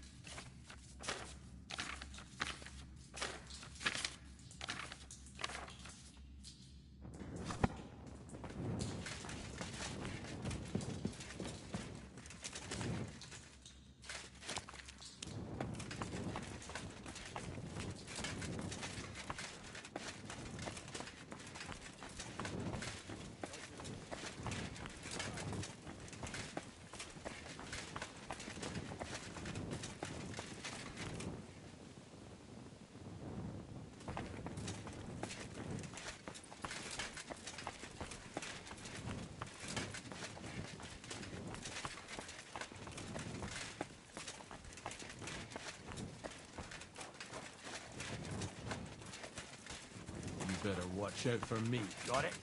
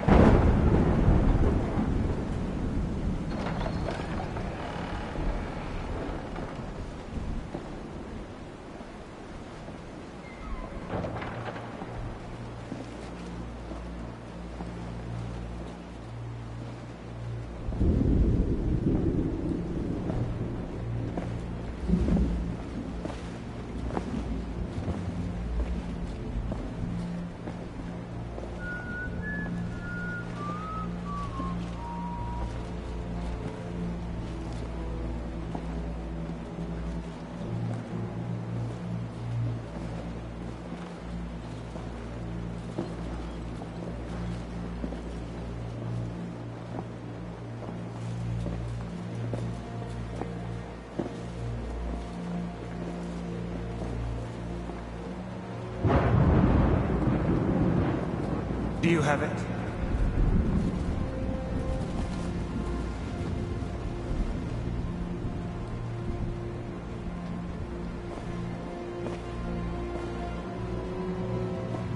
It's good to see you keep your word. I hope you'll do the same.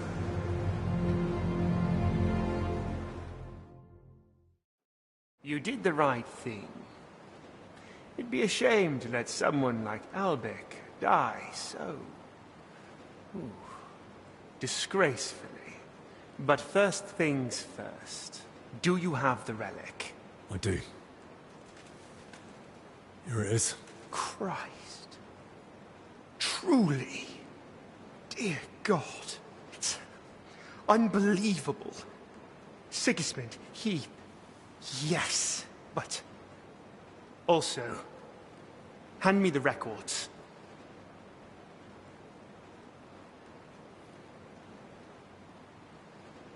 There. Let's hope they're worth the hellish torment you've got coming.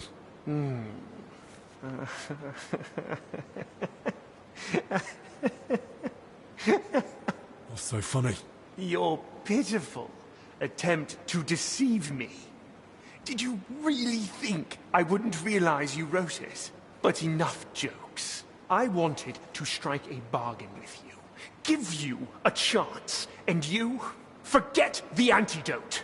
Albec will die like a dog. And you'll have no one but yourself to blame.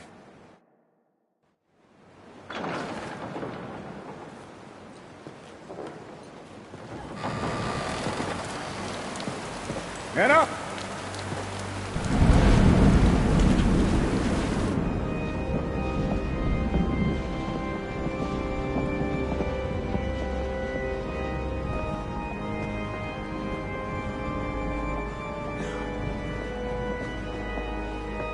Men, hold them back! Stop this madness! This is the house of God!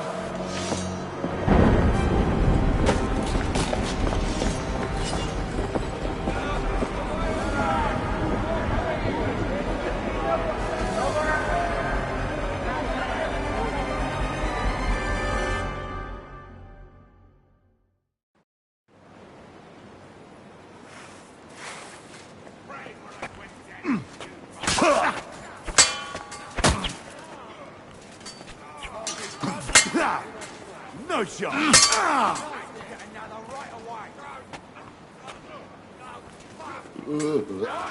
That food must have been spoiled. I feel sick to my stomach. Bah!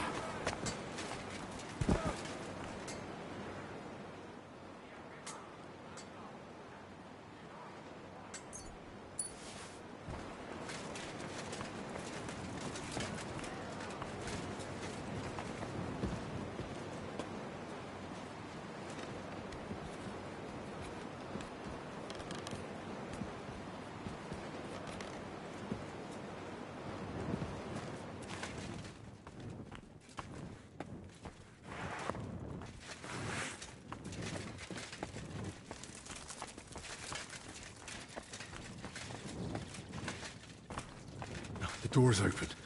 This way.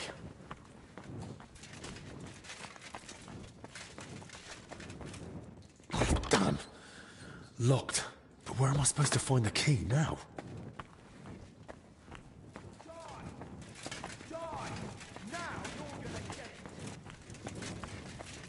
Oh, damn it.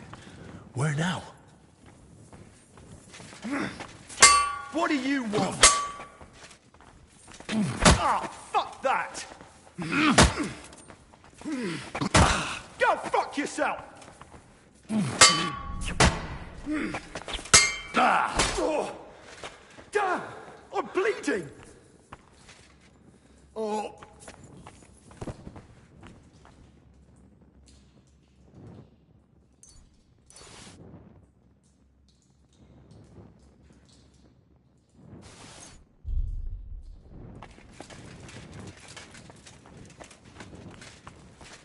I'll get you.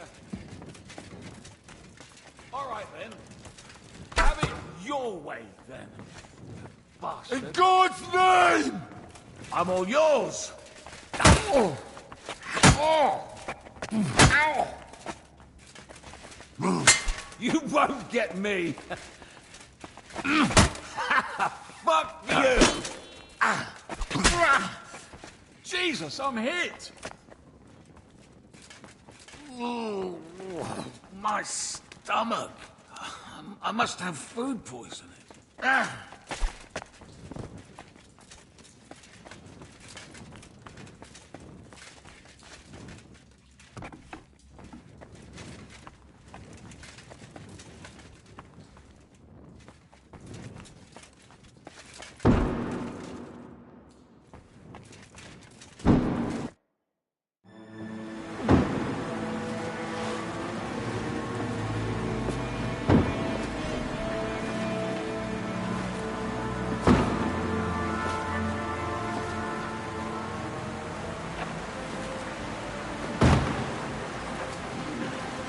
Give up!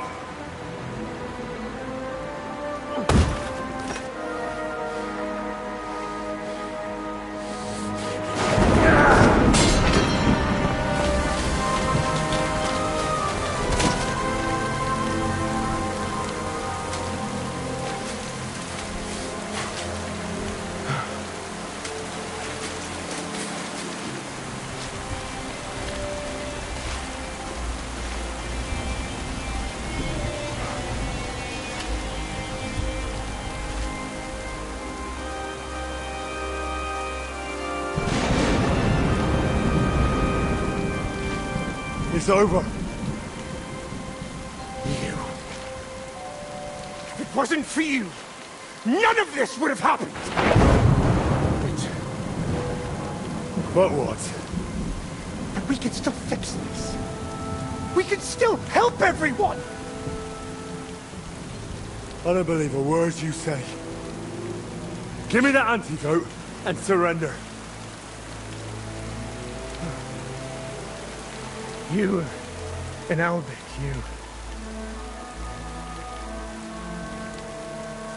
you plotted against me.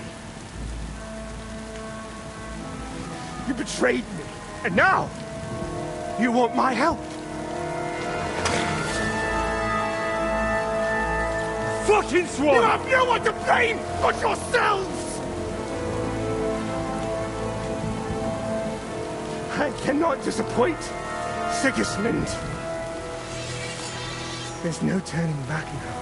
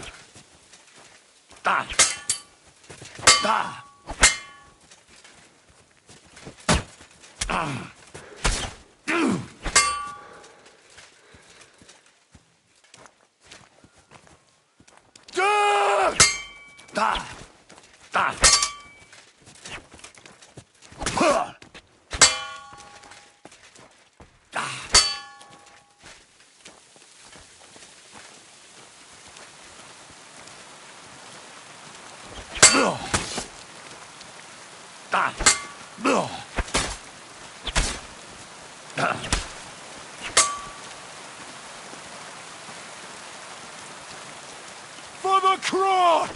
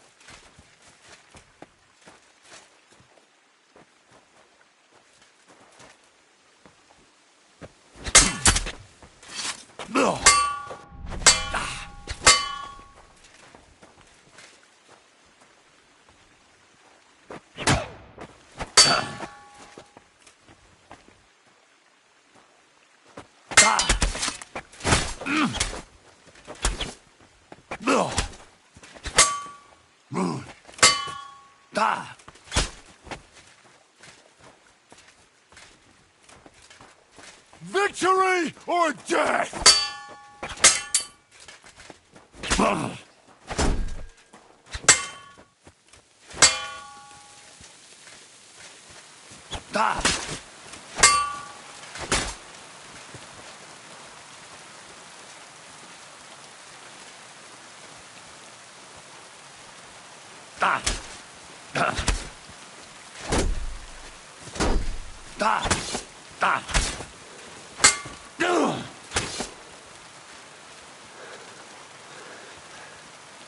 I feel quite hungry!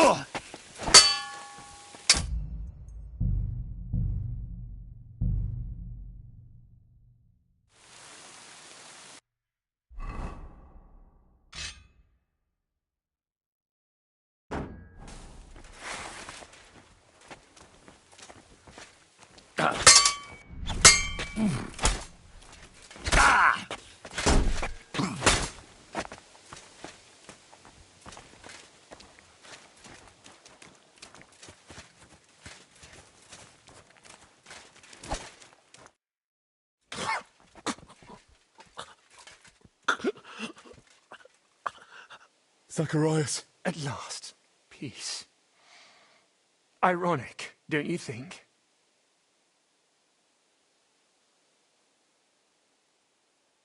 Why in God's name did you destroy the antidote? Albert will die because of you. Perhaps he will. Perhaps not. The poison's not that strong. He might recover in time. And with my luck... Then why poison him at all? Why any of this? Because of Sigismund. He left me no choice. I had to.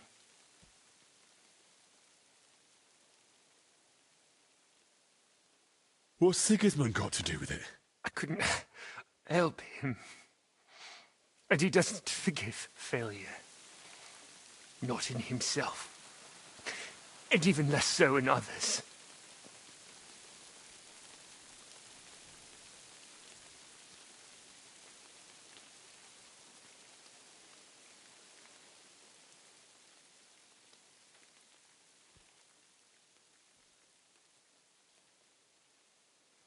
What was it you couldn't help Sigismund with? That's between me, His Majesty, and soon, God.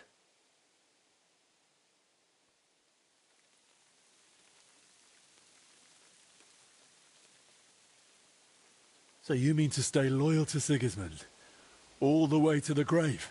Exactly. As the king demands. Then at least tell me. Does Sigismund deserve it?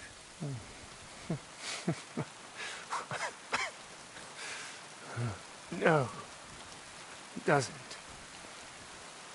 Like most rulers, really. So, if you really want to know, I couldn't help him. With an heir. Sigismund is... infertile? Their whole line is cursed with it. That never occurred to you. Venceslas has no heirs either. Well, at least no legitimate ones. And Albec knows that all too well.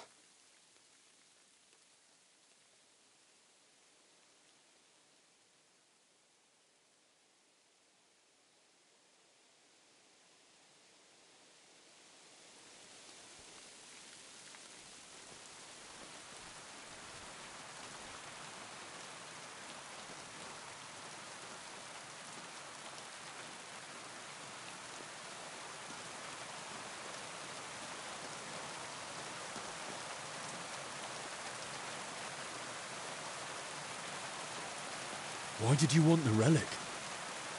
What would Sigismund even do with it? Sigismund. He's unable to father an heir. I tried to treat it somehow, but it was all in vain. and his patience was wearing thin. So I turned to God, with God's help. Perhaps Sigismund would finally succeed, and I'd win back his trust. Why did you want Wenceslas's records from me? Don't you get it? I wanted to know how Albic treats Wenceslas, his infertility, and Sigismund would certainly appreciate it if I told him all the secrets of Wenceslas's health. Maybe then he'd give me another chance.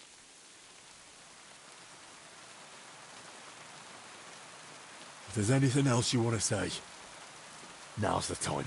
I'd like to, but I can't. It hurts. I can't speak anymore.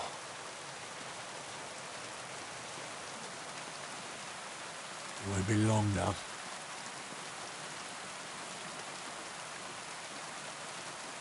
Now all that awaits you is God's judgment, Zacharias. I'm afraid. As you should be.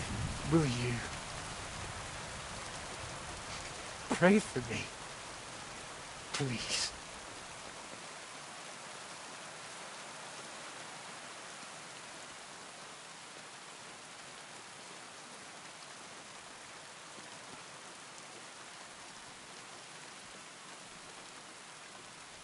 You don't deserve my prayer. Oh, Lord, have mercy.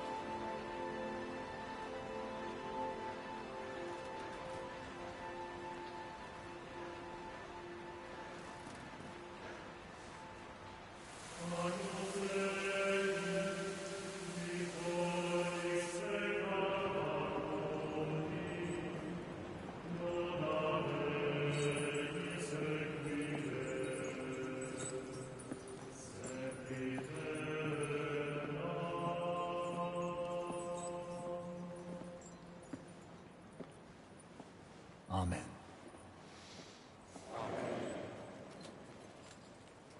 Amen.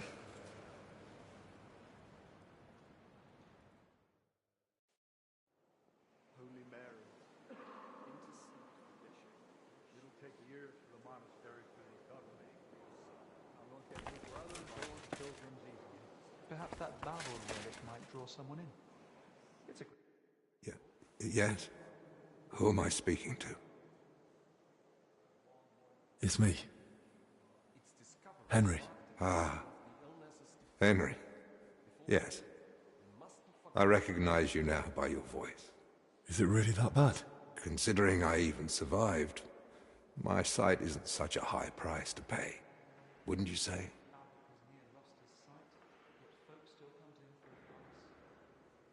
I'm truly sorry. I really did try. I don't blame you for anything. If I had to hold someone to account, I'd have to start with myself. Well, he was your friend, after all. You couldn't have known what he'd become. Or what he'd be capable of. Did you really know him as well as you thought? Did I know him well? Do you know how Zacharias even got his position at court? It was I who recommended him to Sigismund to be appointed his personal physician. I handed Zacharias straight into the usurper's clutches. The venomous vipers writhing at the feet of the self-proclaimed king surely influenced him.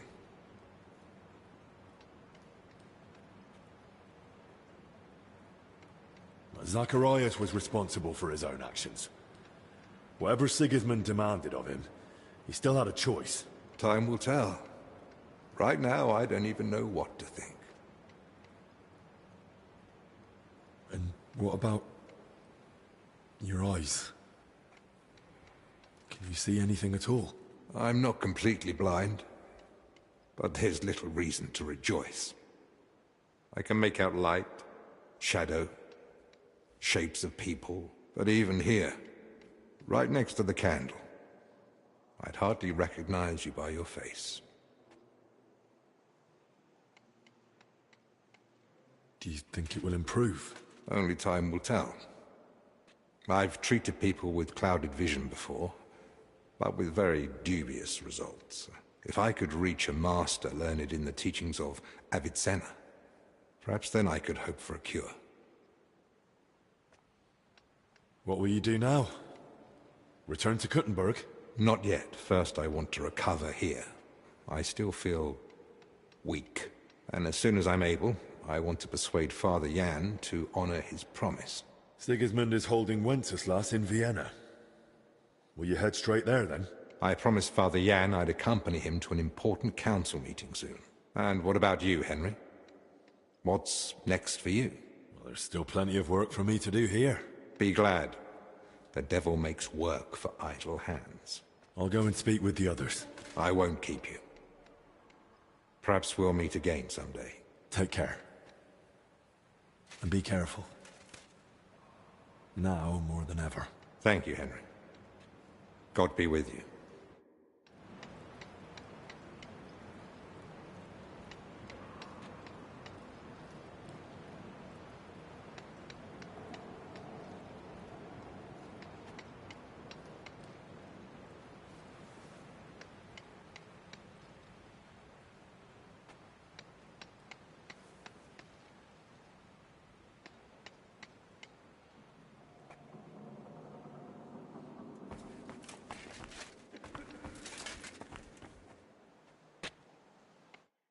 I suppose you're getting ready to leave us?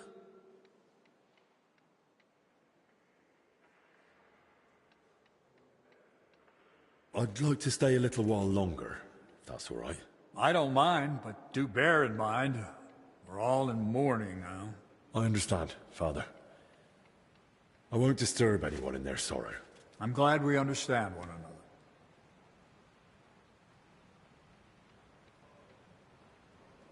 Will I be allowed to visit the monastery again someday? Yes. I think the brothers would appreciate any visitor, now that so few of us remain. What will become of the monastery now? With so many brothers dead. I don't know. Things weren't great before, but now... And once word gets around the region... Pilgrims will stop coming, and people won't want to work for us. I don't know what's to become of the monastery. I fear I may be forced to dissolve the cloister.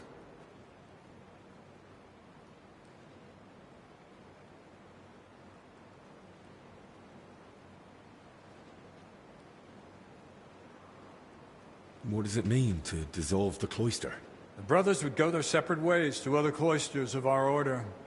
The monastery itself would be left empty. I suppose I'll be going now. God be with you.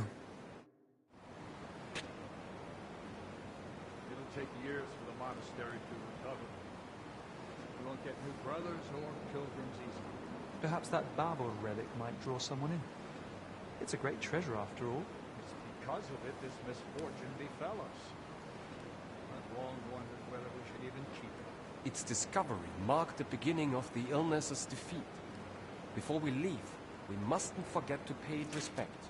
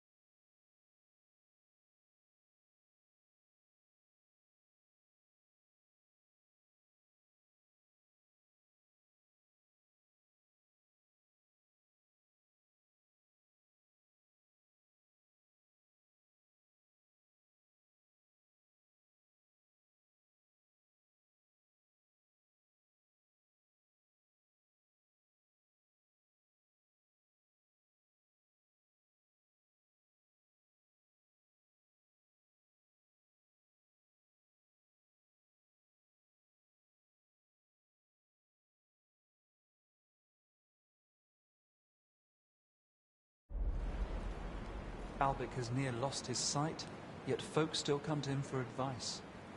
May God grant his vision back. Not long ago he was the head of the infirmary, and now he himself relies on others' help. I spoke with him, keeping his wits about him and trying to rest. He still offers advice and aid. Clearly takes great effort. May remain as long as he needs. Peace, rest, and contemplation are what he needs now, more than decoctions and herbs.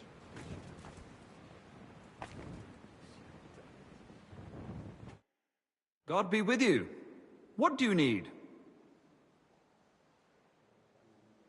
I think I need some treating. Is that so? You don't seem to be suffering too much. Forgive me, I have much to do. God be with you.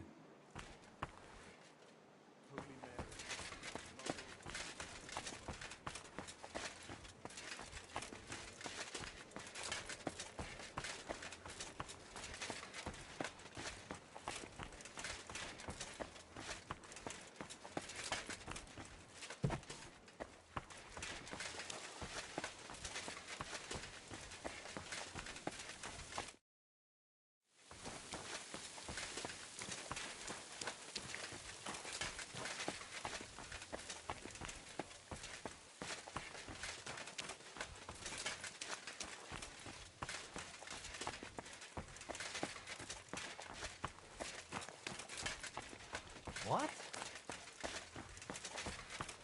Here you are, you thief! Halt!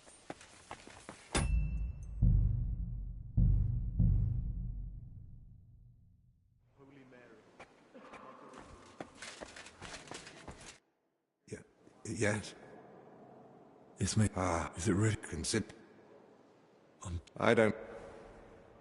I was... Did I? It was I, the venom. Time. And... But he... Only time if I... What we... Not an...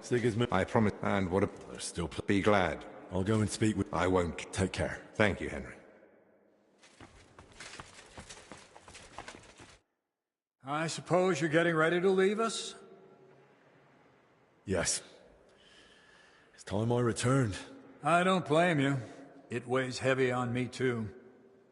Suddenly it's so dreadfully quiet here. Will I be allowed to visit the monastery again someday? Yes. I think the brothers would appreciate any visit. What will... I don't... Pilgrim? I don't know. What is it? Suppose God be...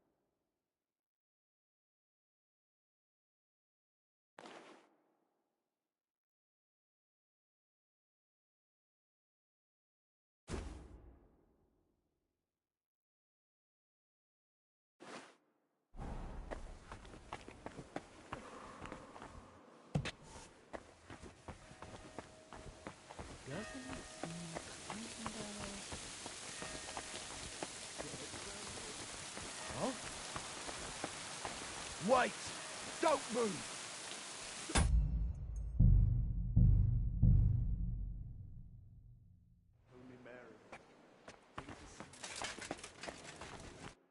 Yeah.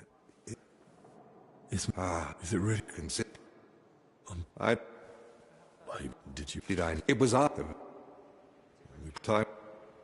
And... I'm not at even... Only if I could... What were you... Not an assist. And what... Be glad. I'll go and speak... I won't keep. Take care. Thank you, Henry. Mustn't forget to pay respect.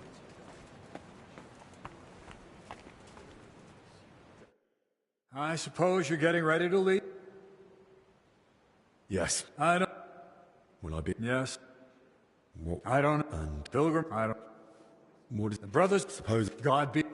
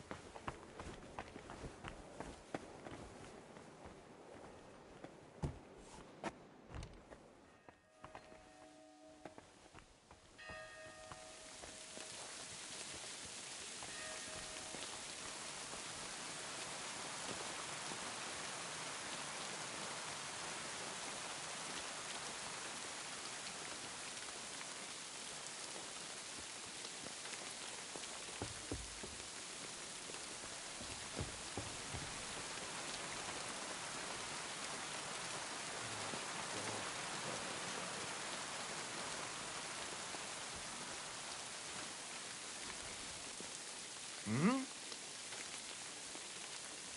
I must be mad. Did I imagine?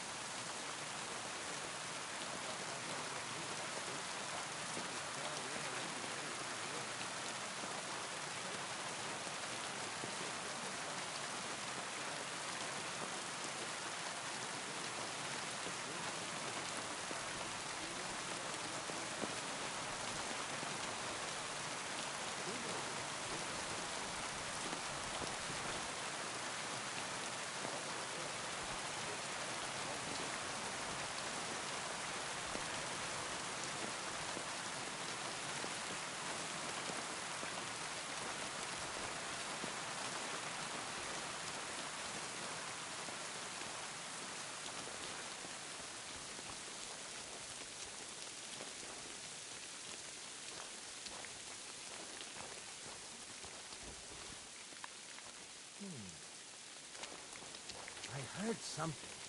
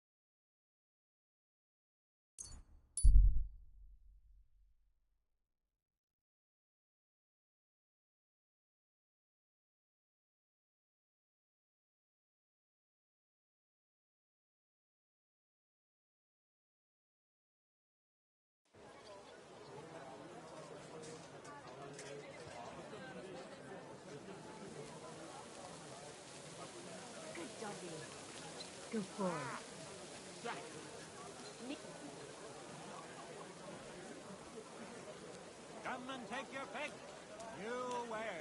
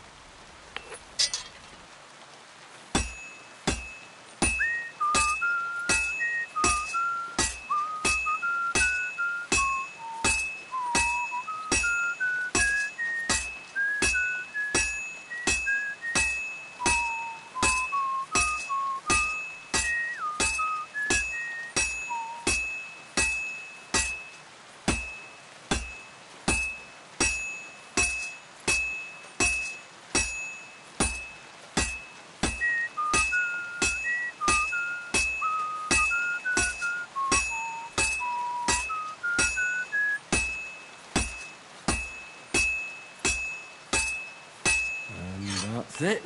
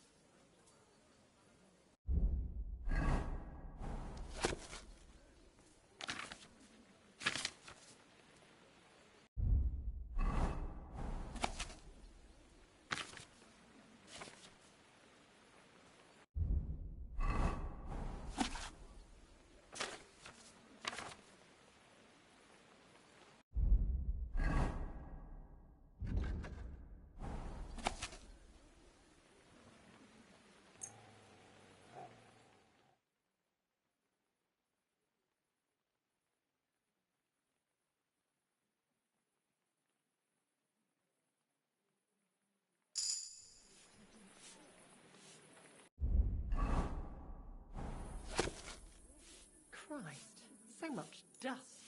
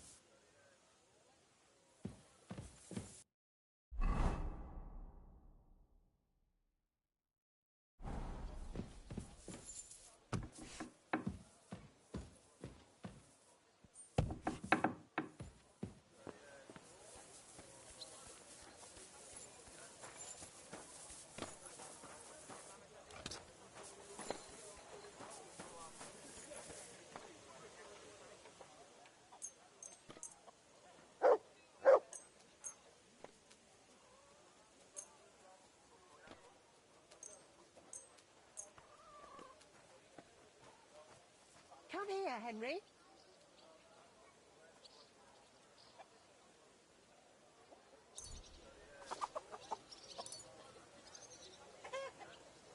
Come on, Henry.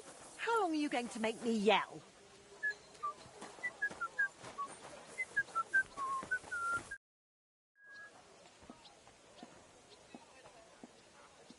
How's trade? I've got the coin for you here. Thank you very much.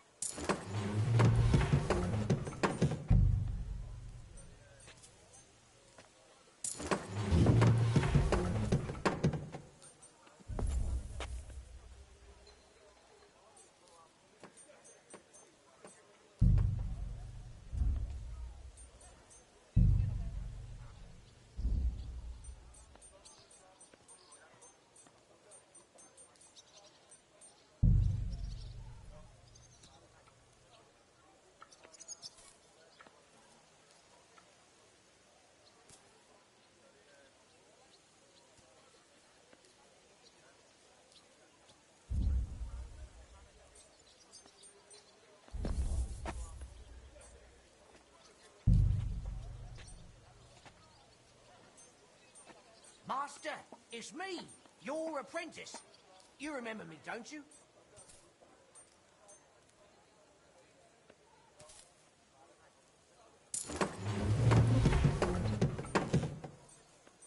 Come on, we know each other. Come with me.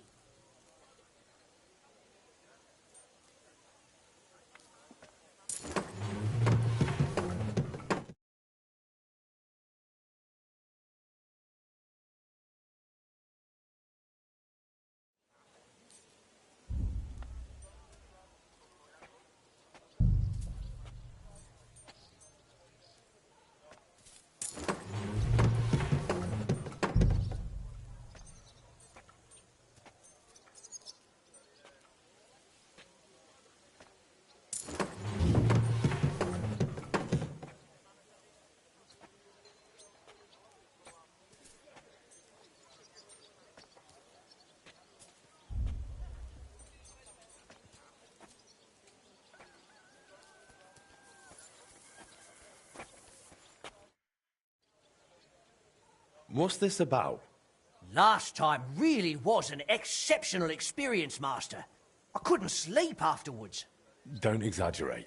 I'm not exaggerating, truly. When I told the story later in the tavern, everyone pulled faces as if it was nothing special. But I'm sure they were just jealous. One drunkard then started babbling that forging sober is child's play, that the best smiths can even forge when drunk. And he said they can even manage to forge an axe in such a state, not just a sword. As if swords were easy. Pah! How about it, Master? Could you forge an axe while drunk? Well, that, truth be told, is quite a strange request. And wouldn't you like to know how it would go? I've got some really strong schnapps here. A German swapped it with me for a bunch of fish. Says it's come all the way from Bavaria. It's so strong, it's almost undrinkable. One tiny cup, and you'll be spinning like a top. That would certainly test your smithing skills. And I, as your apprentice, would then judge how you fared. You won't be out of pocket. I'll give you a few groschen. And if it works, you'll be hailed as the greatest master around.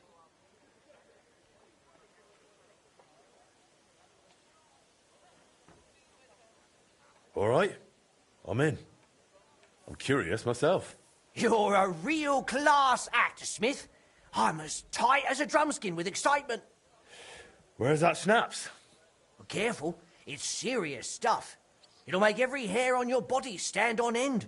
But give it back afterwards. I'm not letting you drink alone.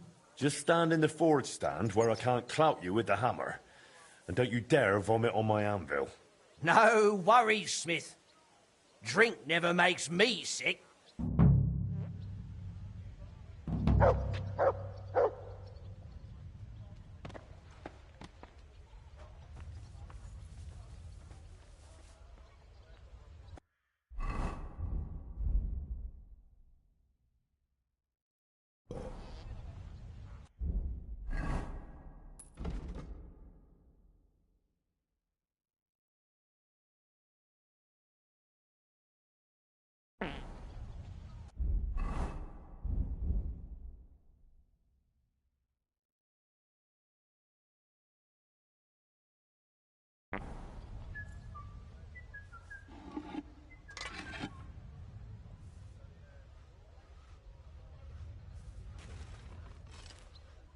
Pound it, good, pound it.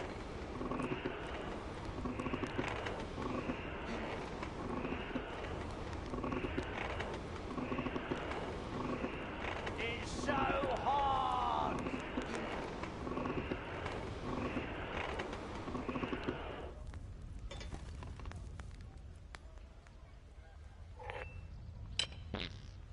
Ah, my head's spinning.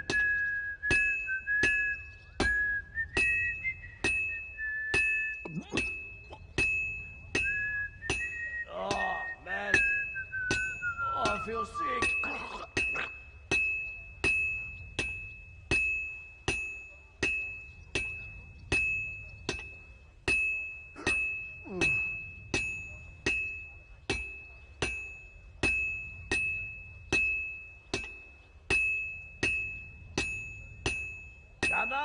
Come on, hammer away. Good. This won't take long now. Wow. All You're finished. managing even. Yeah. Come on, come on. Let's go. Woohoo.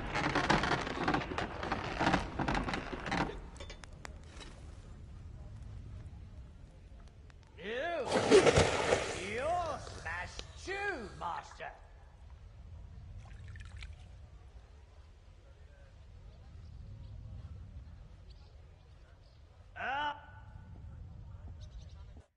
Bloody hell, that was grand.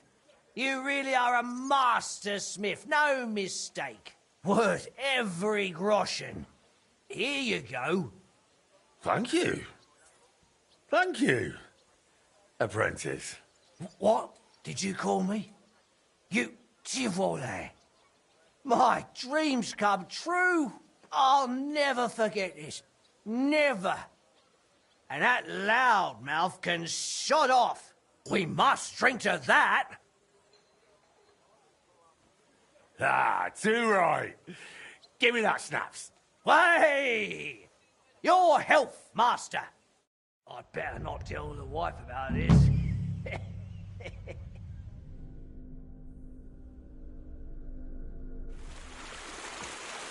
He's as drunk as they come. Ah, you know how it is. Easy come, easy go. People, show mercy. Do a good thing, and God will repay you 100 times over.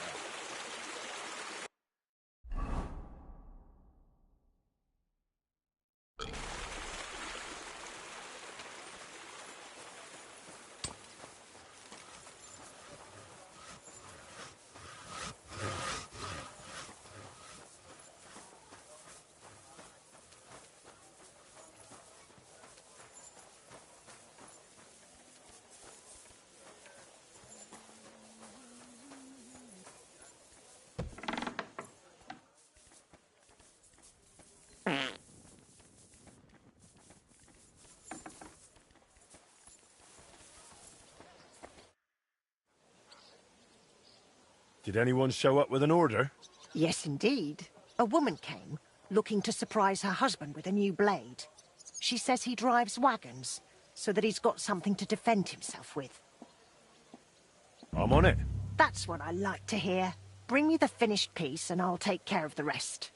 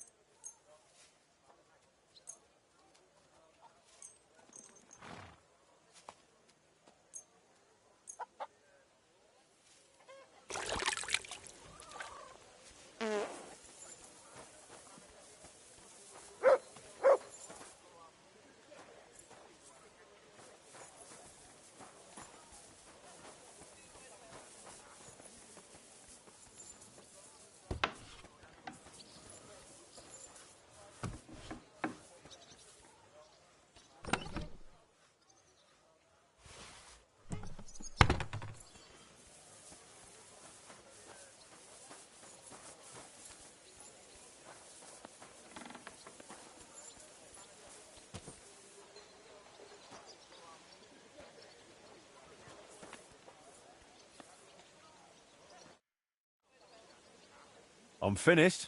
Great. Let's see. That looks very good.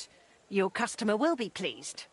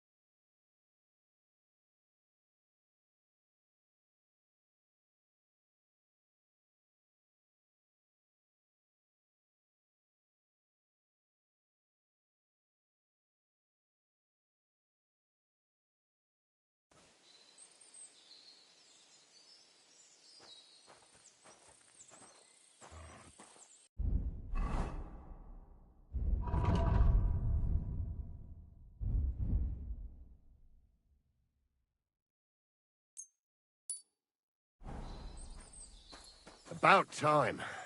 I'm glad you came. I was starting to think I was in the wrong place. Greetings. What's going on? What do you mean, what? I'm waiting for you. I have news from you know who. I've done everything just as we discussed. Tell his lordship we'll get things started the day after tomorrow. What things? Riddle sent you, didn't he? No. Who's Riddle? Ah, never mind then. God be with you.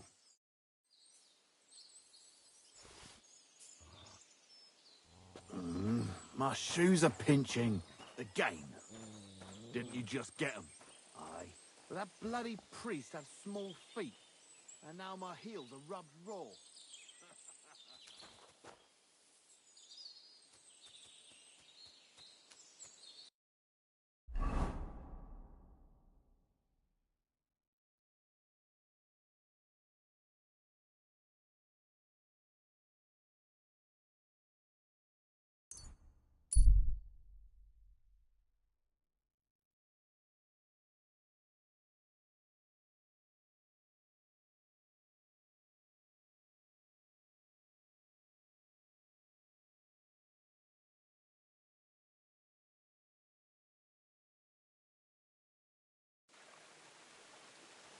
Oh, wow. Again. Now just this. I'll be right with you. Well, this doesn't seem too bad. God bless you, sir. Hey. Praise the Lord. Greetings. Taking their time again. You have a kind master, hey, Freddie?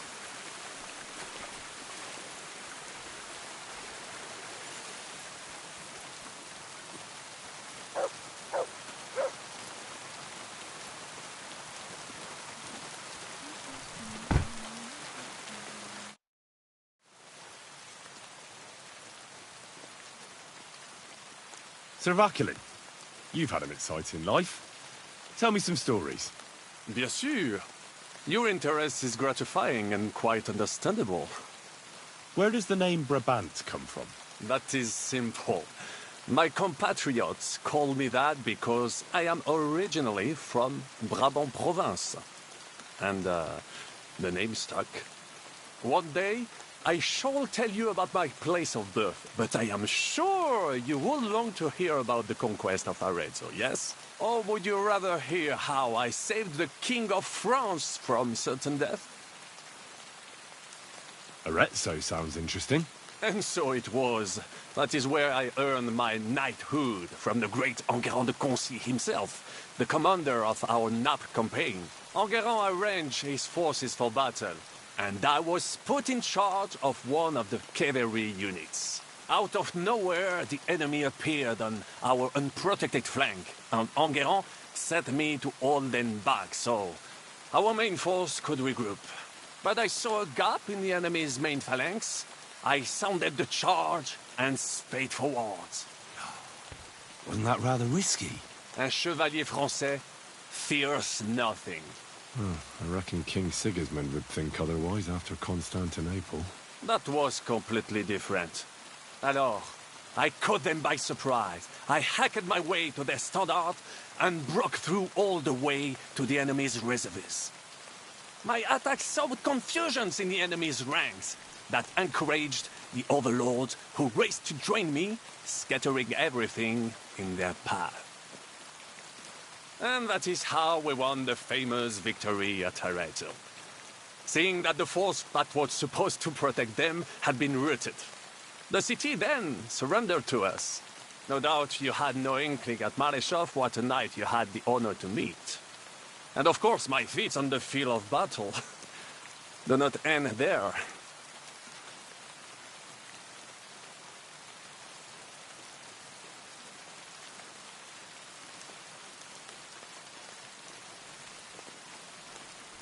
A bold maneuver. Quite right. Courage is my middle name. Just as Monsieur Chapon says, Audantes Fortuna Juva. That day I was the bravest of them all and won the day. So you disobeyed your commander and left your flank exposed? Your attack could have ended in a total fiasco. You were lucky the others came to your assistance, and your entire force didn't collapse. I hear envy speaking, but you are still wet behind the ears. So, I can forgive you. In short, I saw an opportunity and took it. Moments like that can decide entire wars. What did your commander have to say? He made me a knight and sent me to the royal court to inform the sovereign of our triumph. I reckon he wanted to get you out of his hair. Do not talk no sense.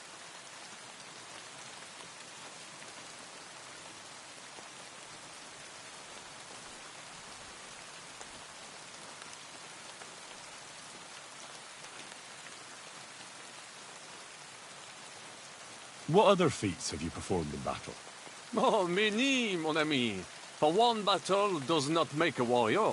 It would take a week to recount them all, so I will just tell you about my second greatest feat.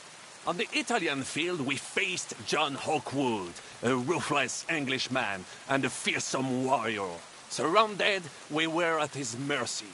Night fell, and we knew he would attack at dawn, and that would be it. But just then, Providence put an idea in my mind.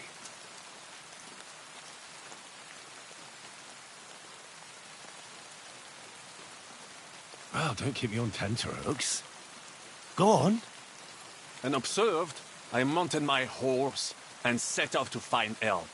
And, La Dame Chance was exceedingly kind to me that day. As I rode away, by chance, I stepped it off of our horses. Thinking we were trying to break through, Les Anglais went to head them off. But while the English were occupied with Mycenae, our units managed to flee. I saved many men from certain death that night, and many lords from the disgrace of capture. Needless to say, I was generously rewarded for my valor.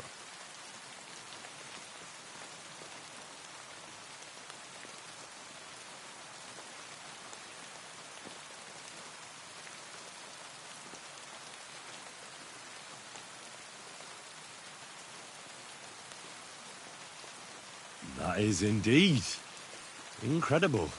But you were just trying to flee, weren't you?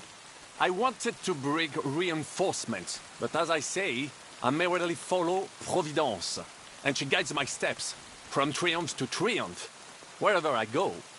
Stick close to me, Henri, and Providence will favor you too.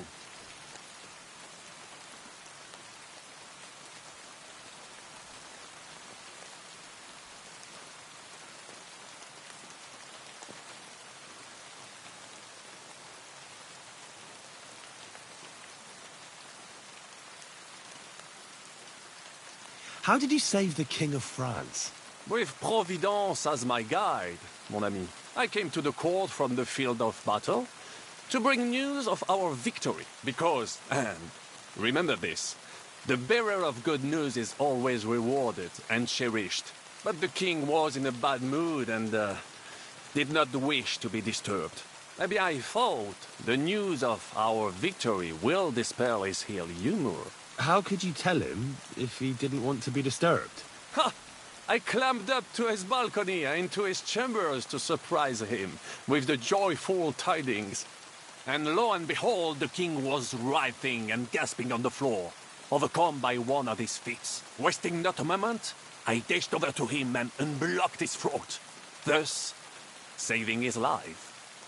In return, the king bestowed on me the title of Échanson, or cupbearer, and other generous gifts. And I then spent a while in his service at court.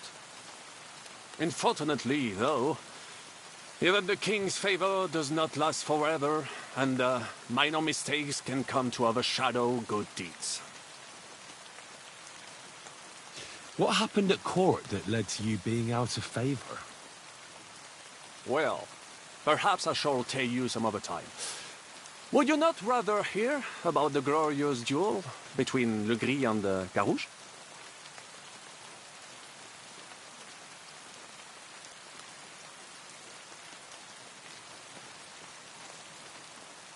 Tell me what happened at court that caused you to lose favor. a major setback and a gross injustice, mon ami. It is an unhappy memory, because it was the first time that La Dame Chance abandoned me. It's nothing to be ashamed of. We can all learn from our failures. And I bet even your failures make for great stories. Oui, that is certainly true. Very well, then. I suffered a combination of misfortunes all at once. But bad luck in business and on a hunt were the worst of all.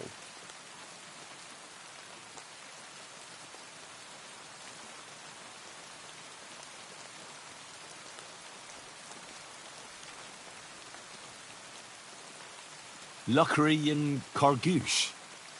Sounds like a pair of jesters. En aucun cas. Jacques Le Gris and Jean de Carouge. These two great knights were in a legal dispute over an estate. But above all, when de Carouge was on a campaign, Le Gris fornicated with his wife. She claimed that he had raped her, while he said he had seduced him. And because everyone swore to their own truth on the Bible, the matter had to be settled by combat. First, they jousted. Then they fought on foot with sword and axe. Le Gris thought victory was in his grasp, but de Carouge suddenly pounced on him, wrested him to the ground, and beat him so terribly that he knocked off his helmet and cuirass. Even so, Le Gris refused to admit his guilt, and de Carouge drove a dagger through his neck. And if you promise not to tell, I will let you into a secret about that dagger. Tell me the secret. I promise I'll keep it to myself. Bien. As I say, de Carouge killed Le Gris with a dagger. And I found that dagger in the mud after the duel. A blessed blade, an instrument of divine justice. The dagger that ended the last trial by combat France ever witnessed. An item of great value. So, I had several copies made and sold them to rich French noblemen. That is how I first came into wealth. And I used the coin to buy the horse and armor I needed to set off in pursuit of glory in battle.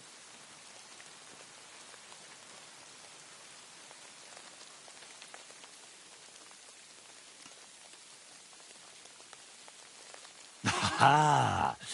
That was a good idea. I'd never have thought of that. You still have a lot to learn, mon ami. But you're young, you have plenty of time. Just keep your mind and eyes open, like I did. It was one of the greatest things I ever saw, and I have seen a lot. Believe me, half of France came to watch, including the king himself, who then banned trial by combat in France forever. I later told the story to anyone who was interested. One of my listeners, a certain Froissart, wrote my icon down and became famous. I could have written it myself, of course, but I am happy to help others find success.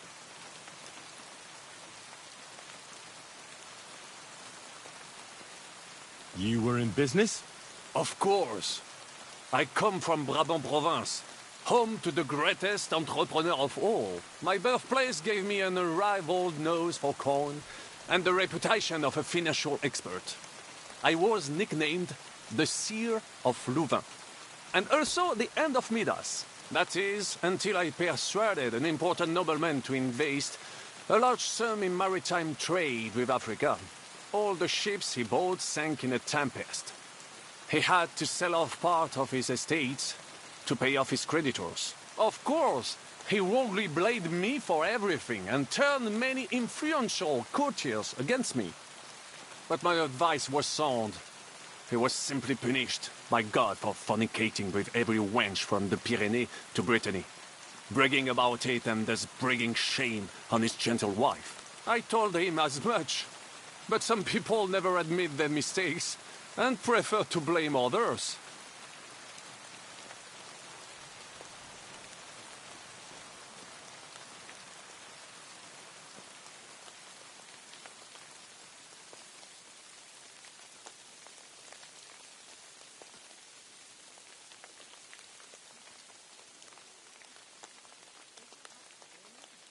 A sea voyage from France to Africa? You must have known that was a massive risk. A risk, perhaps. But think of the fortune to be made. A man must think big if he wants to achieve greatness, no? Big ideas often lead to big trouble. Storms, pirates, sea monsters, uncharted waters. It was a disaster waiting to happen, Baron. You should have tried the Baltic trade route. You are right. That would have been safer. But that is under Hanseatic control and there is too much competition. Africa, mon ami, that is the land of opportunity. The Arabs sell to the Portuguese via Ceuta, and they sell on to us. Just imagine selling further and trading directly with African kings, cutting out all of those middlemen. Remember this, because one day I will be proven right. What was the hunting incident? We were out in the royal hunting grounds when I caught sight of a white stag. There had long been rumors about it, so imagine the prestige I would have gained by getting it. I set off after it, pierced its flank with arrows, and unleashed the hounds to finish it off. When I arrived, it turned out that my hounds had not killed a stag, but the horse of a lady, a court favorite of the queen's. I fell out of her favor, and all the doors became closed to me. Ah, you were damned unlucky. That could have happened to anyone, couldn't it? Quite right. I'm glad you are sensible enough to agree with me. A misfortune like that, which could indeed happen to anyone, would make lesser men roll with laughter. But the other lords were afraid I would outshine them, so they were waiting for a chance to get rid of me. And that chance came along, unfortunately. Tell me about Brabant province. Is it far from here? Quite far. From Bohemia, you would go to Bamberg and then follow the river Main until it joins the Rhone. Then you sail down the Rhone until it reaches the sea. And there, between the river and La Flandre, you will find Brabant, with its wealthy cities. Anvers, Bruxelles, Louvain, and many others. But those three cities are the equal of Paris, Rome, or your Prague. Both the Dukes of Burgundy and the Imperial Princes would like to annex our land to theirs, because its flourishing trade has made it rich. But like everywhere else, you can only come into wealth by birth or by enterprise, which is how I did it.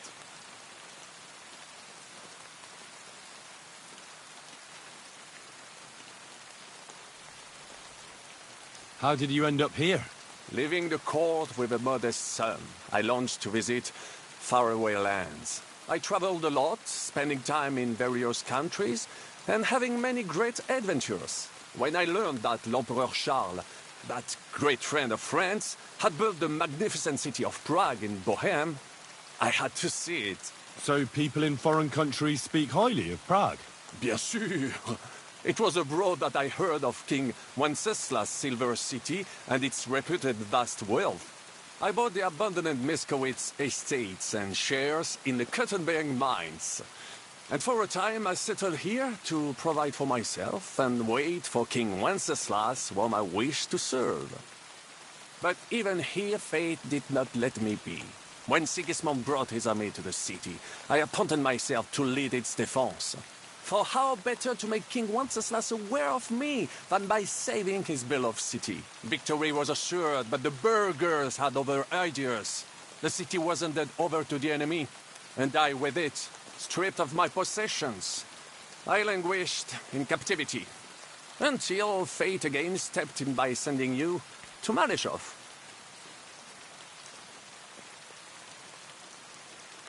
Sir Vaclin, I'm surprised how well you speak our language. Where did you learn it? Where do you think? Here, of course. Ce n'était même pas difficile. Perhaps I have already mentioned that I am guided by Providence.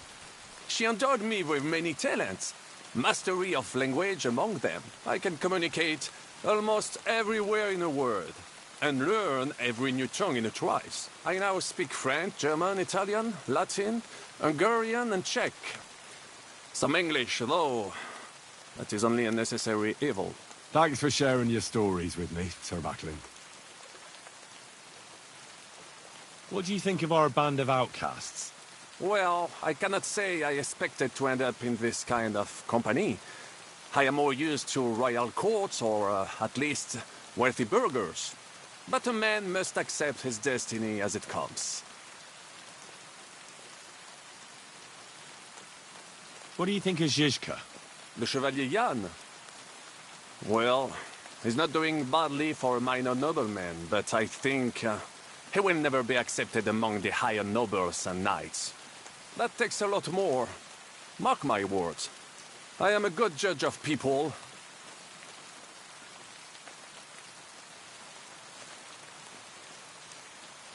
I can't get Catherine out of my head. I don't understand her. I'm sure you have more experience of love than me. What do you make of her? Why is she with us? Ah, you're right. I am a connoisseur of love like I am of wine. But for my tastes, Mademoiselle Catherine is of somewhat aged vintage. Though, I have to admit she's full-bodied and fragrant. That's not really what I meant. Why is a woman like her with us? Là est la question. I had the feeling something terrible happened to her in the past. So do I. But what? I have no idea. But she is fond of you, if you ask me. Try asking her, and maybe something will come of it. L'amour. Oh, come on. I am a good judge of people, trust me. L'amour. What do you think of Sir Hynek?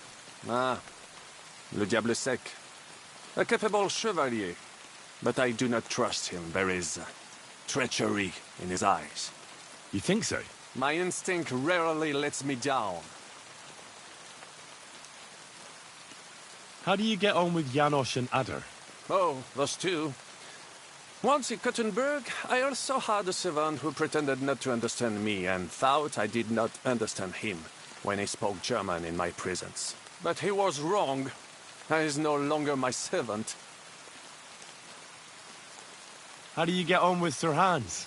Oh, young Lord Chapon may be inexperienced and hot-headed at times, but he's one of the few here who knows how to play chess. And I have a great respect for chess players. Needless to say, he has not managed to beat me yet. Godwin and Jiska can also play. Ah, and that devil in press clothing beat me. Merde. Have you met Godwin? The priest who is very skilled with a sword. Priests should not be such good swordsmen. That is what knights like me are for. In addition, he can play chess just as well as he wields a sword. And in drinking wine, he beats even the best Frenchmen. A man of talents. Or perhaps the devil is behind it.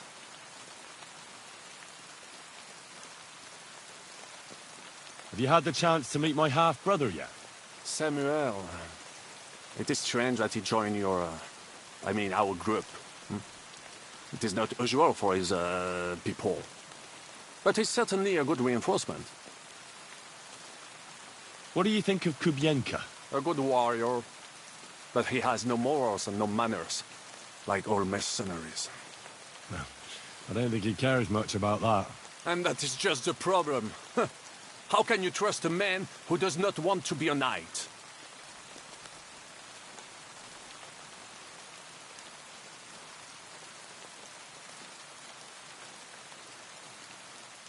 About this merry band of ours.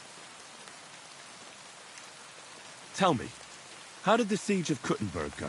Ah, mon ami, poorly, poorly. But what could I do?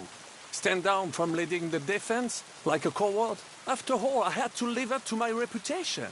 And at the time, it did not look hopeless at all. I thought it would be enough to stall Sigismund for a while before the Allied army arrived. And that would not have been so difficult.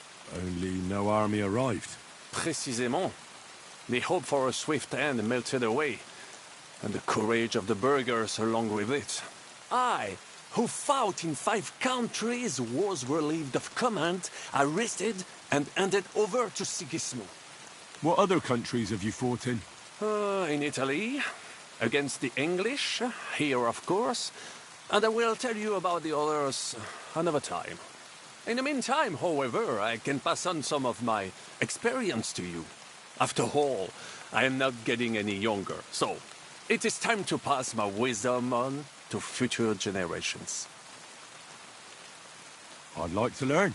It will take some time, and a few groschen, mon ami. Acquiring my art came at great cost, so I cannot pass it on for free, especially now when I have been injustly stripped of my possessions, and I must rely only on my sharp wits. Ainsi, Valdester, what would you like to hear?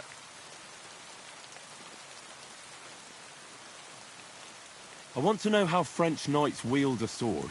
Eh bien, you, les Bohemians, you fight like lions, just like the Germans. It's all brute force and frenzied roaring. The French chevaliers are like stags, agile and majestic, but nonetheless effective for all that. They move with the grace and elegance of leaping dolphins, while their swords are as lethal as a shark jaws. I will tell you about dolphin and shark some other time. Now, I will show you some moves so that you do not cut such a pitiful figure in combat. Allons-y, mon ami. Let us not waste any time.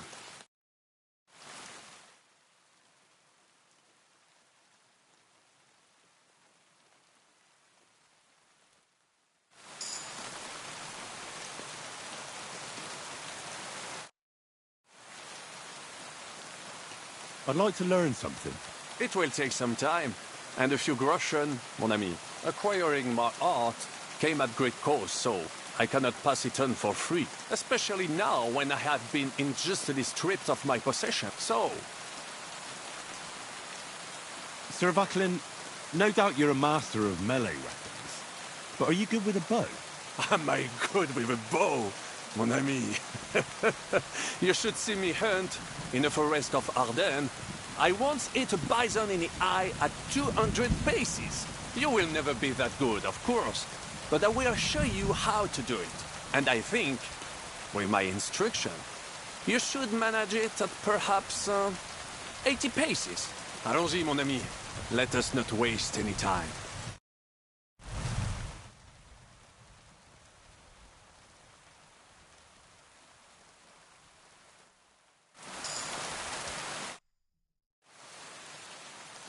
I'd like to learn something. It will take some time, and a few groschen, mon ami. Acquiring my art came at great cost, so I cannot pass it on for free. Especially now when I have... What would you like... When we were fleeing Malashoth, your skill in the saddle was plain to see. Bien sûr. You cannot travel across half the world and not know how to ride. My word. Is there anything you can't do? I cannot say, but I must admit that I sometimes surprise even myself with my knowledge. On my travels, I learned that great men can do many things, but the greatest can teach others too. So pay attention. I will show you a few tricks I learned in the saddle. Allons-y, mon ami. Let us not waste any time.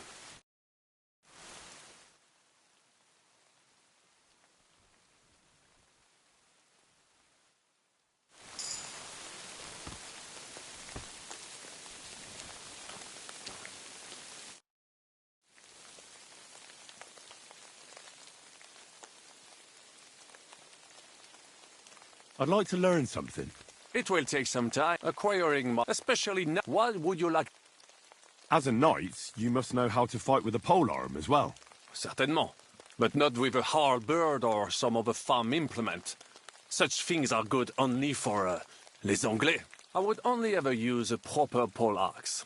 6 feet long, with a blade topped with a spike, for piercing heavy armor. Only such a polearm is worthy of a knight. And I shall demonstrate why. Allons-y, mon ami. Let us not waste any time.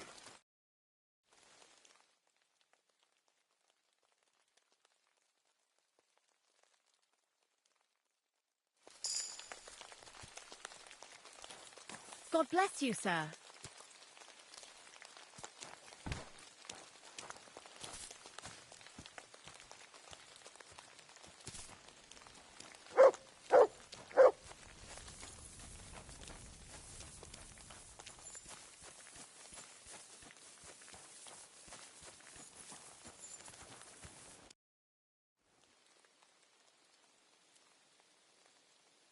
Why do they call you the Dry Devil, anyway? Why do they call you fuckhead? But they don't call... Oh. All right, I was only joking.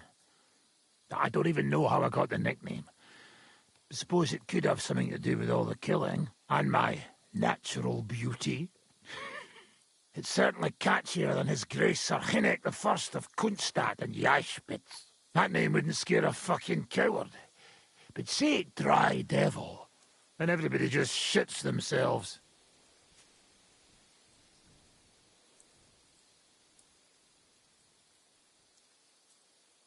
How do you know Kubyanka? He saved my arse back at Neuhaus. We only made it out thanks to him. I thought we were fucked. But then Kubyanka appeared, dragging a ladder, asking how much we would pay for it. What did he get for it? The first thing he got was a good fucking beating, because we thought he'd been dead for 2 days.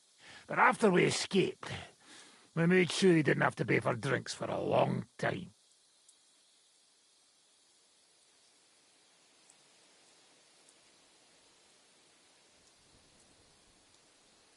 How long have you known Zizka?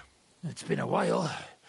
He served with me during the Moravian-Margrave Wars. So you were his commander, sir? That's water under the bridge now. I'm just an old wanted robber baron whose neck you and Zizka just saved. I don't give a shit about the sirs anymore, you see? Ah, all right then. What can you tell me about Zizka? Well, based on what you two have been through, I'd say you should know him pretty well by now. When everything is fucked, the people around you are dying and you're fighting for your very life, only then can you really learn what a person is like.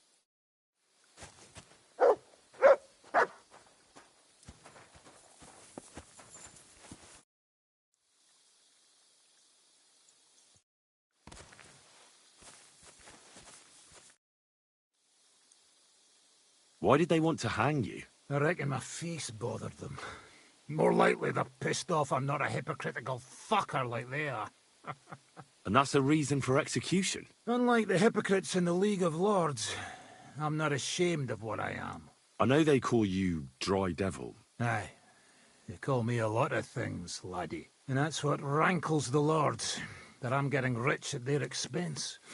And that's some fucking fat loot they stole from the king. So you're on the king's side? I'm on the side of whoever pays me, lad. And I'll tell you one thing. I've never gone back on my word. My noble word is my oath.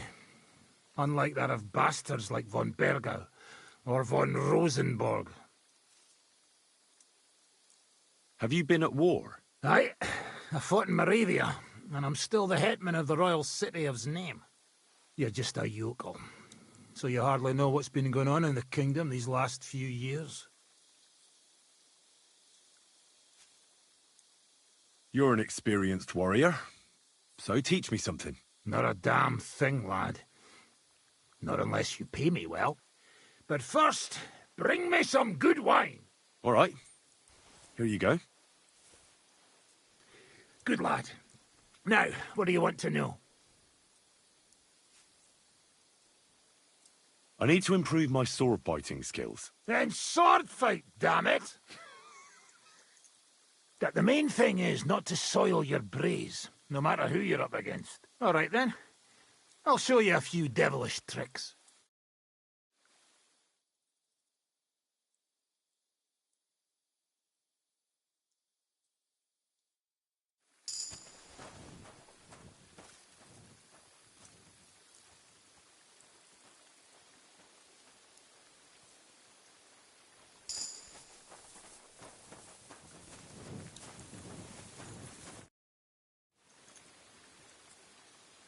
I'd like to learn from a master.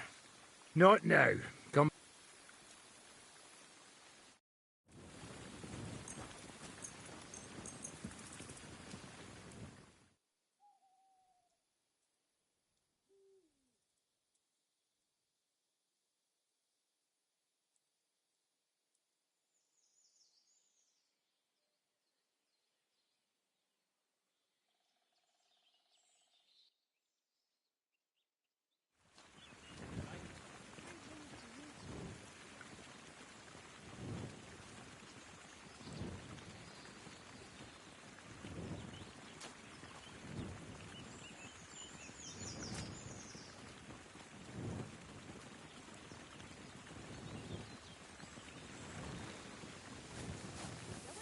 my respects. We'll never get anywhere You like have a this. kind, Master. Niech to szlak. Czemu wszędzie nie gada się tak samo?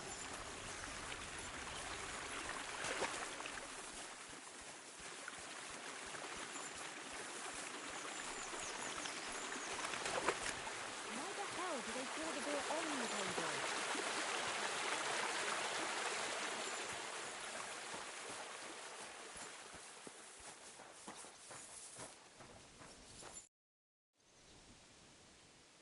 I'd like to learn from a master. Where's that wine? Nor should I write it down in your diary so you'll remember it? Again? Always! All right. Here you go. Good lad. Now, what do you want to know? I want to see what you can do with a mace. Ha ha! Good choice. It's better than a sword when you're up close. All right then. I'll show you a few devilish tricks.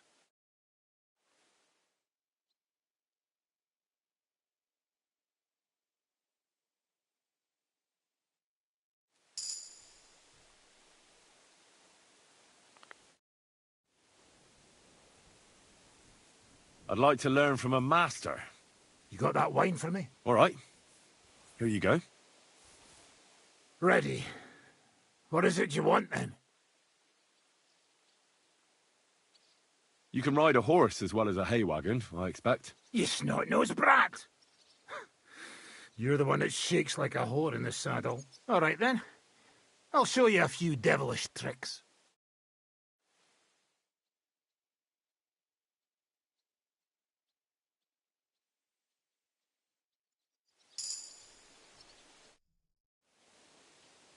I'd like to learn from a master.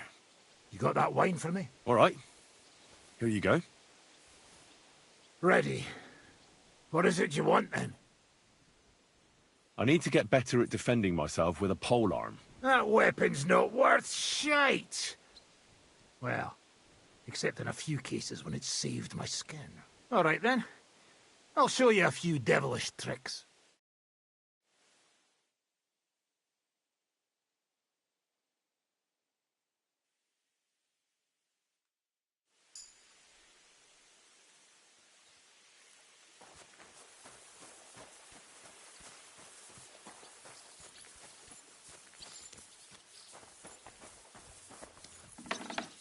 Good doggy.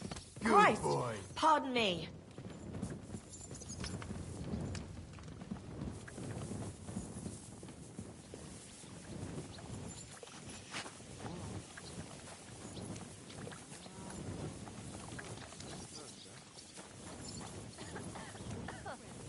I'm cold.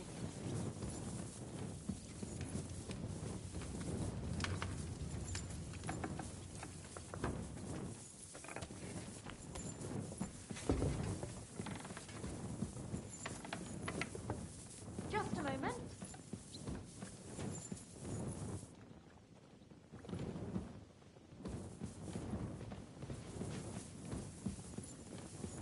Henry!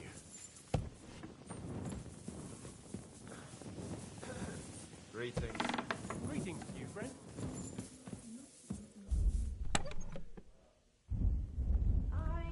Coming right up.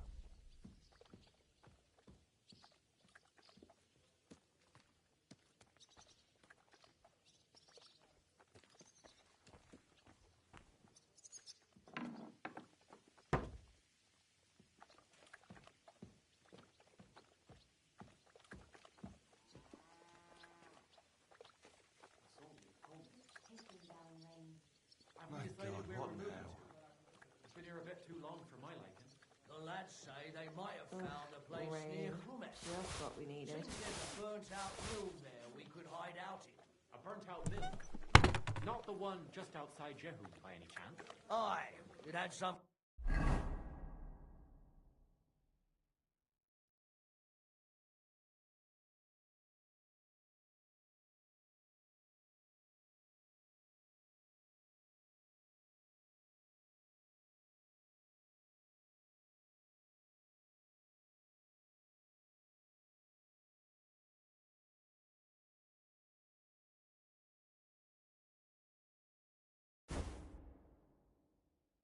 kind of funny name.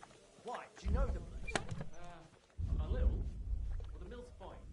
But how about we move to the road towards Boleslav? That's not a bad idea. But borrow it.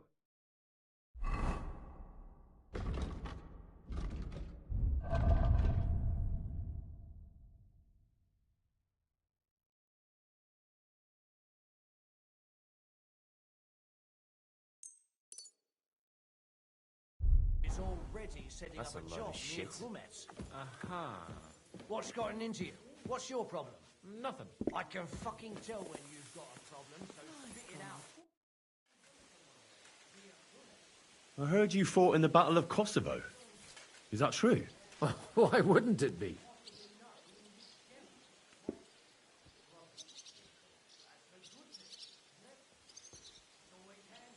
I heard it was a horrible massacre, and there were no survivors. Horseshit, lad. That's just horseshit. It was a massacre. Aye. A terrible slaughter. But the other side lost many men as well. So how did it happen? Tell me. I don't think I can quite imagine such a massive battle. How many soldiers were there? Countless, lad. I'd never seen so many take the field. At least 10,000 men on our side. And Sultan Murad must have had at least twice as many with him. God bless, and with you. So how did the battle go? Lord forgive me, but it went to shit. Could you be more specific? Specific? Well, I only know what people said after the battle. When you're in the midst of it, you don't see what's happening around you. Which was? Well, it's hard to describe. Attacks are followed by retreats, and between that, only fatigue and dust. So what happened? When the battle began, the Serbian cavalry crushed the Turkish left flank. It looked good for us, but alas, that was just the beginning. Soon, we got ours too. We fought valiantly, but they pushed us back, and in the meantime, they hit our center. The Sultan's Janissaries attacked us there. Damn devils, and raised all hell. Rivers of blood soaked the ground. How could you survive something like that? You can't give up, and death isn't an option. But then a rumor spread that Prince Lazar had fallen, and everything began to crumble. But he was a tough old warrior of the Nemanjic royal blood. He wouldn't give up just like that. With an arrow in his eye, he climbed his horse and rode straight for the Sultan. Well, that's how he saved us. The battle then lasted until evening. But no one had the strength to force the enemy to retreat. And where did you fight? In the saddle. I'm a nobleman, after all. But I lost 3 horses under me. So in the end, I also fought on foot. Most of us mercenaries were on the left flank, under the command of Vlatko Vukovic. But he soon got wounded, and the men began to flee. I mean, if it wasn't for Nicholas Gabriel, we wouldn't be talking here today. And who was that? The commander of our company. A born warrior, and a good friend. In fact, Zizka reminds me of him a bit sometimes.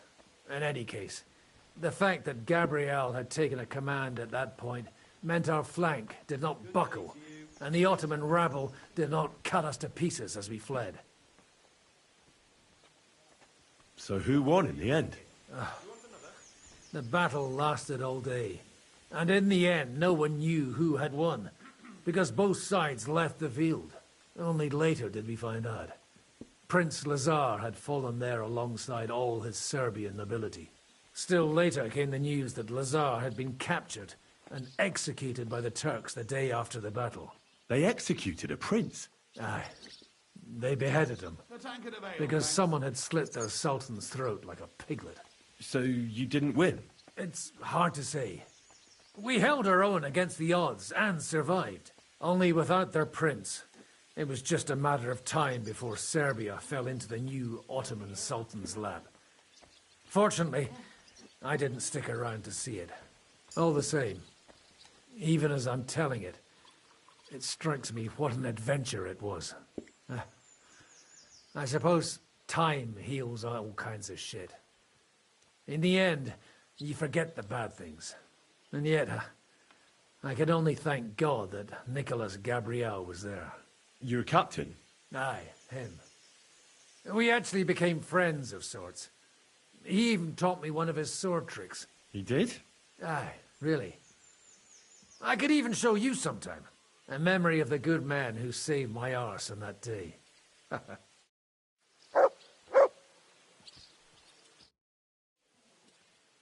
Please show me that swordsmanship technique of yours. Well, why not? I'd be happy to show it to you. But whether you understand it is up to you. Oh, at any rate, you need to be quick and thorough. Because for once, you aren't attacking the head directly, but rather the opponent's sword. When you knock it aside, you open up space for a deadly blow. Now come and try it a few times.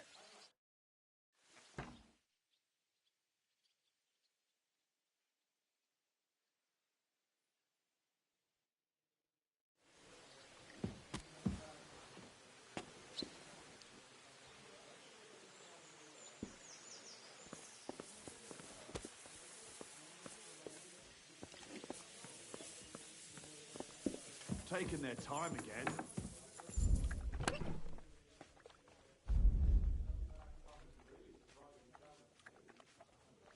Have we decided where we're moving to? Been here a bit too long for my liking. The lads say they...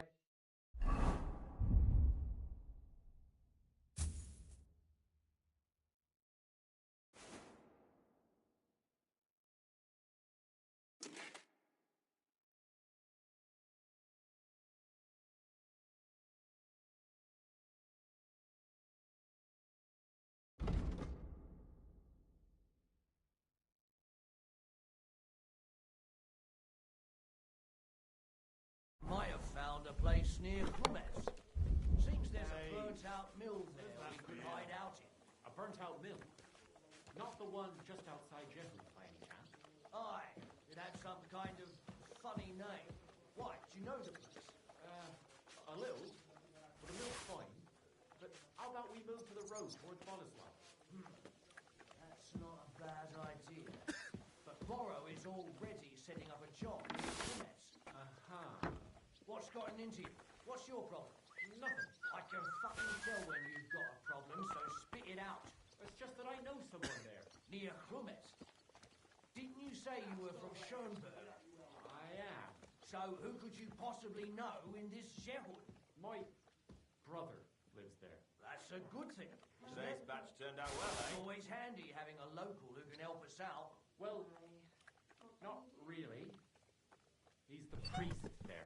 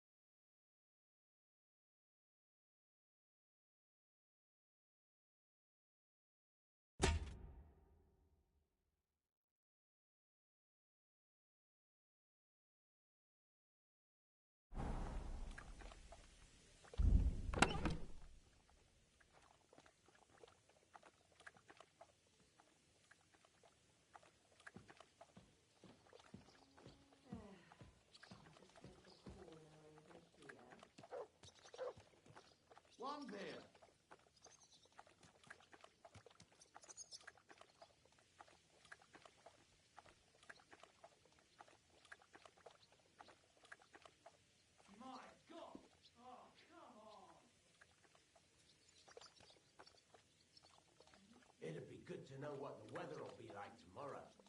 If it's going to rain, there's no point going anywhere. Nobody knows that, except old Weathercock. Who? He used to travel with us. The fella had a real gift. He knew exactly what the weather would be like. I've heard say some farmers can tell by the clouds. Fuck the clouds.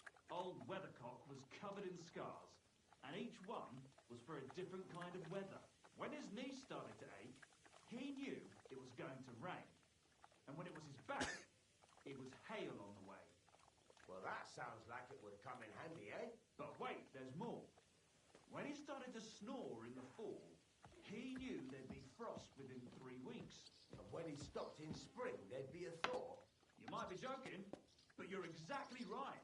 What's more, when his shoulders started acting up in the summer, it meant 5 days of drought. That's bloody good. So what happened to this Weathercock fella? Well, he went out for a piss one night, fell into a mill run and drowned.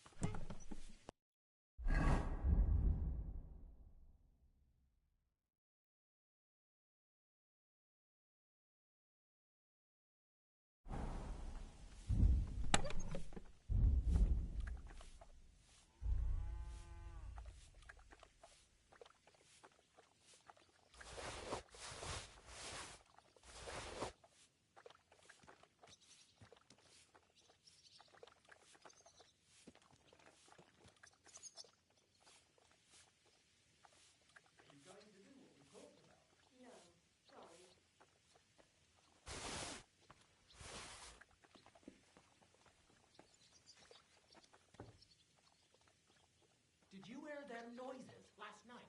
No? I was asleep. What noises? A kind of booming. A bit like thunder. And then it sounded like someone was laughing. Somewhere down below. Down below? What do you mean? You know, like under the ground.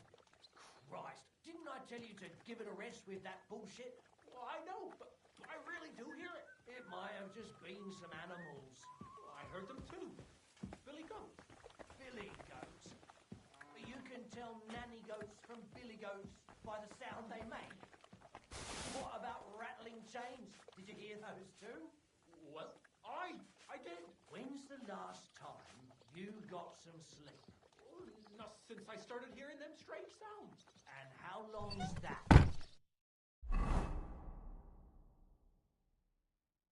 Since we was at the fair. Bitch on. Exactly. That's where you heard that mad preach going on about the flames of hell and whatnot. So do me a favour. Get drunk, get some sleep, and for Christ's sake, give it a fucking rest with that nonsense already.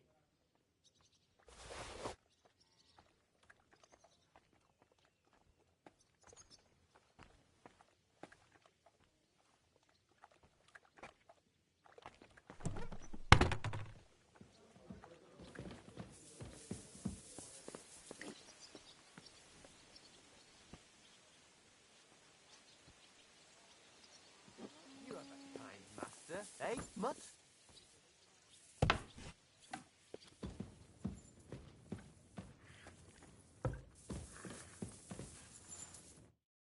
Henry! You have no idea how glad I am to see you alive and all in one piece. I was really worried about you. I prayed to Our Lady the Protector to watch over you in Kuttenberg. It's good she heard my pleas. Thanks for putting in a good word. It definitely came in handy, because it wasn't nice at all. Lots of violence and death, countless foes. We could have easily kicked the bucket any moment. God damn! What happened there?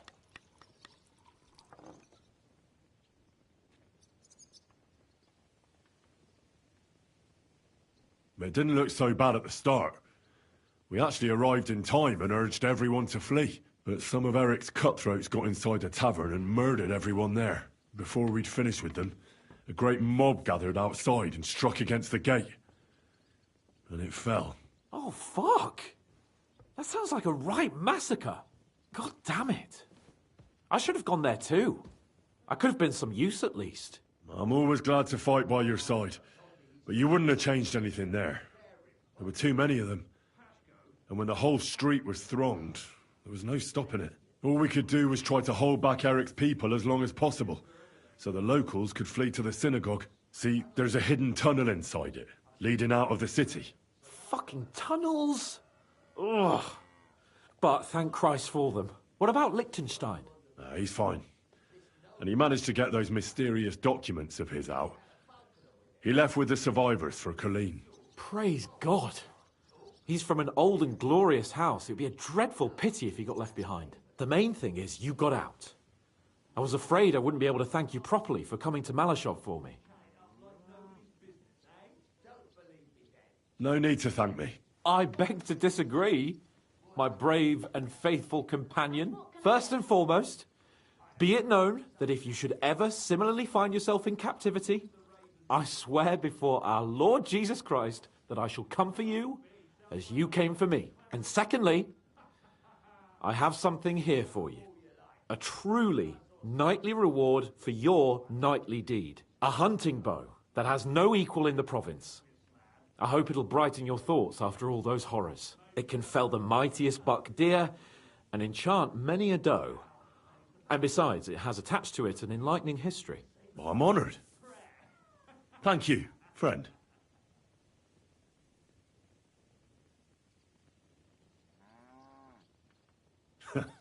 Please enlighten me, O noble sir. According to legend, this bow belonged by right to Margrave Jobst of Moravia, who, however, was not worthy of it. And so, fate decreed that it fell into the hands of a proper knight. What are you saying? When I found out that Jobst would gladly leave me locked up, it got my blood up. So, to pay him back, I relieved him of the bow in Raborsch, and it was immediately clear to me that that bow should go to none other than you.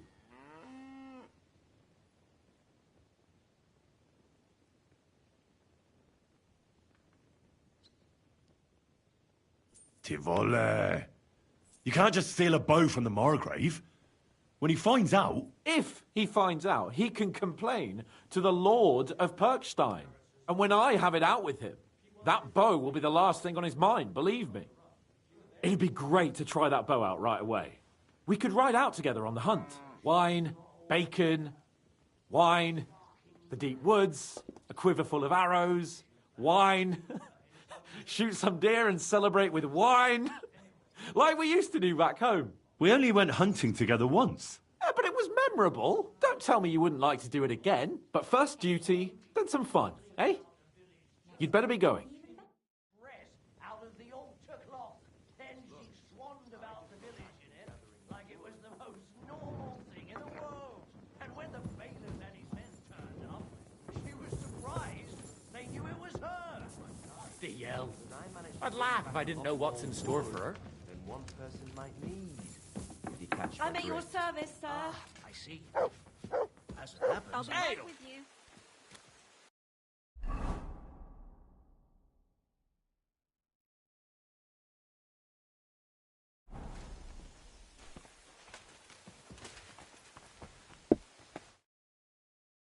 Hope the ponds don't overflow.